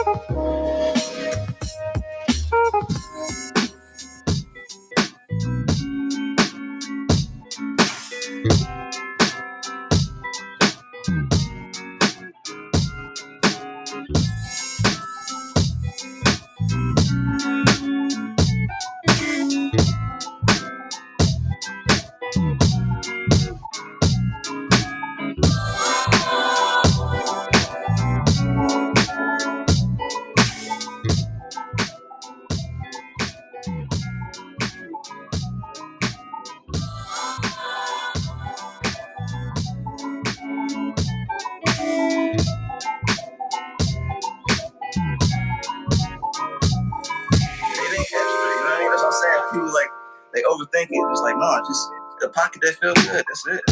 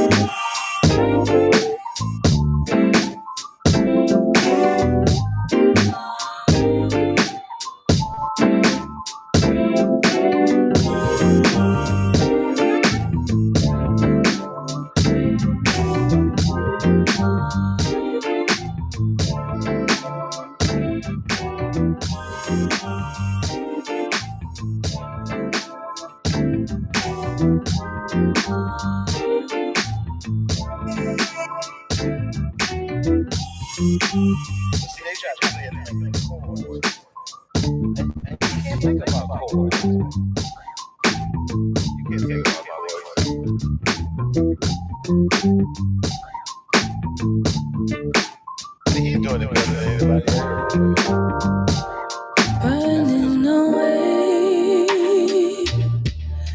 but it's catching up. Have I done enough? Now I'm fading to gray. My shadow is blurred, and do I deserve this? I've learned my fate. You're close to breaking, and I'm busy waiting.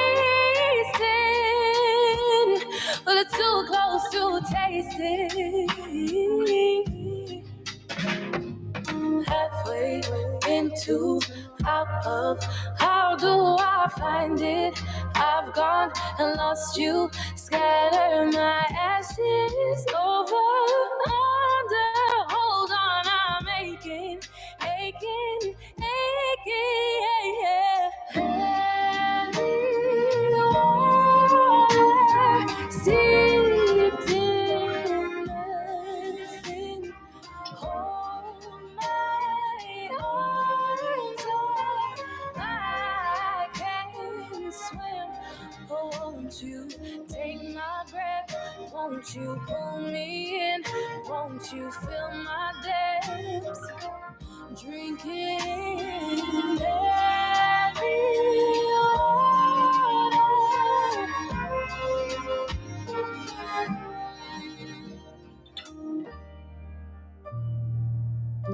slips by so fast. Some time now has passed since we last spoke, and I'm starting to wonder what's taking so long to just pick up the phone. Gets harder to face it, and I'm starting to crave it. How much can I take this? Halfway into, out of. How do I find it? I've gone and lost you. Scatter my ashes over, under. Hold on, I'm aching, aching, aching. Heavy water steeped in medicine. Hold my arms up. I can't swim. Oh, won't you take my breath? Won't you pull me in? Won't you fill my depths? Drinking heavy water.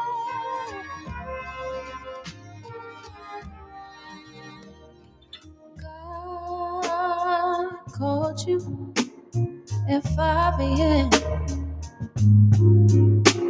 Would you get on your knees or get up and leave?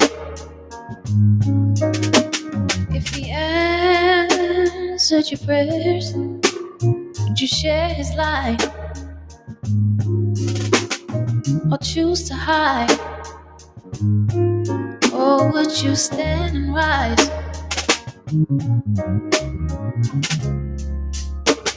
It's a part of life. Things will get better.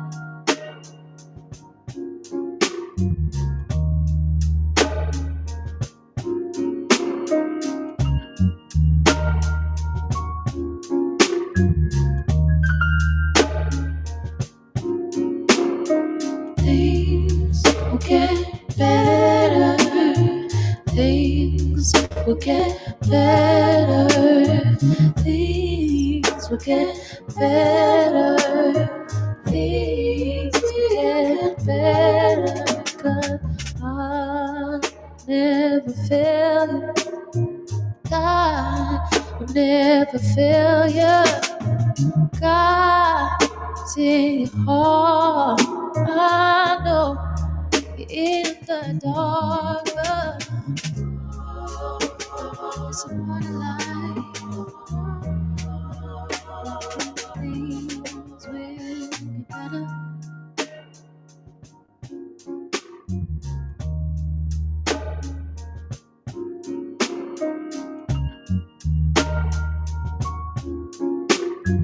Things will get better. You overthink. You're overwhelmed. Give yourself space. Time will tell. Things will get easier. Things will get better. I think you're stronger. All things will get better. All things will get better. God will never fail ya. All things will get better. All things will get better.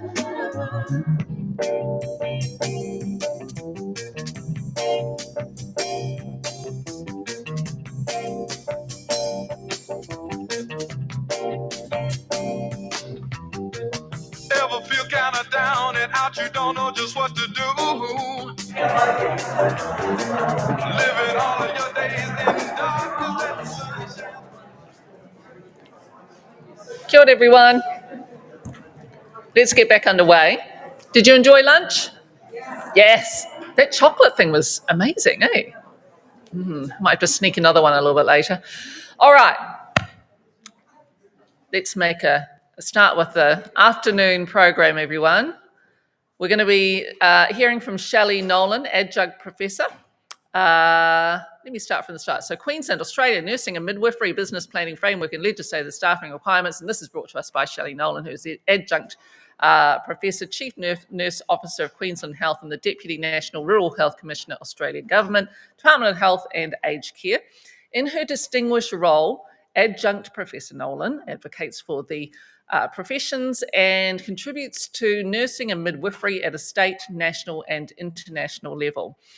A registered nurse with more than 37 years' experience, Shelley has worked for decades to ensure nurses and midwives are supported to meet the needs of people living in rural and regional Australia. It's my pleasure now to welcome Shelley Nowlan to the stage.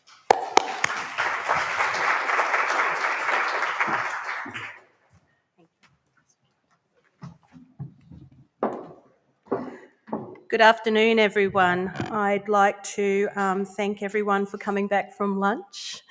And I know that it's a hard yard for the afternoon to keep in touch with everything, but I think everything that we have heard this morning, this presentation will lean on how we've actually lived and breathed ratios and, more importantly, business planning framework within Queensland as a process to ensure that we are well staffed.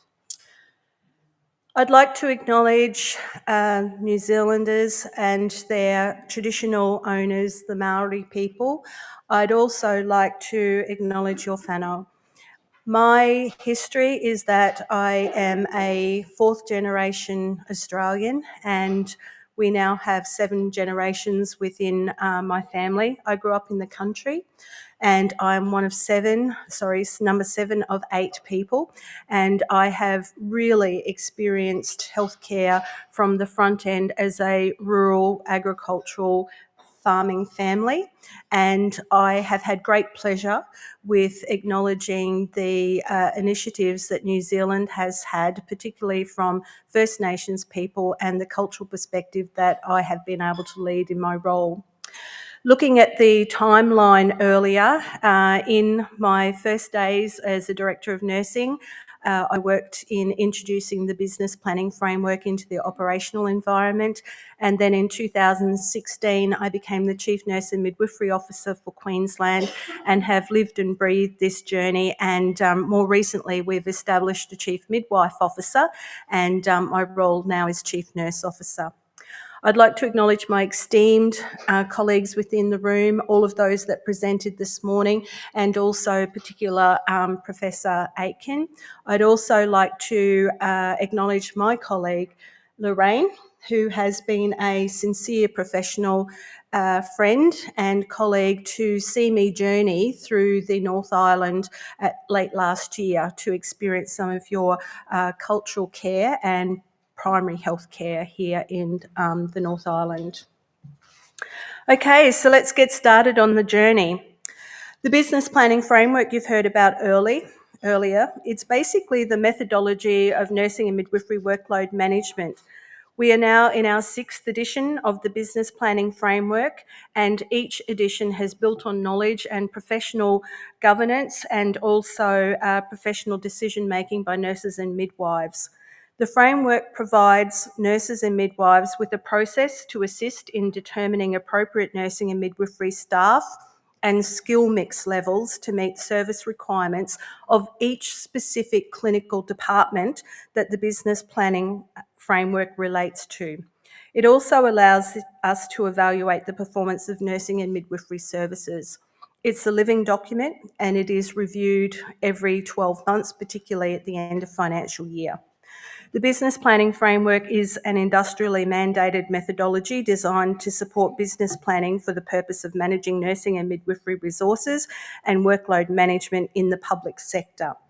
The BPF is read in conjunction with other current industrial instruments and Queensland health policies legislations for nurses and midwives. There's an overarching manual that gives the introduction. It has a resource manual. It outlines the regulatory framework, governance framework, and how we apply that. It does have monitoring and compliance, and I'll go through how we actually go through specifics in my presentation. In 2023, we also undertook exploratory ratio trials, which will see additional clinical settings, policy levers within the business planning framework to ensure that we've met the outcomes of those trials. So how did we get here? The Ministerial Task Force for Nursing Recruitment and Retention gave a final report in 1999.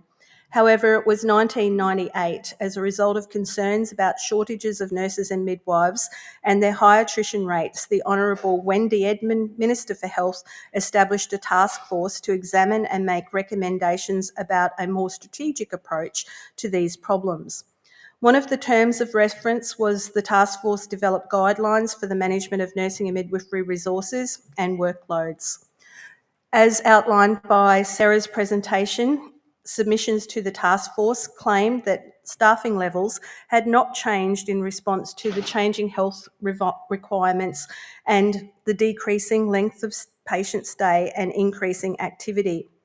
Newly introduced management initiatives such as performance management, change management and clinical teaching activities were identified through data collection as factors that increased workloads, and that was referred to in Linda's evaluations about red tape and administrative burden. An expert working group was established by the task force and highlighted that at that time there were no standard guidelines in Queensland Health for the management of nursing resources and no tools existed to effectively analyse staffing requirements, and the implementation of standardised models such as hours per patient day was seen by nurses as not recognising the complexities and variations of our work in different clinical settings. The expert working group determined that the development of the business planning model to include measures relating to workloads, skill mix, patient dependency, and the training and development needs of nursing staff was a priority. And this is a joint interest that our relationships built between the Queensland Nurses Union and also the Department of Health, as well as those executive nurse leaders that were operationalising services on the ground.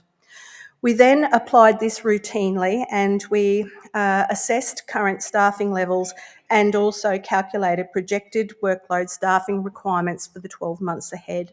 Whilst the data was a lag data, it was the best data we had, and this is the importance of having professional judgment and clinical knowledge to actually apply the framework. The expert working group also recommended that health service district-based forums should be established to constructively address identified workload pressures and strategies as a result of service level. Now, I've worked in 8 of the 16 hospitals and health services and visited every one of them, and the business planning framework in my Executive Director of Nursing roles has been instrumental in ensuring safe patient care, the right nurses for the right patient cohort, and also ensuring that the economic balances come into play with quality analysis. The resource manual, our first edition in 2001, was instrumental to our approach. It was a project that was introducing our business planning model, and a reference group was instrumental to establish and provide guidance and direction for the development of this new model. The reference group determined that the model would be developed as the business planning framework, nurses' resources, designed to meet a number of initiatives. First of all, the ministerial task force requirements, so all of us agreed with the outcomes of that, and again, joint interests were born. We were to be congruent with Queensland health policy and direction, be based on a set of underlying principles, be applicable to any service, primary healthcare, community, offender health, you name it, where there's a nurse or a midwife that works, the BPF is a reference document. Be user-friendly, include an education program, have statewide usage, and here I'll say my understanding is New Zealand fits into Queensland 15 times. So we are a vast, very large regional, rural, remote service, and we have over 80,000 nurses working within the Queensland public sector. The BPF was a move away from using historical staffing establishment ratios to a method based on a demand and supply approach, which is responsive to the changing healthcare delivery environment and also spoke to the non-clinical people of the world who manage budgets, who have the policy levers and also make the decisions around what clinical services will be attended in what clinical facility. So the clinical service capability framework was also instrumental to be applied. The approach to nursing resource management focused on achieving a balance between service demand, what we expect to deliver, what we're paid to deliver, and the supply of the nursing resources necessary to meet that service demand and be appropriately skilled. So some of these models may be nurse practitioner led, some may have more registered nurses, some may have more enrolled nurses, but the dynamic of the supply of the workforce is related to the clinical service that you deliver. So from here, what is important to note, the framework takes into account activity, acuity and complexity of the patient, performance targets, technology that supports that care delivery, the types of nurses and multidisciplinary services that support that division, service quality, models of service delivery, and financial outcomes. Use of the business planning framework was first mandated in the Nurses Queensland Health X170MX Interim Award in 2002 in a decision of the then Australian Industrial Relations Commission. Use of the BPF is currently prescribed in Nurses and Midwives Queensland Health State Award, and I go into this in more detail in my next breakout session, particularly about how we progressed through the Hospital and Health Board's workload management standard, and the BPF is the workload standard. It is the mandated industrial action. And in the next breakout session, I'll take you on a journey of how we actually changed policy, legislated ratios, and regulated them. Each health service in Queensland has 16 established services. So we have 16 boards that are statutory bodies that provide services across our state, and each of those have a business planning framework steering committee, and it is agreed on the terms of reference with the Hospital and Health Service Management, the Queensland Nurse Midwifery Union, the Department of Health, and we call them LCFs, Local Consultative Forums, whereby the BPF must be tabled and agreed to through that process. They also have a minimum full-time permanent BPF coordinator in each of those hospitals and health services at no less of a grade 7 clinical nurse consultant level, so mid-range expert nurse who has experience in managing different supply and demand models. The workload standard and the BPF Nursing and Midwifery Implementation Group work tirelessly and work together to ensure that the BPF is honoured. Now, we know that it hasn't been honoured by those who may be funding and have requested changes in the model of care to either contemporise it or to meet the economic need of the funding for those services. So we then embarked on a journey of how do we strengthen it.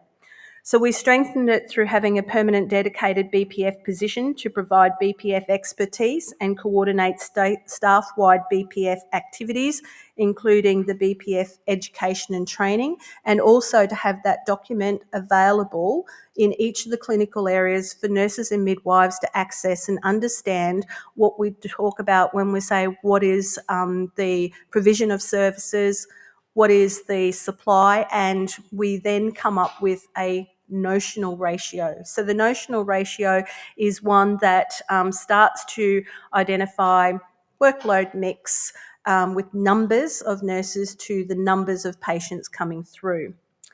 The statewide BPF coordinators network come together and they report to my office and to NAMEG quarterly on matters agreed, and also if there's issues where they need resolution. All of the hospitals and health service and the department signed up to the commitment to correct the application of the BPF. So we did, my first year Chief Nurse and Midwifery Officer, we audited every hospital and health service about their application of the BPF. And guess what? We found the variation. We know that those who had better resources had better staffing levels. We know those that may not have had the clinical throughput would stand up a service that was not to a clinical standard that the nurses or midwives working in those areas would have liked. The BPF sign-off process involves the Executive Director of Nursing and Midwifery of that hospital and health service and the Chief Finance Officer, and also the NUM or MUM, Nurse Unit Manager or Midwifery Unit Manager of the unit that authored the BPF. So then there was agreement to use a joint Queensland Health QNMU BPF document. So it's a standardised document that we all agree with, and most likely it's now electronic across the board, including the display of the notional nurse and midwife to patient ratios for each unit, work prioritisation notices, and legislated ratios where they apply. So commitment to the joint promotion, education and training in the BPF targeted at nurses and midwives, particularly the NUMs, mums and directors of nursing, has been key to its success and to the support by key stakeholders. So I'm not talking about legislated ratios here, I'm talking about notional ratios that are determined through a supply and demand management model within the BPF.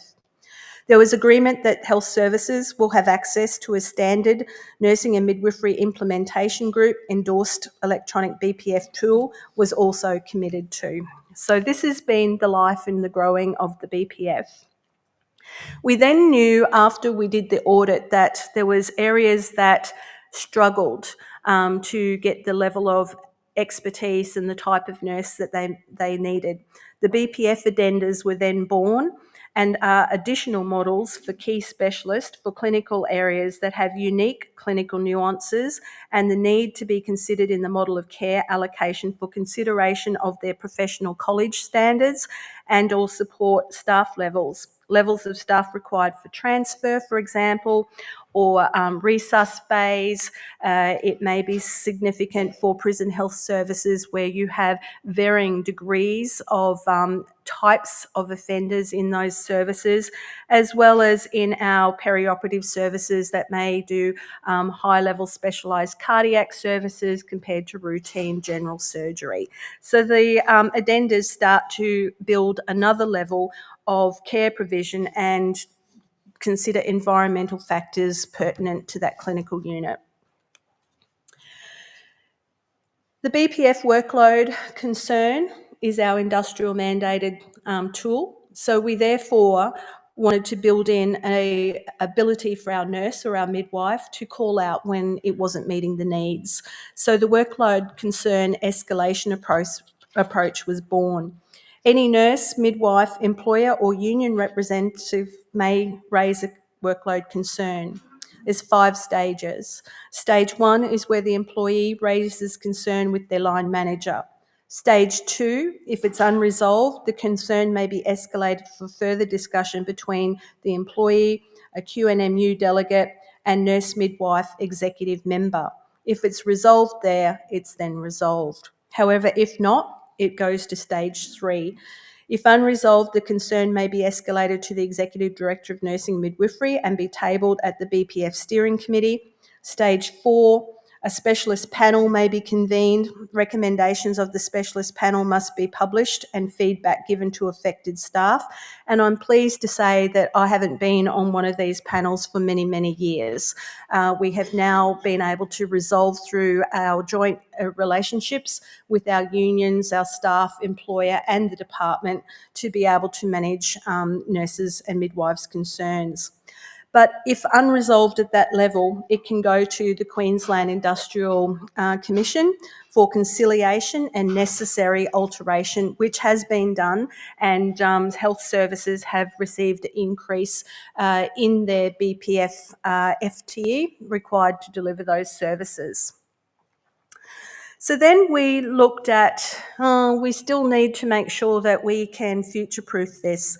So the objective of the Hospital and Health Board's Safe Nurse to Patient and Midwife to Patient Ratios Amendment Act happened in 2015.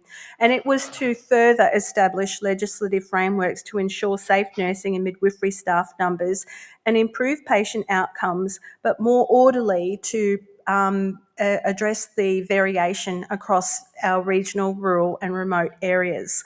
Through mandatory nurse to patient and midwife to patient ratios and workload provisions in the public sector health facilities, we've been able to provide a floor. So it's minimum safe staffing.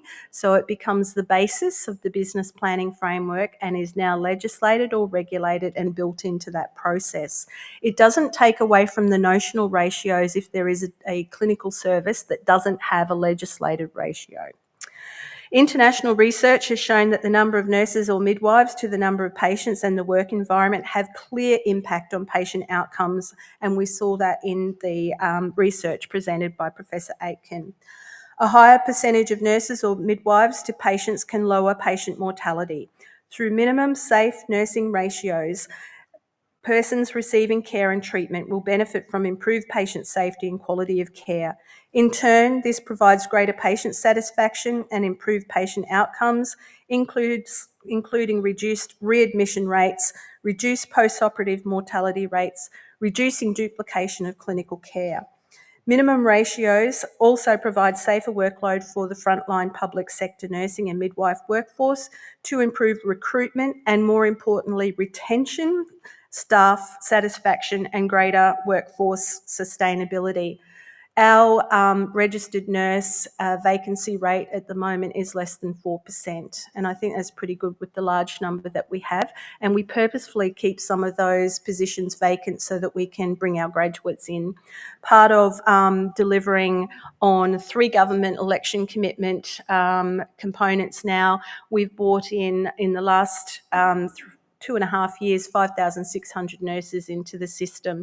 I think there was over 12,000 during the course of those 3 terms. Under the Nursing Guarantee Policy, the government has committed to legislate mandated ratios and workload provisions to ensure patient safety and high-level patient care. When we talk about this, it's not necessarily about the nurse, it's about the patient, and this is important in your advocacy. These ratios will set the minimum nursing and midwifery numbers required to appropriately and safely manage these services and the requirements of patient care. Their legislated use is only within the public sector, other than the federal government residential aged care policy around ratios. We also have explanatory notes for hospitals and health boards so that they understand what that amendment bill actually means to them. So nurse-to-patient ratios in prescribed Queensland Health adult acute medical, acute surgical, acute mental health wards, as well as minimum nurse workforce requirements in residential aged care facilities are now mandated under Hospital and Health Boards Act 2011 and Hospital and Health Boards Regulation. Along with the professional college standards and professional judgments, the BPF now has been strengthened and continues to apply in conjunction with legislated nurse-to-patient ratios. Research conducted post-implementation of nurse-to-patient ratios in adult acute medical and surgical wards indicated that ratios are a feasible policy instrument to improve nurse staffing and produce better patient outcomes, and in fact allows reinvestment of critical healthcare dollars into other parts of the system, because you've minimised the clinical incidents and the fallout of the duplication of care when patients are readmitted. Post-consultation with unions, the hospitals and health services and a literature reviews, trials, outcomes, it was agreed that we would implement the medical, surgical and mental health wards. Just as a reminder, it was in prescribed facilities and in-scope wards. So not every hospital has these. We have determined some criteria of how we have, I think there's 28 facilities that have ratios regulated as part of the legislation. There's about 104 medical wards, about 90 surgical wards, and then there's a number of mental health wards. The minimum workforce requirements was 1 to 4 morning shift, 1 to 4 afternoon shift, 1 to 7 in the night shift. Minimum workforce requirements in Queensland Health operated the residential aged care facility. The minimum average daily resident care hours at our 16 prescribed state aged care facility is 3.65 hours. In each 24-hour period, at least 50% of the nurses and support workers, the care staff, we refer to them as, must be registered nurses, and at least 30% of the care staff must be, of that 50%, registered nurse, 20% enrolled nurse, and the remainder 50% can be assistants in nursing to support the aged care facilities. Health services prepare their monthly compliance reports, and we publicly acknowledge these, and they're on our Queensland Health website. And we submit this to the Office of the Chief Nurse Officer, and we share the results with our Nursing and Midwifery Implementation Group. But now, because they're on the public system where it's transparent to all, we really only get them raised now if we're non-compliant. OCNO collates the information and submits for publication for public transparency the results of ratio compliance. The count of how we do these is 3 times a day. Some of the facilities do have trend care to assist with their acuity, but the BPF is reviewed and the BPF is applied. So we refer to it as the floor and the ceiling, our gold standard. In 2020, the Queensland Government committed to explore options to expand nurse to patient ratios. Now, this was my 3rd round of bargaining and campaigning and loving the union and they loving me. And we are good mates. We meet out of session and we highlight when we may not have a joint interest and how one or the other may manage that. Is the no surprise rule, because it is important for the Chief Nurse Officer to be able to manage relationships with the Minister. You can imagine if your union is jumping up and down with the Minister, they have to go to their policy advisors to get advice. If your Chief Nurse Officer or your Chief Midwife Officer isn't included in that, they're going to just go, well, I don't know, I have to go and find out. And you're going to lose time. You're going to lose momentum. So my sage advice to you is strengthen relationships with all key stakeholders within this, particularly those who apply the ratios on the floor, your executive directors of nursing and midwifery, whatever so named. You cannot do this without each other. So we then went to explore the next iteration of what ratios would look like. And this is where it started to get tricky. We trialled in emergency departments, operating theatre, prison health services and maternity wards. We did a 6-month exploratory trial and it concluded in June 2023. Why I say this is tricky is because if you apply the business planning framework to its fullest extent, and also accreditation standards in your hospitals and health services, as we do in Australia, you would strengthen the clinical decision base and your clinical judgments about what types of nurses and where those nurses are placed based on college standards. So, you know, in your emergency department, you know your resus is one-on-one. You know, in your maternity midwifery suite, one-on-one. You know, in your first stage recovery versus second stage recovery and perioperative services, there's usually good professional college standards to give direction there. And if applied properly, the ratio that we were looking at as a treatment didn't have as much impact. However, that said, it doesn't mean that it didn't have impact. An independent evaluation of these ratio trials in the settings have been undertaken to inform future policy, and currently we have got through Cabinet in confidence and embarking on what those recommendations look like and how we do that. But I do draw on the strength of the evaluation that we had with the University of Pennsylvania in partnership with Queensland University of Technology, and that was conducted, as Linda highlighted before, it was a prospective survey. This was a 2-year study, pre and post implementation, and it really proved the strength of the policy lever of ratios being applied over and above our business planning framework. Mainly because of the challenges that we have of standardisation across the state, the challenges that we have where we have enough nurses and midwives to work in Queensland, but we have a maldistribution of where they live to where the vacancies are or where they want to work rural, regional Queensland. The outcomes provided a basis for the exploration of further policy changes to improve safety and job satisfaction. Prior to the 2020 Queensland state election, the Queensland Nurses and Midwives Union lobbied to increase the uptake of nurse-to-patient ratios and other specialty areas such as emergency departments. In October 2020, the Palaszczuk government committed to explore a potential model for expanding the nurse-to-patient ratios, and 2 government election commitments were born. One, to do a trial within the 4 areas that I mentioned, and the second was to evaluate. However, it was post-pandemic and we had workforce challenges really significantly impacted on our ability to staff some of the trials.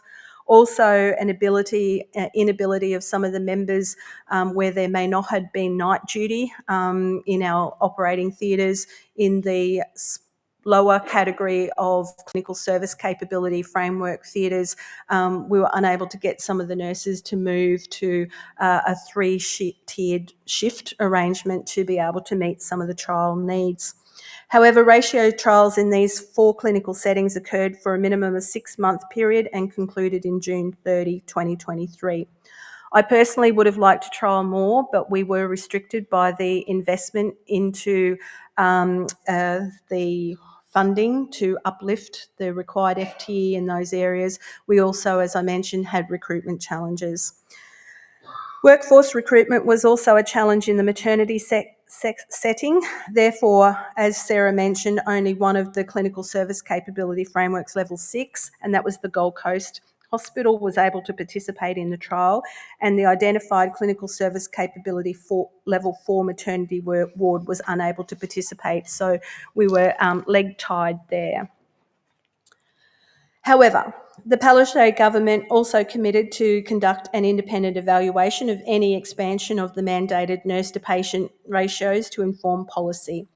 The independent evaluation was conducted by the Centre for the Business and Economics of Health in collaboration with the School of Nursing, Midwifery and Social Work, University of Queensland, and commenced in March. The evaluation was undertaken using a mixed methods approach, incorporating qualitative and quantitative data collection methods and analysis informed by the triangulated with systems thinking. These included participatory systems thinking workshops, post-implementation using group model building, econometric analysis of health and well-being, and cost and outcome indicators using synthetic control methods, and cost consequence analysis. While time and motion, semi-structured staff interviews, cross-sectional staff surveys and consumer experience surveys were collected to provide the qualitative experiential learnings from the trial. So we saw a 3-pronged approach to really utilise the evaluation methodology around the quadruple aim, including 4 areas: impact on health of the target populations, the impact on patient experience of care, impact on practitioner experience of service delivery, and impact on the overall cost of health care. For the purposes of ratios, the operating theatre sub-working group that was representative of the workers and the industrial bodies and the office identified the operating room theatre environment, including operating room and the PACU, as a combined service, and that they could not be decoupled. So we had some challenges just in our ways of working. The group identified options related to 3 key areas: the operating room, PACU stage 1, patient ratios 1:1 or 2:1, dependent on patient comorbidities and stability. PACU was stage 2. It was the discharge phase where patients are monitored and prepared for discharge back to ward or to home, resourcing levels like wards. And then the third area was night shift, where it does not already exist. So this is where I mentioned the clinical service capability level 3s and 4 sites. We had challenges to get staff to move to do night duty just to test the policy lever. The group also made recommendations regarding the inclusion of an access nurse in clinical service capability 5 and 6s. The access nurse supports admission, management of patient deterioration and discharge of patients into and out of PACU. So we started to really test the uniqueness of some of the roles within the specialist areas, because they're not straightforward like our care that's provided in surgical or medical wards. The membership of these working groups were bold, and they had discussions and robust discussions about trial sites, selection based on inclusion of anaesthetic techniques, and particularly the professional standards, the ACORN staffing standard. For the purpose of the trials, sites without anaesthetic technicians were chosen to prevent proposed trials from being delayed due to the potential industrial issues arising from nurse-to-patient ratio in the operating room environment, and also non-nursing positions that have allied health type roles. So we didn't lose sleep, we got here. Trial confined to a single clinical service capability framework level 6 operating theatre. The trial site acknowledged it was often difficult to achieve the ratio that was above the ACORN standards, above the professional standards, noting they were built in because of the BPF. Operating theatre patient flow is largely constrained by post-anaesthetic care unit capacity and the inpatient bed day chair capacity utilisation, so the impacts of other business owners in regards to care delivery. The support role of the access nurse was noted as a useful addition in PACU to enhance patient flow and patient care. However, even though we note that there was some impact within operating theatres, the significant impact was about the additional use of the specialised type of nurses. There were no significant differences seen in pre and post implementation in patient outcomes. So where to now? The independent evaluation demonstrated there was some value of the access nurse role in terms of patient safety and access to timely pain relief for patients, and allowing faster handover with anaesthetists, which in turn allowed them to return to OT much faster. The access nurse role demonstrated some impact on patient flow. This role to be considered in the model of care for clinical service capability framework level 5 and 6 OTs. We have a policy position now that we will strengthen the BPF and will offer a workload management solution that is contemporary, effective and cost neutral.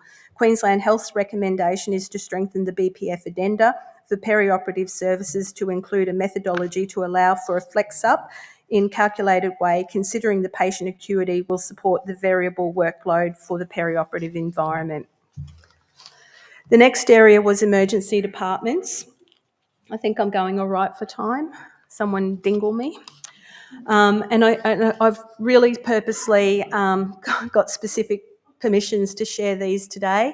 I don't go into the dollars and some of the sensitive stuff, but the key points are here.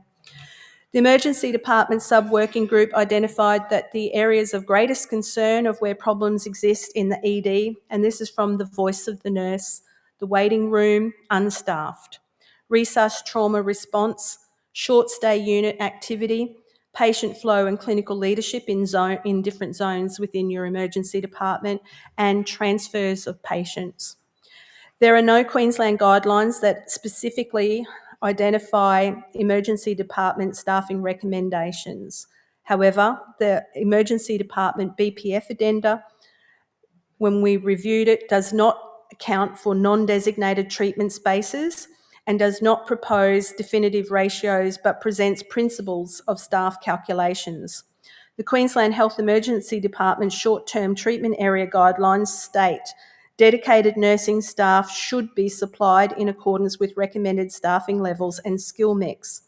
The sub-working group considered that the South Australian SENA, Emergency Nurses Association, developed proposed model for nurse staffing in South Australian emergency departments provides better guidance for recommended staffing based on the unique nature of emergency nursing work while acknowledging the variation across all emergency settings. So this is where we start to require another level of sophistication, because a nurse is not a nurse and neither is a clinical department that provides clinical care. We're all different and we all have different cohorts of patients. We have different age groups of patients. The demographics is different and also the comorbidities. So based on the above, the sub-working group determined that ratios for trial would be considered in clinical service capability level 4, 5 and 6 emergency department only. Again, we basically focused on the waiting room nurse. You can see the different ratios there in the essence of time. I won't go into that. But again, you can see where the policy instruments made an assumption that they were either going to be mandatory minimum or there was going to be an increase in hours around their BPF work. So in the emergency department setting, again, you'll see the orange shows no impact, the yellow, some impact, the green, noticeable impact, and then we had some issues with data consistency and availability. In the emergency department setting, there was no significant difference seen in pre and post implementation period outcomes, and changes to staff ratios in the emergency department were limited in their impact where external variables such as acute bed spaces, treatment spaces that were non-designated emergency beds, treating clinician and access and capacity of diagnostic services, and upstream bed dynamics, particularly inpatient and short stay units attached to the ED, are unable to be altered.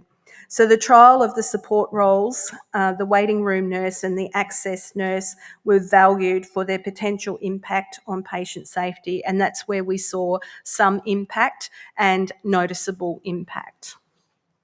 Again, professional standards are utilised. The BPF calls out for some of the notional ratios to be quite strong within these areas because we know the degree of impact if care is missed, the deterioration of patients and the complexity of the types of patients that come to the emergency department. So our outcomes, again, a strengthened emergency department BPF addendum that secures the identified support roles, access nurse, waiting room nurse and clinical leads. This aligns with the government election commitment around emergency access, demand management and models of care workflow, exploring contemporary models of care to optimise access and manage increased demand for health services.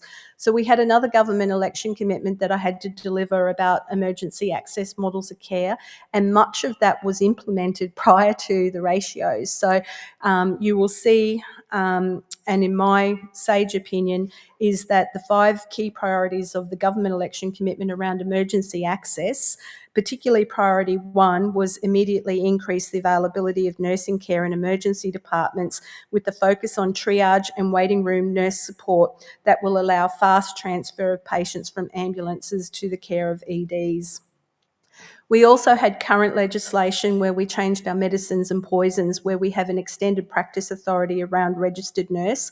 It's referred to Part A, and it potentially can optimise all registered nurse positions within the ED to their optimal scope of practice and increased autonomy, to be able to employ a health management protocol to give first-line medications, medications to prevent deterioration, medications to treat pain, and also to give therapeutic doses whereby a doctor may not be available to give treatment, but also give place-based care by registered nurse-led care. And we were able to then utilise, treat and discharge certain groups of lower acuity using a health management protocol, inclusive of supply administration of medications. Now, we're looking to pilot that approach in 4 emergency departments as another mechanism, policy lever that we have within our control, given that we don't have enough evidence to convince government to do a ratio legislation here. Current ministerial initiatives of putting patients first and patient flow initiatives, we took the opportunity, as Sarah says, perfect's not always going to get there, but we took the opportunity of this other work that was being led, had the attention of the minister, and we have been funded and are expected to alleviate some patient safety and patient flow challenges with the EEDs, because we had evidence that the access nurse, waiting room nurses and clinical leads did make a difference, and they've been invested in the top 20 emergency departments across the state, with the increase of nurses in those environments. And we will specifically address within the addendas how we can strengthen the model of care within that. But again, we had enough evidence before we delivered the evaluation to say you need to invest now because we've got ramping, and hurry up and get on with it. And we had good uptake by our minister. The third area is prison health services. When investigating the impact of nurse-to-patient ratios in prison health services, the Government Election Commitment Sub-Working Group engaged to, again, in robust discussion. We know that our prisons within Queensland are all different. Some are forensic, some are farm-related prisons, some are women's, some are juvenile detention centres, some are mixed. So the problem here that the ratios was meant to address in prison health is not well defined. Not all prisoners require health services, so it was challenging to define the denominator and the numerator above our current addenda. There is no evidence that ratios have been effective in any other ambulatory or primary healthcare setting that we could see on a literature that related to prison health. So again, we had to explore new ways because we could only have anecdotal examples of where there was challenges. Ratios do not recognise that there are many other factors that affect service delivery in a prison environment. It is unique, many of which are outside the control of health service staff. The offender health environments have infrastructure, the availability equipment, certain rules and regulations about lockdown that aren't associated to the Department of Health. And the Department of Corrections have very, let's put it, diverse but specific opinions of how they need to maintain law and order within offender care. We also had approaches where watch houses were outside of this, and probably our biggest problem is in watch houses. And also, if there was deterioration of prisoners in these environments, they got uplifted out of the physical prison fairly quickly if there was life-saving type care to be administered. So ratios do not necessarily recognise the skill mix, scope of practice of the registered nurses, and potentially are counterintuitive to ensuring safe work at their full scope of practice. We also have a lot of our offender care delivered by nurse practitioners and nurse practitioner-led care, which again is unique. Ratios do not consider the multidisciplinary team who care for prisoners in the health service. However, the access nurse in the prison health context is a multi-purpose role that will support areas needing additional support: medication rounds, receptions, contingency for unplanned prisoner arrivals or staff sick mid-shift. The role is also available to assist with education and supervision. So our treatment here to address quality and safety was to look at the model of care and the type of nurse or the type of role that the nurse did, not necessarily a numerator denominator ratio. In the prison health services, as I mentioned, the ratio trial was very challenged. Such things as organisational complexity, the ways of working of offender health, the structural and operational constraints, including the corrective services structured workdays, access to prisoners by our nursing staff. The physical space for treatment is not set up for clinical care, and paper medical records. So we have clinical environments or clinics that are an offshoot within the offender health physical environment, but they may have been an afterthought and therefore not purpose-built for clinical care. There were no significant differences therefore shown in our pre and post implementation period in the incident reporting, because most of it was outside of our control to actually prove that it had an impact. So there's more work to be done here. The recommendation is again to strengthen the business planning framework addenda for prison health, it to be updated and strengthened, but moreover to work with prison health services to collaborate on any new prison designs to ensure purpose-built clinical services are incorporated, and that in their capital works program the workforce is contingent of having clinical staff, particularly nurses within that environment, and of course midwives within prison health where we have expectant mothers. Now the final one was postnatal maternity wards, and I have some very good news here. Again, in developing the ratios for trial, the maternity sub-working group considered ratios for inpatient areas will be difficult to apply statewide given the variation in complements of models and staffing, and with some areas not specifically being dedicated to maternity only. So the more regional we got, the more rural we got.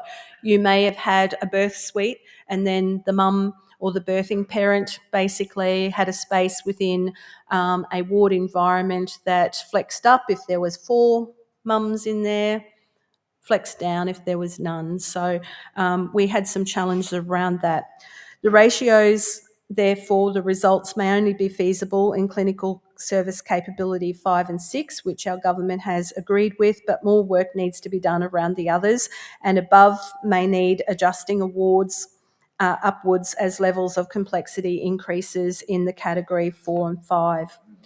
Ratios may not easily apply to areas where nurses are directed under a midwifery care plan. So if in our regional areas the workforce have midwives and nurses, we're now seeing increased change in the scope of practice, pushing those roles into a different direction, but working as sisterhood with collaborative care, but definitely within their scope. We're seeing a decrease in the dual qualified registered nurse, registered midwife. A midwifery care plan in postnatal rural or where 100% caseload midwifery care is provided was also another policy direction that we needed to consider. Identifying policy variation across the state for baby admission in special care nursery and responsibility for care requires understanding for impact on any recommended model proceeding. So this is counting the bubs and the mums was important step number 1. Changing the postnatal ratio within the BPF. If mum was well but bub was unwell, bub would go to special care nursery, so we didn't have to care for bub because they were in another unit.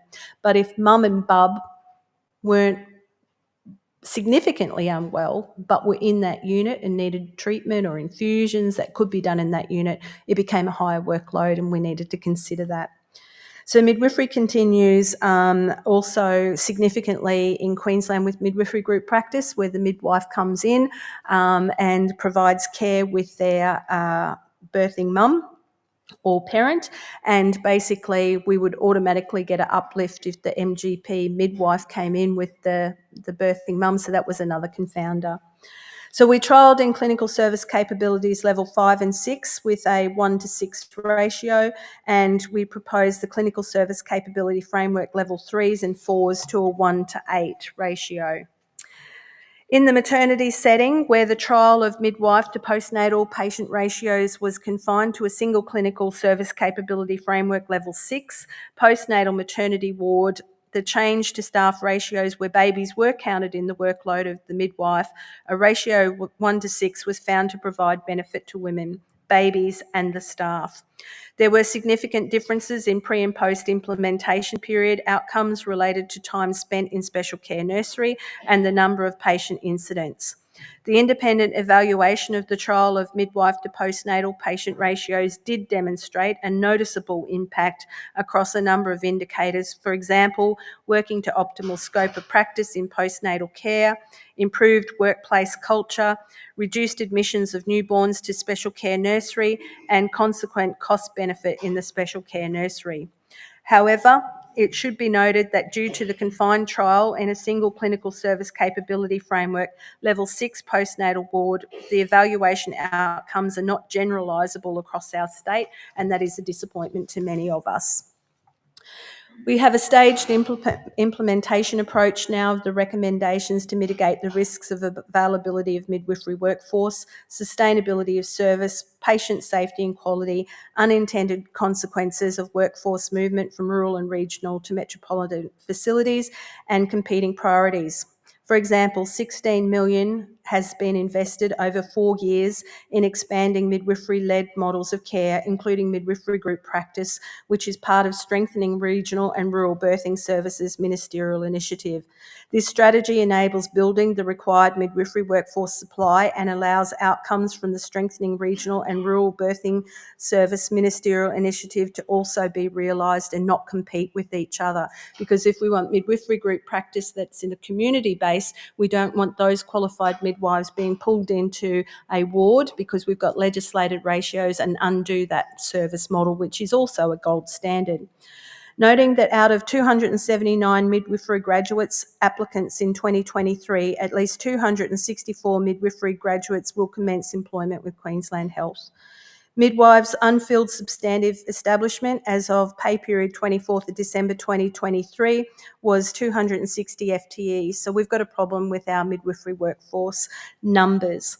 A limiting factor in the rollout of midwife to patient ratios will be the availability of qualified midwifery workforce to meet the additional FTE requirements. However, we do have scholarships to fast track those registered nurses who want to become midwives into a 12-month crossover degree and be supported in regards to becoming a midwife.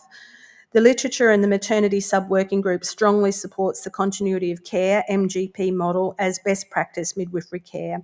So we will again update the midwifery addenda as well as step through the realisation of the ratios within the clinical service capability 6s, and also then further look at what we do with level 3 and level 4 maternity facilities.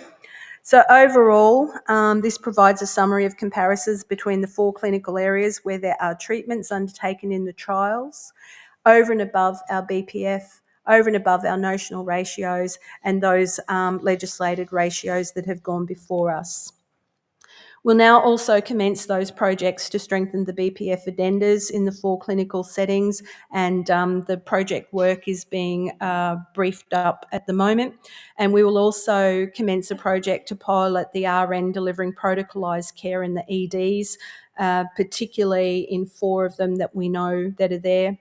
We've already introduced some of the specific roles that were seen to be of benefit outside the ratios, and then of course regulation amendments required to implement midwife to patient ratios in postnatal wards. Thank you.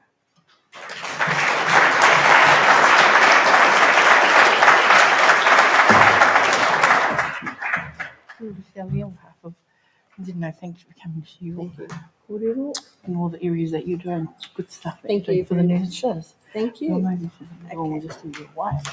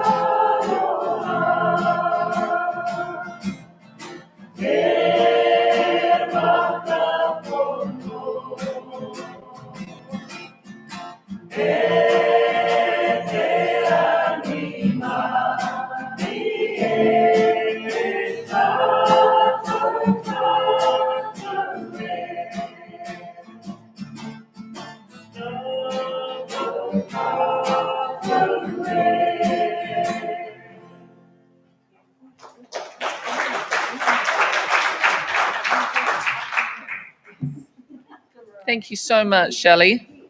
Shelley has, of course, lived and breathed ratios through the nursing and midwifery business planning framework and through the development of legislative staffing requirements. That business planning framework first published in 2001, so over 20 years of development, evaluations and revisiting the framework has occurred. Importantly and sensibly, it's a living document reviewed every 12 months. Focus was given to safe and high quality consumer care, staff support and resourcing, a safe, affordable and sustainable health service, among other focuses. And great to hear how nurse-patient ratios were implemented, including the minimum workforce requirements and how those results were made public.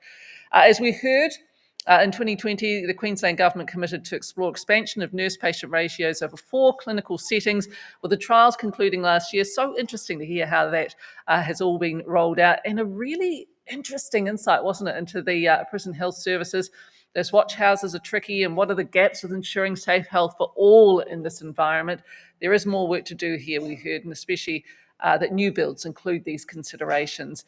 And some good news in that postnatal maternity wards, but there are still challenges, and great to hear about the First Nations scholarships. Very inspiring. Another round of applause, please, for Shelley Nowlan. So we're going to go into our breakout sessions now, Stefano. So we've got Building Political Voice and Power with Bonnie Castillo, Legislation and Compliance with Shelley Nowlan, Determination and Implementation with Denise Breadsell, and Linda Aiken has Impact of Nurse-to-Patient Ratio Policies on Economic Impact and Patient Outcomes.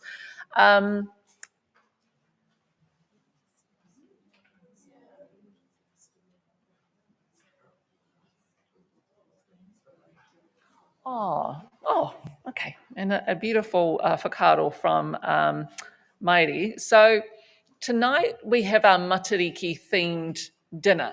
And what's really important in Matariki is a time of rest and reflection. It's a time of remembrance. And so if you feel that you would like to tell us the names, not right now, obviously, but go and see Mairi, of anyone that you've lost in the last 12 months. In our Matariki traditions, Pohutsukawa is the star that takes care of those who have passed. And at Matariki is when they, our hungamate, the ones that have passed in the last year, when they are released into the sky by Taramai Nuku to become stars. And so what we do at this time at Matariki is we call out their names. So we remember the names of the people that we've lost in the last 12 months. So if you would like to add a name of a loved one to our list for tonight during our dinner, then please let Mairi know about that. So, okay, so we're going to have these breakout sessions. I'm assuming everybody knows where to go. Is that right? Oh, excellent. Okay, so that's where we're going. And so what we're going to do, everyone, is we're going to come back here no later than 4:15 to wrap up the conference part of the day before we head into our dinner. But let's have a round of applause for those who've spoken so far. And we'll see you soon.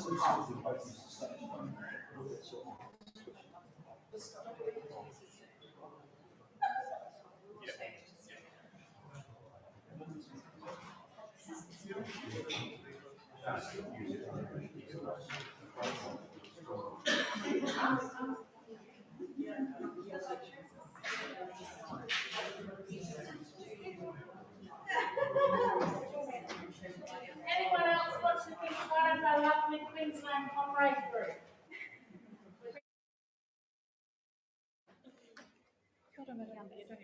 Okay.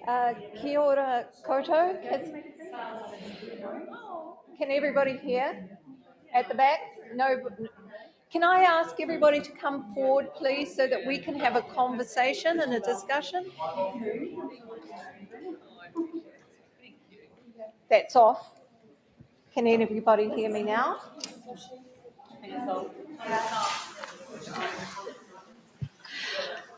Could everybody? There we go. Can everybody come forward so we can talk to each other in comfort? That would be great.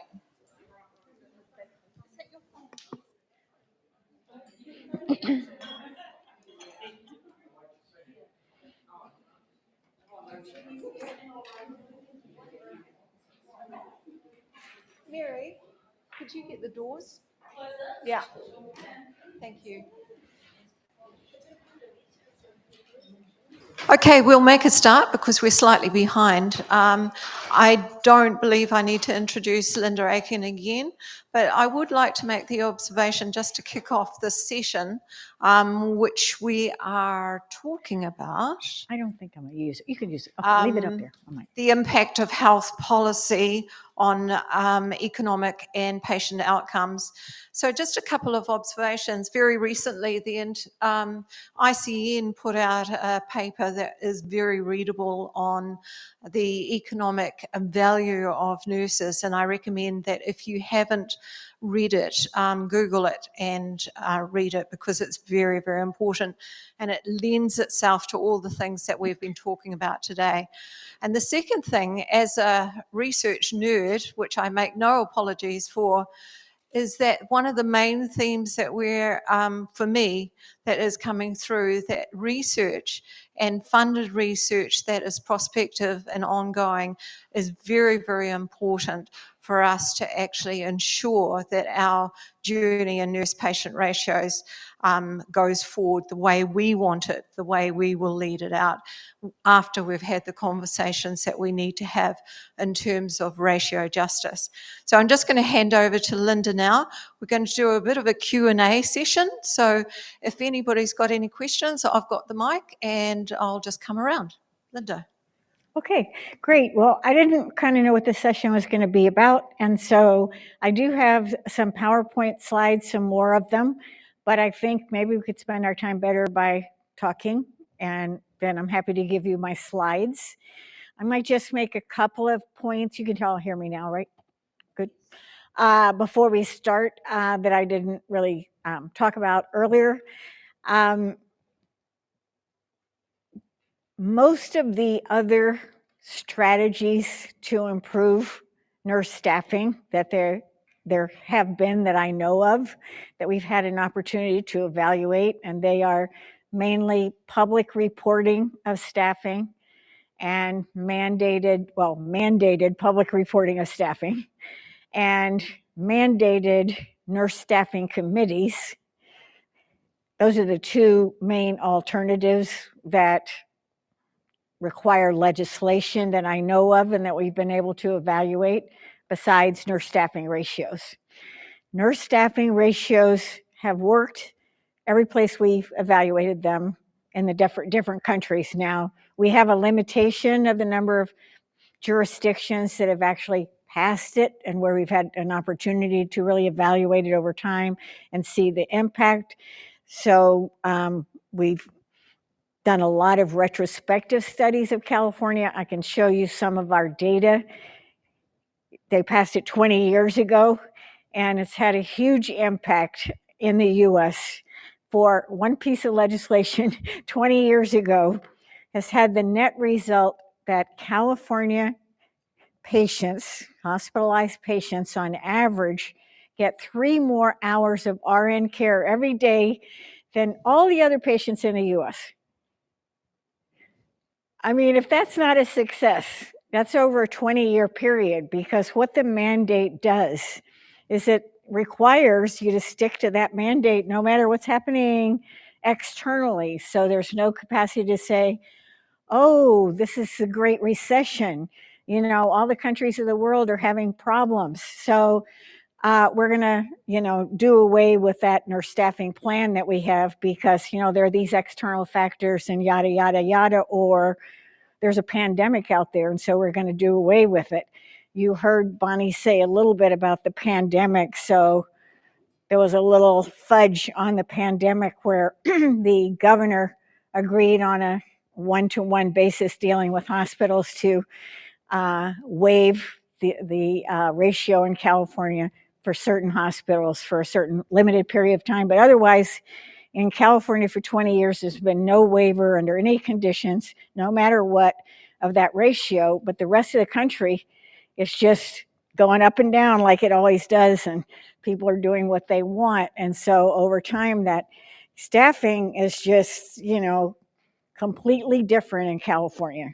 And so whether we have a study about what the impact of that is or not specifically, we have many of them, we know that the more nursing care, the better the patient outcomes. There are literally hundreds of studies that show this, and also on the economic side.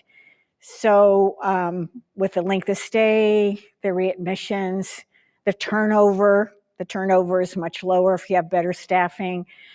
Turnover in the US context, a lot of these cost things depend upon the country and the way of paying for care and the details, but in the US, it costs the whole salary of an RN to replace every RN in the hospital because of when you count all the costs, like the supplemental nurses that have a higher rate that come in to replace the nurse, all the recruitment costs, the paying of the existing nurses overtime, et cetera, et cetera. It basically costs the whole annual cost of a nurse to replace every nurse. So that's many millions of dollars if your turnover is in double digits. That's how we kind of get that number. The other numbers, just for practical reasons, and this is, one of the reasons why those of you in New Zealand are very lucky, is you have a very good data system. When I last used it, I haven't used it recently, that has all of the outcomes for all the patients in your hospitals. And those outcomes include things that can be monetized, like length of stay. Length of stay can always be monetized. And more nurses are directly related to shorter lengths of stay. And you show some of those estimates that we had just in Australia of saving, 30,000 days or something like that. Excuse me, I'm just getting my water. So just to make those general comments. And then we've evaluated our two other major alternatives in the US, which is mandated public reporting. I think maybe I heard Shelley say that they had that. Well, by itself, we've never found that it improves staffing because primarily we haven't figured out a way to communicate adequately with the public. So the mandatory reporting is to try to inform individuals. I'm sorry. And if you can't communicate with the public, there's no sense in having mandatory reporting. So we have 6 states that have mandatory reporting. Doesn't make any difference, not because mandatory reporting doesn't work, but nobody's ever figured out how to have a public, easily utilized system where if they want to know what's the staffing at their local hospital compared to an alternative they might could go to, it's not presented to them in a way they can use it. We do have a system that works in the US that is created by the federal government, but so far they've kept nursing off the list of mandated things. So that's a very usable, they've invested many millions of dollars into figuring out how to make this website usable. So you can go in and find out patient satisfaction for any hospital in America compared to any other hospital. And pretty much anybody that can use a basic computer can do it. But that, sorry, the main problem with public reporting, the alternative to ratios in the US has been mandated committees that for the most part have to be 50% nurses, direct care nurses. And this is the default position. And a lot of states work and work and work, and at the last minute they default off to the staffing committees. They don't work. They just don't work. And there's a lot of evidence. We have now 12 states that have tried them. I was on the hospital board in my state for 6 years.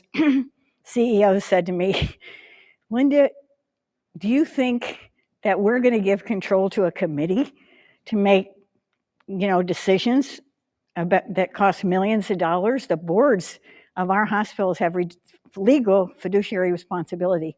So we can mandate any committees we want, but they're not going to replace our board in making a decision. So they don't really work. And I know that nurses keep hoping they would work and they just don't work. And so the only thing that really works consistently are ratios. And there's just a lot of evidence that to that effect.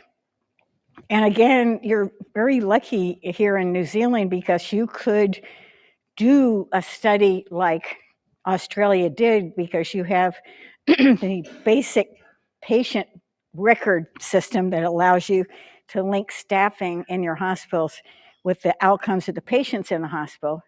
The only thing you're lacking probably is real-time information on detailed staffing. And so how we get that and all the studies that we've done is we survey, from a central entity, not involving the hospitals, all the nurses in a state or a country. And we ask them, how many patients did you take care of yesterday or your last shift? And what's the name of your hospital that you're employed in? And then we aggregate all the nurses that are employed in hospital A, and by this method, we get many hundreds of nurses, that we create an average that we can't go unit by unit, but we can go specialty. So we can go medicine, surgery, at that level, but not the specific unit level. Thank you. So it's a kind of simple thing, and it's done online, so it doesn't cost a fortune. But that's what we did in Queensland. That's what we do in all the U.S. Studies. So it's totally doable, but the key thing is you have to do it before the legislation is implemented and after. And you have to do all the hospitals. You can see when Shelley presented, even the study that we did, they didn't really roll out ratios to all the hospitals and all the units at one time, which is the best way to roll out something like that and not go, unit by unit or specialty by specialty. You have to have enough. It doesn't matter how many nurses you're studying or how many patients you're studying. The N in your study is the number of hospitals. So how many hospitals do you have in the country? Like 20 or something? No, there's 20 districts, but there's a lot more hospitals in there. Well, that have enough inpatients to study. 30, 40? 40 or 50. Okay, well, even 40 or 50 is not a big number, when you're studying mortality and your N, those of you remember your basic statistics. So your N is really only a 40 or 50, and you're trying to study a rare event like mortality or infections, even the things that we think happen a lot, and numerically they happen rarely. So you have to have all hospitals. So if you're going to do ratios, you should go for ratios everywhere, like California did, because then you'd be positioning yourself, if you did an evaluation before and after, to be able to detect outcomes. That was one of the reasons why Shelley didn't get any outcomes on most of the things that she just presented, because they only had like four prisons and et cetera. You just can't do a scientific evaluation on that. And so she kept saying no findings from the evaluation. So they weren't any better off than they would have been, just not doing it or go big. So that would be one recommendation I would have if you can find a way to move it. Don't just limit the number of hospitals. Don't do a pilot. No need to pilot. Pilots are, not needed anymore. Just go for it. All the hospitals. Yes. Linda, one thing that's going through my mind is the ratio take into account the tune of the patient. Taking care of the acuity? No, the churn. The churn. So that actually the poor patients. Yes. You say you monitor. Right. Yes. Yeah. Yeah. So we say, how many patients did you take care of at any one time? What is the largest number you took care of at any one time? And then we ask them how many they took care of with the whole shift. So we try to get the churn. Yeah. Linda, can I wonder regarding the research? Do you think CCDM may lend itself to looking at how the outcomes could be for our patients and our nurses? Because it's my understanding that CCDM does capture some of that data. Would you like to speak to that?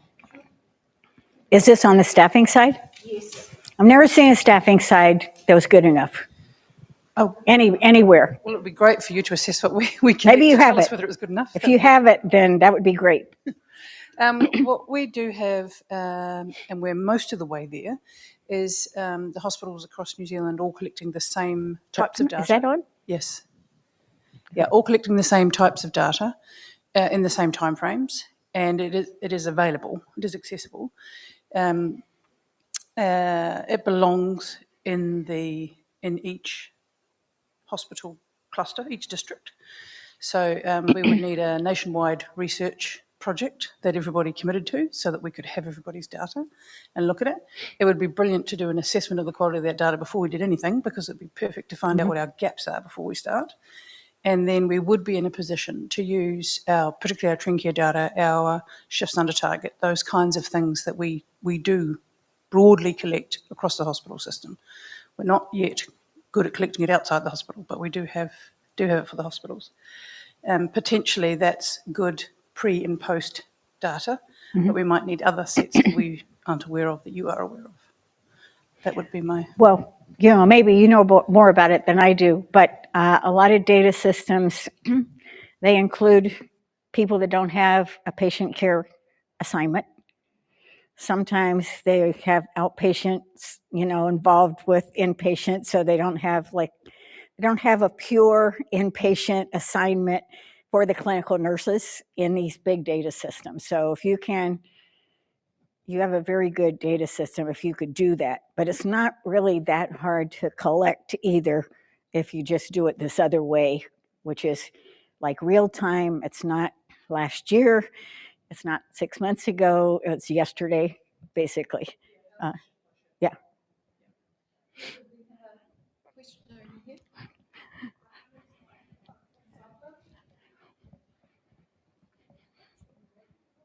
I'm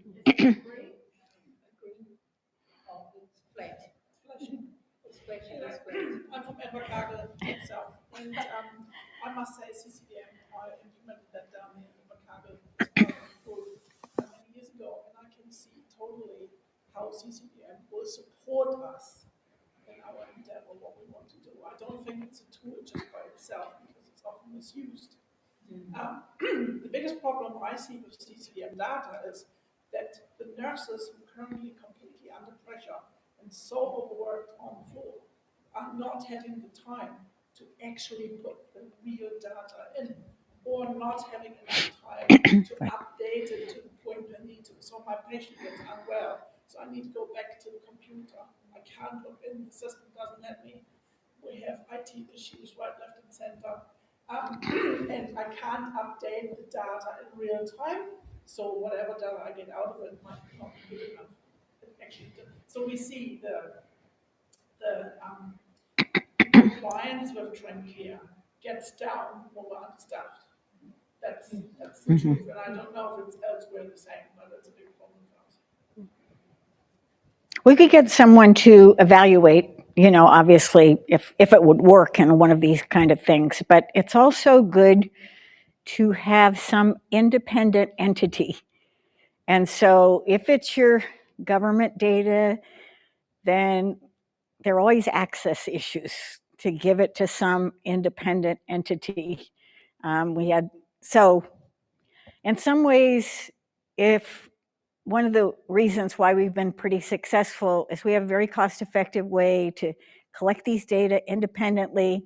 They're reliable and valid and very predictive when you add them up. And so you don't have to negotiate with the government about data. You don't have to have the permission of the hospitals. All the research we do without permission of hospitals. Because a lot of you know about the response rate, et cetera. Well, in this kind of research, the response rate is not all that important as long as you have enough nurses reporting for one organization. That's all you need, but you need every hospital because you don't want hospitals to be able to opt out. And the hospitals that tend to opt out are the ones that are not well staffed. So you want to have 100% of your hospitals in. So if you go directly to the nurses and have them report on how many patients they had without even bothering with the hospitals or their human subjects committee or anything like that, then you get 100% of the hospitals. And then you link it with the patient data, which generally you have for most hospitals. I mean, some hospitals are rural and they have a small number of patients, and this procedure doesn't work with tiny little hospitals, but works with hospitals, all hospitals, 100 beds or more. Yes. I'm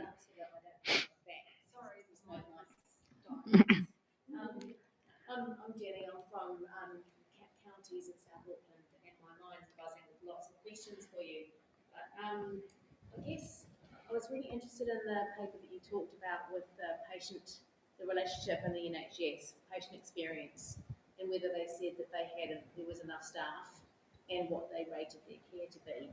And I'm wondering whether, in your experience of all of the research that you've been involved in and seen, whether there are papers that talk about the quality of the care that's provided by the number of hours that's provided, and whether that is actually, because you can have a lot of nurses, but the care can be crap. So how do we know that the care is timely, thorough, the nurses manage to get their work done, they feel like that's the case, but the patients say that they felt cared about and for. So it's maybe it's not a data set which exists, but I actually think the fundamental care needs of patients, we don't talk enough about that, and we don't measure it well enough. But I'm wondering whether you've seen papers or anyone who's done that well, because I think there's a real need for us to be able to do that, particularly now when we're in a climate in New Zealand which is very focused on the cost of nursing, not the value. Yeah. Well, we're very focused on value in the US too, and I can tell you that nurses are more valuable than anything else in hospitals, which we can show. I mean, they're associated with every single outcome that hospitals are paid on in our value-based purchasing. This relationship between nursing, the number of nurses, and the quality of the work environment. I mean, if you can measure both of them, I mean, they're both important. Some people showed some other of our research that shows that staffing has a bigger effect in hospitals that have good work environments than it does in hospitals that don't have a good effect. Well, those things we study together. So in these studies where we say, how many patients did you take care of?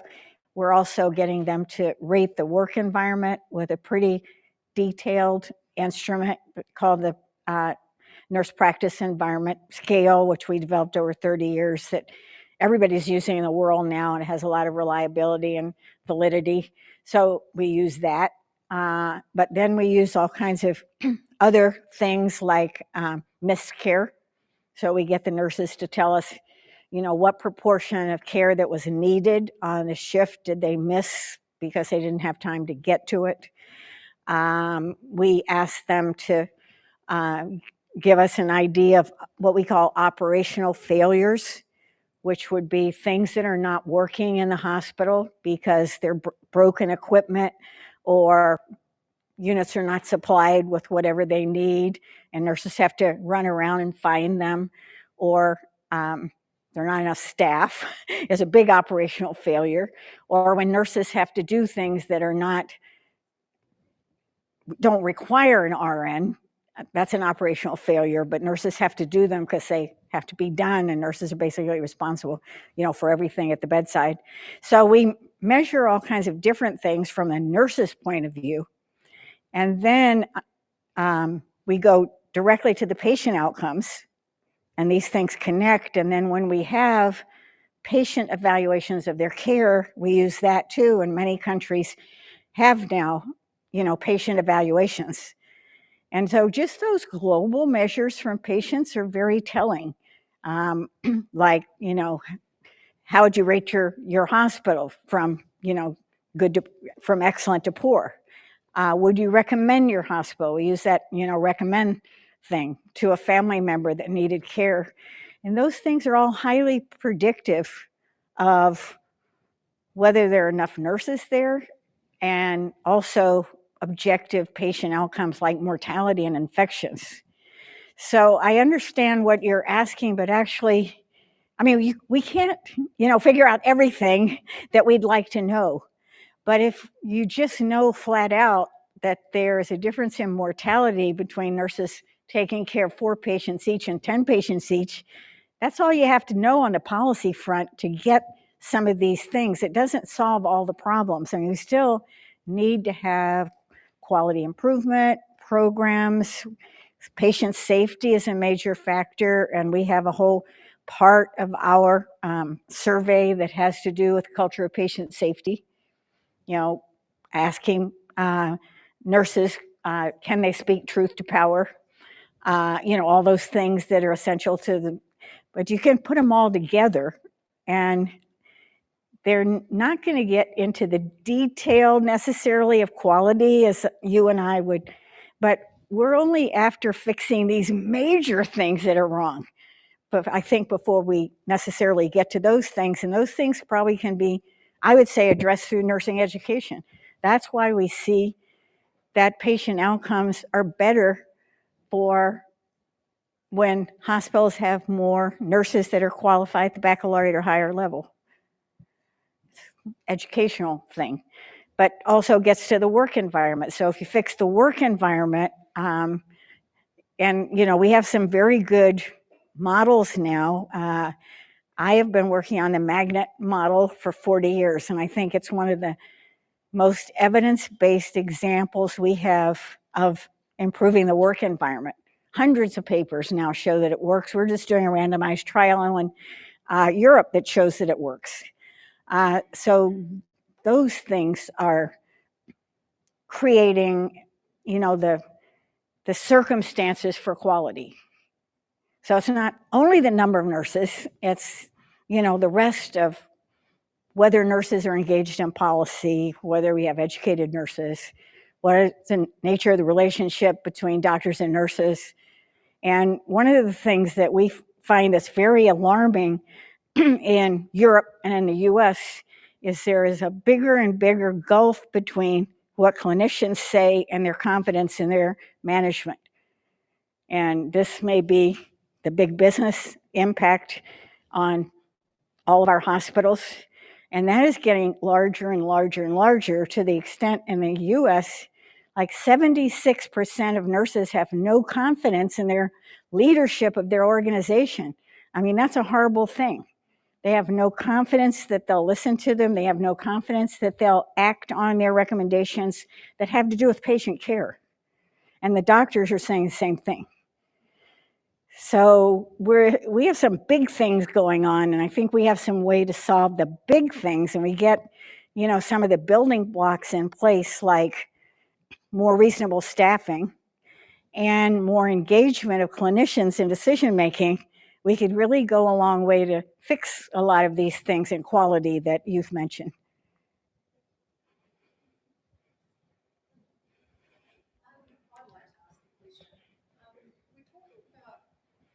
Research informing policy and having policy outcomes. But I'd just like to make the observation, during COVID here in New Zealand, legislation that directly impacted on how nurses worked, how much time they would take off if they got COVID, and when they returned to work was literally rewritten overnight.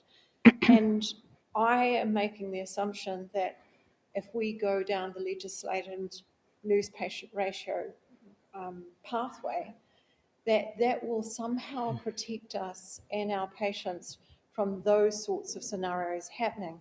Have you got any comment about how we can actually make sure that successive governments don't change that legislation, so we will maintain our protection of ourselves, our ability to practice, and our patients?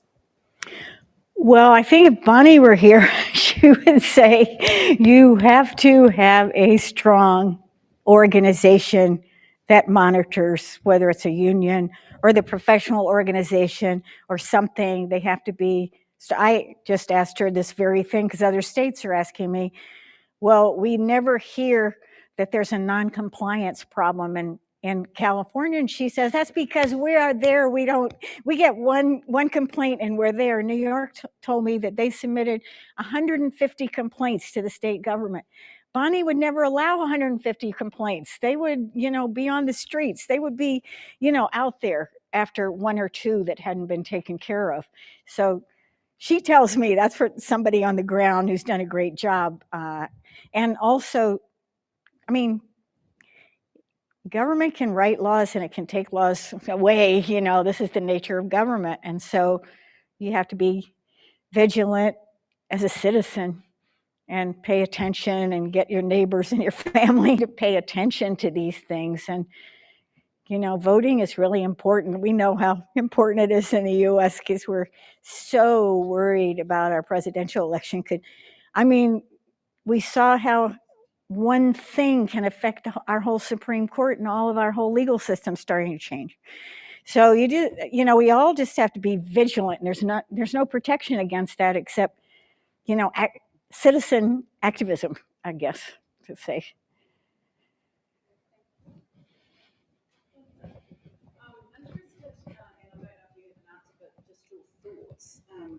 So the nurse ratio movement obviously is predominantly at this stage got a lot of data for how we can justify it in the public health system. But with aged residential care, we've got a crisis, I would say, in our nursing numbers in the sector, how they've been allocated into a very generic document for our contracts. And obviously the same data isn't going to work for us. We can't measure length of stay because people stay with us until they die. We can't, I mean, we could, but obviously we can measure nurse turnover, we can use those, we can show those nurse sensitive data. What am I asking? How would we, how does NZNO go to the government and say we need this across the sector and justify it for aged residential care when we can't use that same data set that you say the work's already done? But has there been some work done? Like, you don't have to convince me. I know Yes. proper nurse levels do, but Yeah, aged care is very, very challenging because we don't have good data and the outcomes are different. Obviously, they're not mortality and things like that. And so our whole traditional way of collecting data, even in these expensive electronic health records, we're not really collecting important things about function and independence and living and, a whole series of things like that. We have a whole national system that is supposed to be collecting information. It's somewhat useful to be able to monitor patients, but it's a challenge. It's a very big challenge, and we don't really study nursing homes much because I think our nursing homes are totally broken and they'll never be fixed. And we have to go with some entirely different system to keep people out of them because they're so broken. We have such a profit thing going on that's all for profit, and it's just completely difficult to change. Which is, by the way, I think if we had these ratio policies, and they're also helpful in long-term care to get them because it requires them to, some teeth behind it. They have to meet it, and so that will elevate the care as it is. Otherwise, you just have no leverage at all to get enough care into long-term care in our situation. And, the profit motive, which is not just in the US, but it's creeping everywhere. I see it in the UK and other places.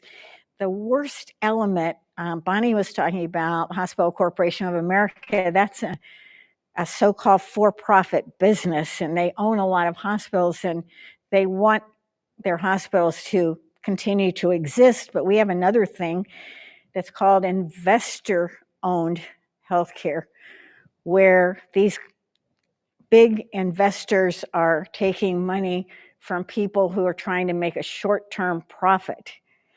And so they are the worst ever because they are basically destroying all the assets in these hospitals until they're finally bankrupt and they're sold off.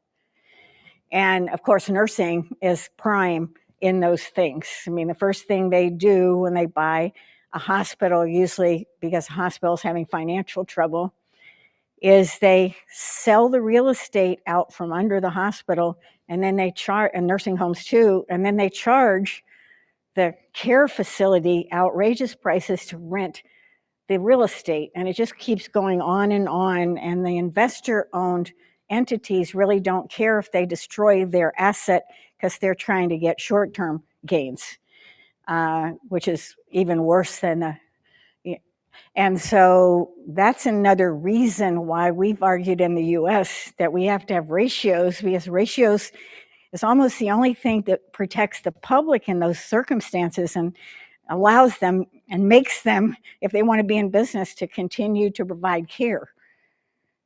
And our government has a hard time controlling these entrepreneurial things because it's a market economy, so you can't outlaw these things flat out, which you should be able to say there's no profit taking in healthcare. We can't ever do that.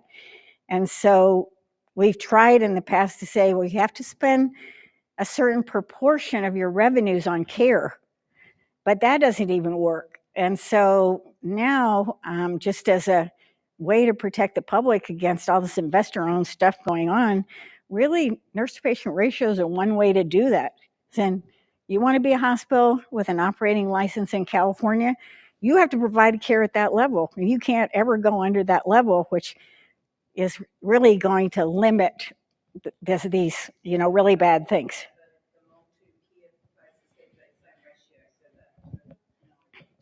We've tried to set ratios, but we can't get the politicians to set them high enough. So theoretically, we have a federal ratio in nursing homes, but it's ridiculously low, so it doesn't really affect care. Yeah. So obviously, you have to set the ratio high enough to make sense. So the ratio by itself doesn't help anything unless it's reasonable ratio. Yes. I'm from Ngāti, which is our local tribal iwi close by. But just, did you have any findings or comments about any economic impact, patient outcomes, nurse-to-patient ratios in an Indigenous operated run hospital in the US? Was there any variances or differences?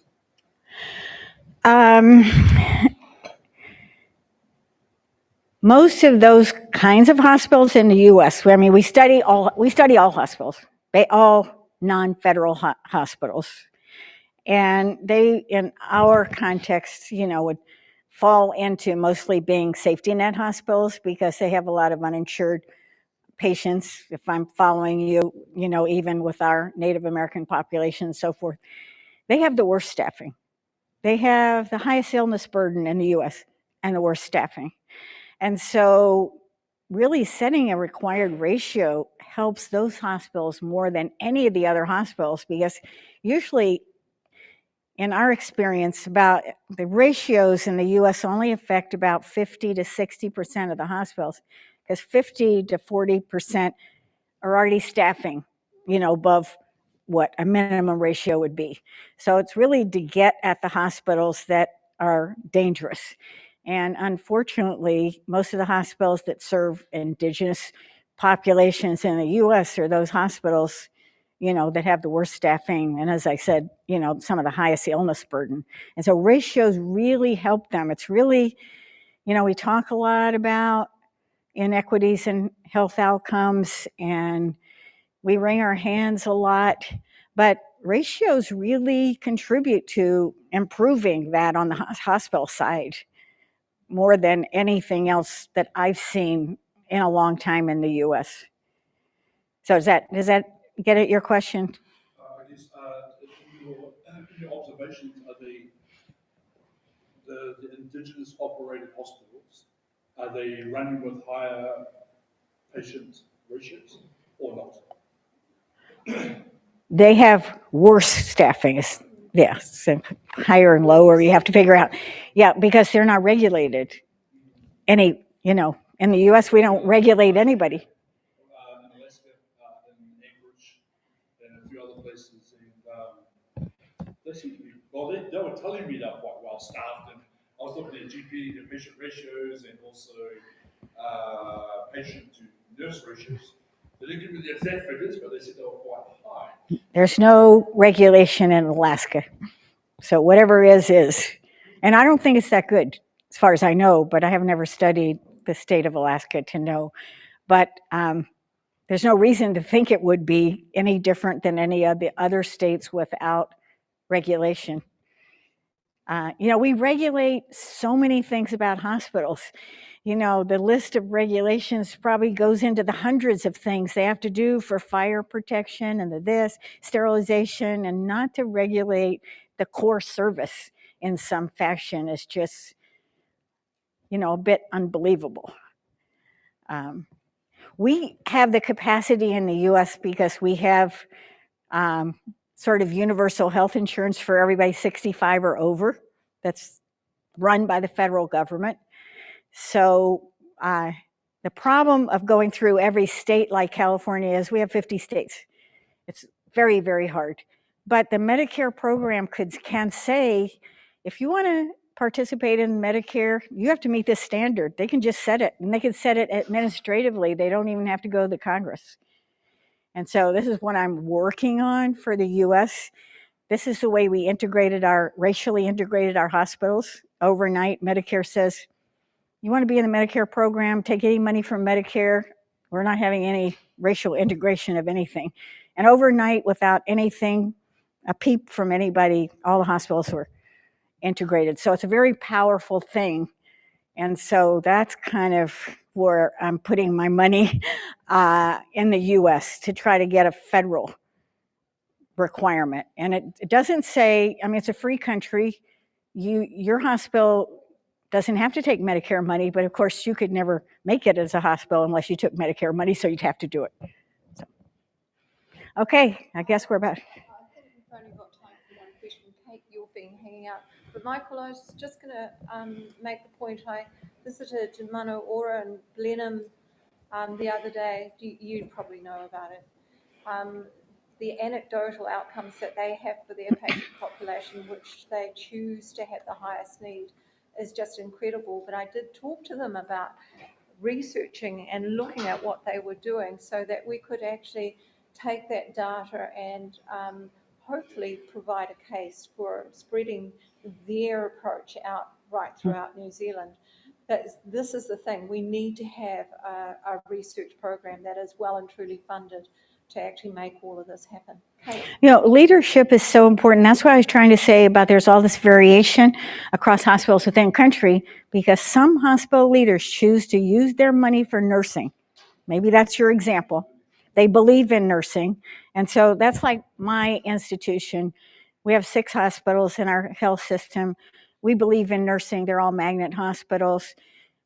So we do it, and we don't need to be regulated. We're up here, but we support regulation for, so that's not that we don't have some good hospitals. We do, and maybe in those hospitals you have some incredibly dedicated leaders and maybe some other sources of money too.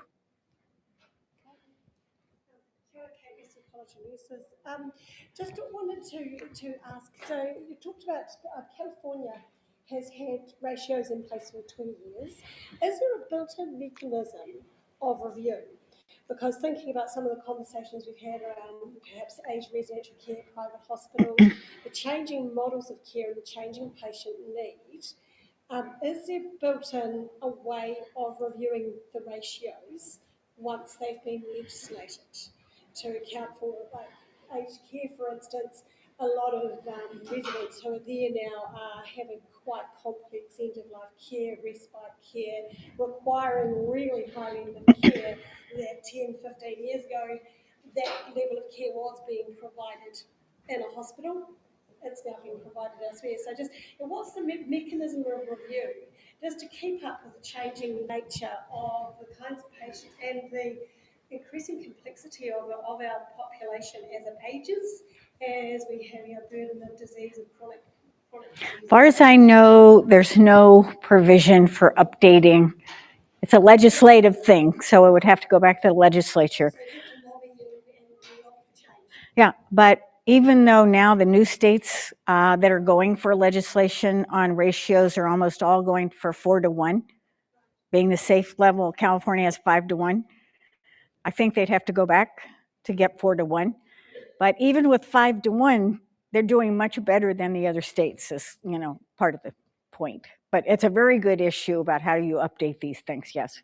This is one of the reasons why I believe CCDM as a tool is much more flexible and would allow that to actually be done on an ongoing manner as opposed to actually having to go back and change the legislation over again, which is why New Zealand is promoting legislated nurse patient ratios underpinned by CCDM. So I'm just going to call a halt there. I just want to say thank you, Linda. Thank you. For taking enough water to keep talking. I really appreciate that. Thank you. Thank you.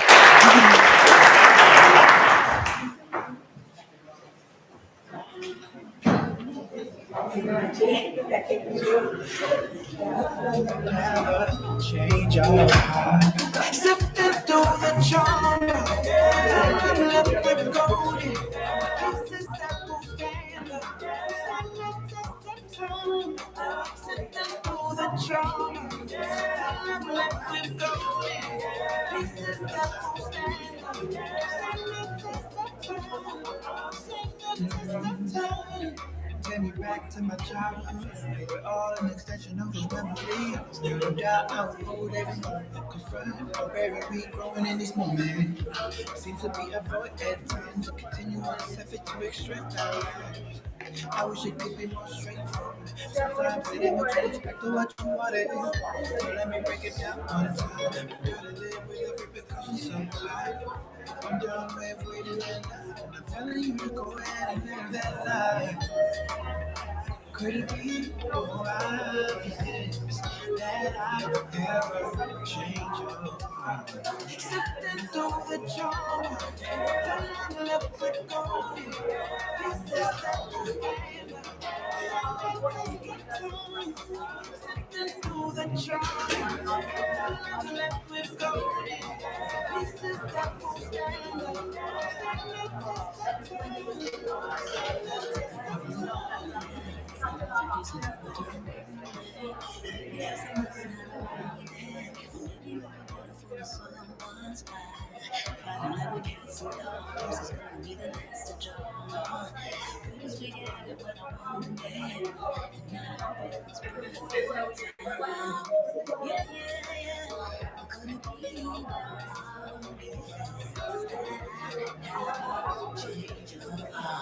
Sifting through the trauma, till I'm left with golden pieces that will stand. Sifting through the trauma, till I'm left with golden pieces that will stand. Stand the test of time. Stand the test of time.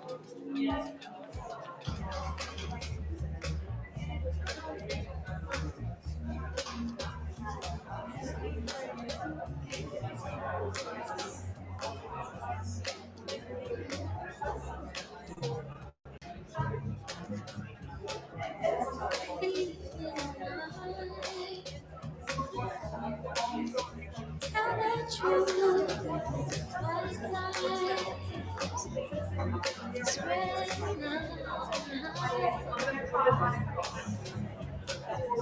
you should be ashamed. Got the chains on your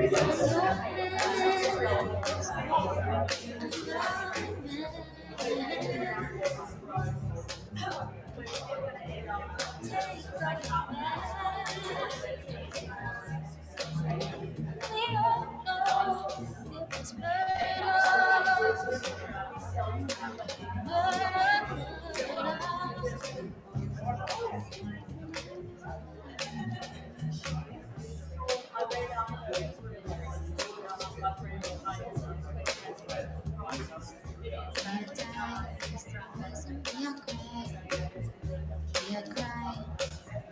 we will never show fear, even in our lives.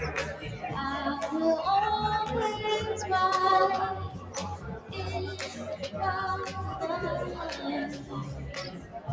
I ain't never been scared, even through my tears. I will always care in wildflowers. Even in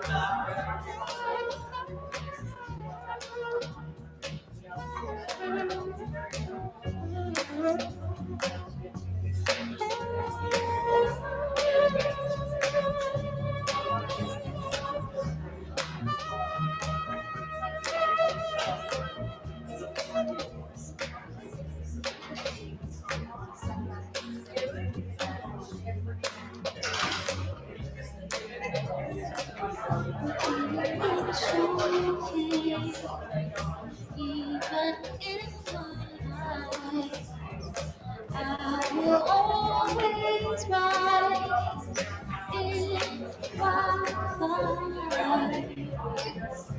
I never did scared, even through my tears.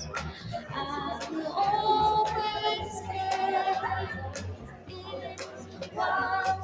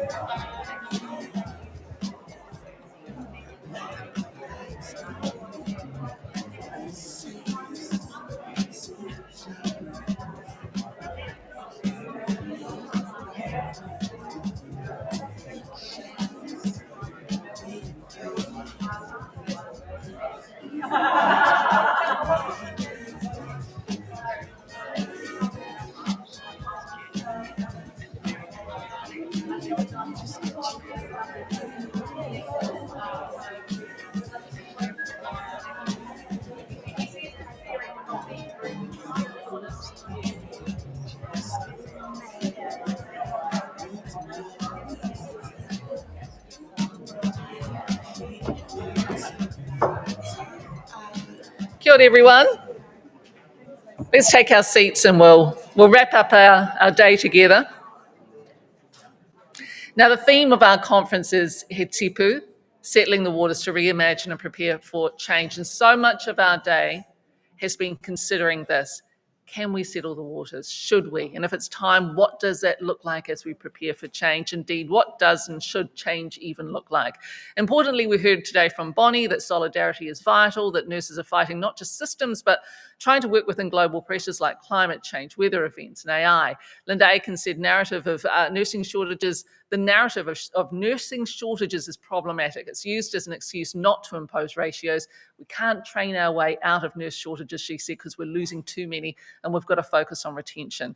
Sarah Beaman spoke to the Queensland journey, sharing that since ratios were legislated in 2016, those stats are compelling, showing how lives were being saved. Like Linda, she said the focus must be on retention as it has real cost savings, and mentioned the 50% of 100,000 FTEs spent on filling any gap.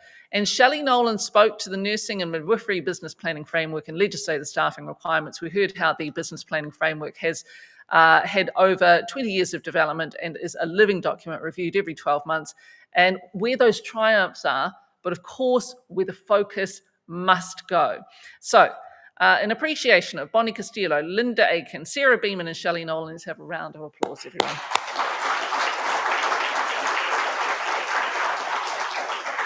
Tomorrow we have Rhonda McKelvey, Lizzie Kepa-Henry, Kiri Nuku, and we'll have those afternoon breakout sessions and a panel discussion to finish the day.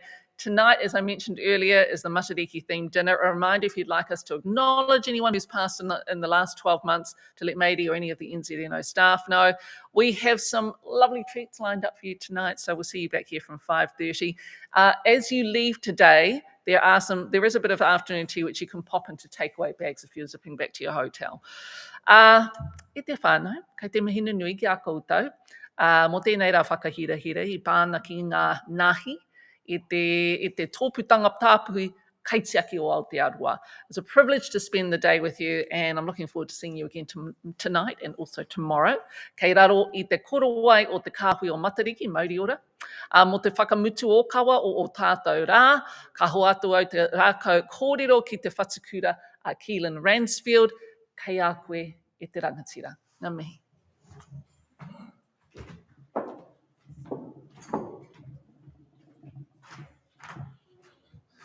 Tēnā anō tātou katoa. Please, could I have a round of applause for our MC?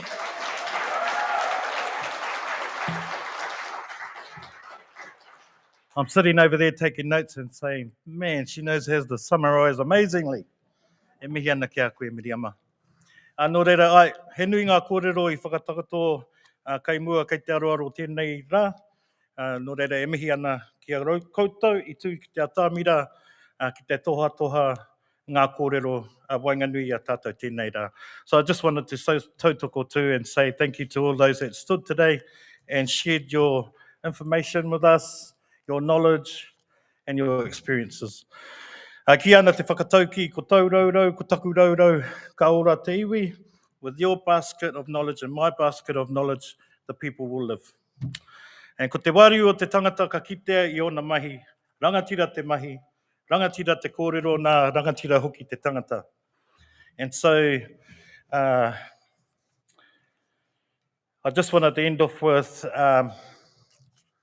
you can see the greatness of somebody when you see the mahi that they've done. It's chiefly mahi, it's honourable kōrero, and which creates the person who is a rangatira. Nō reira, tēnei te mihi atu ki a koutou katoa. Nō reira, kia ino I tātou, hei whakakōpani I tō tātou hui tēnei rā. So our final prayer for today. Kia tau ngā manaakitanga a te mea ngaro, ki runga ki tēnā o tātou. Kia māhea te hua mā kihikihi, kia toi te kupu, kia toi te mana, kia toi te ora, kia toi a tōputanga tāpuhi kaitiaki o Aotearoa New Zealand. Tūturua whiti whakamaua kia tīna. Haumi e, hui e. Tēnā tātou katoa. Hea tō tātou wai ata whakamitunga? Ka mārama.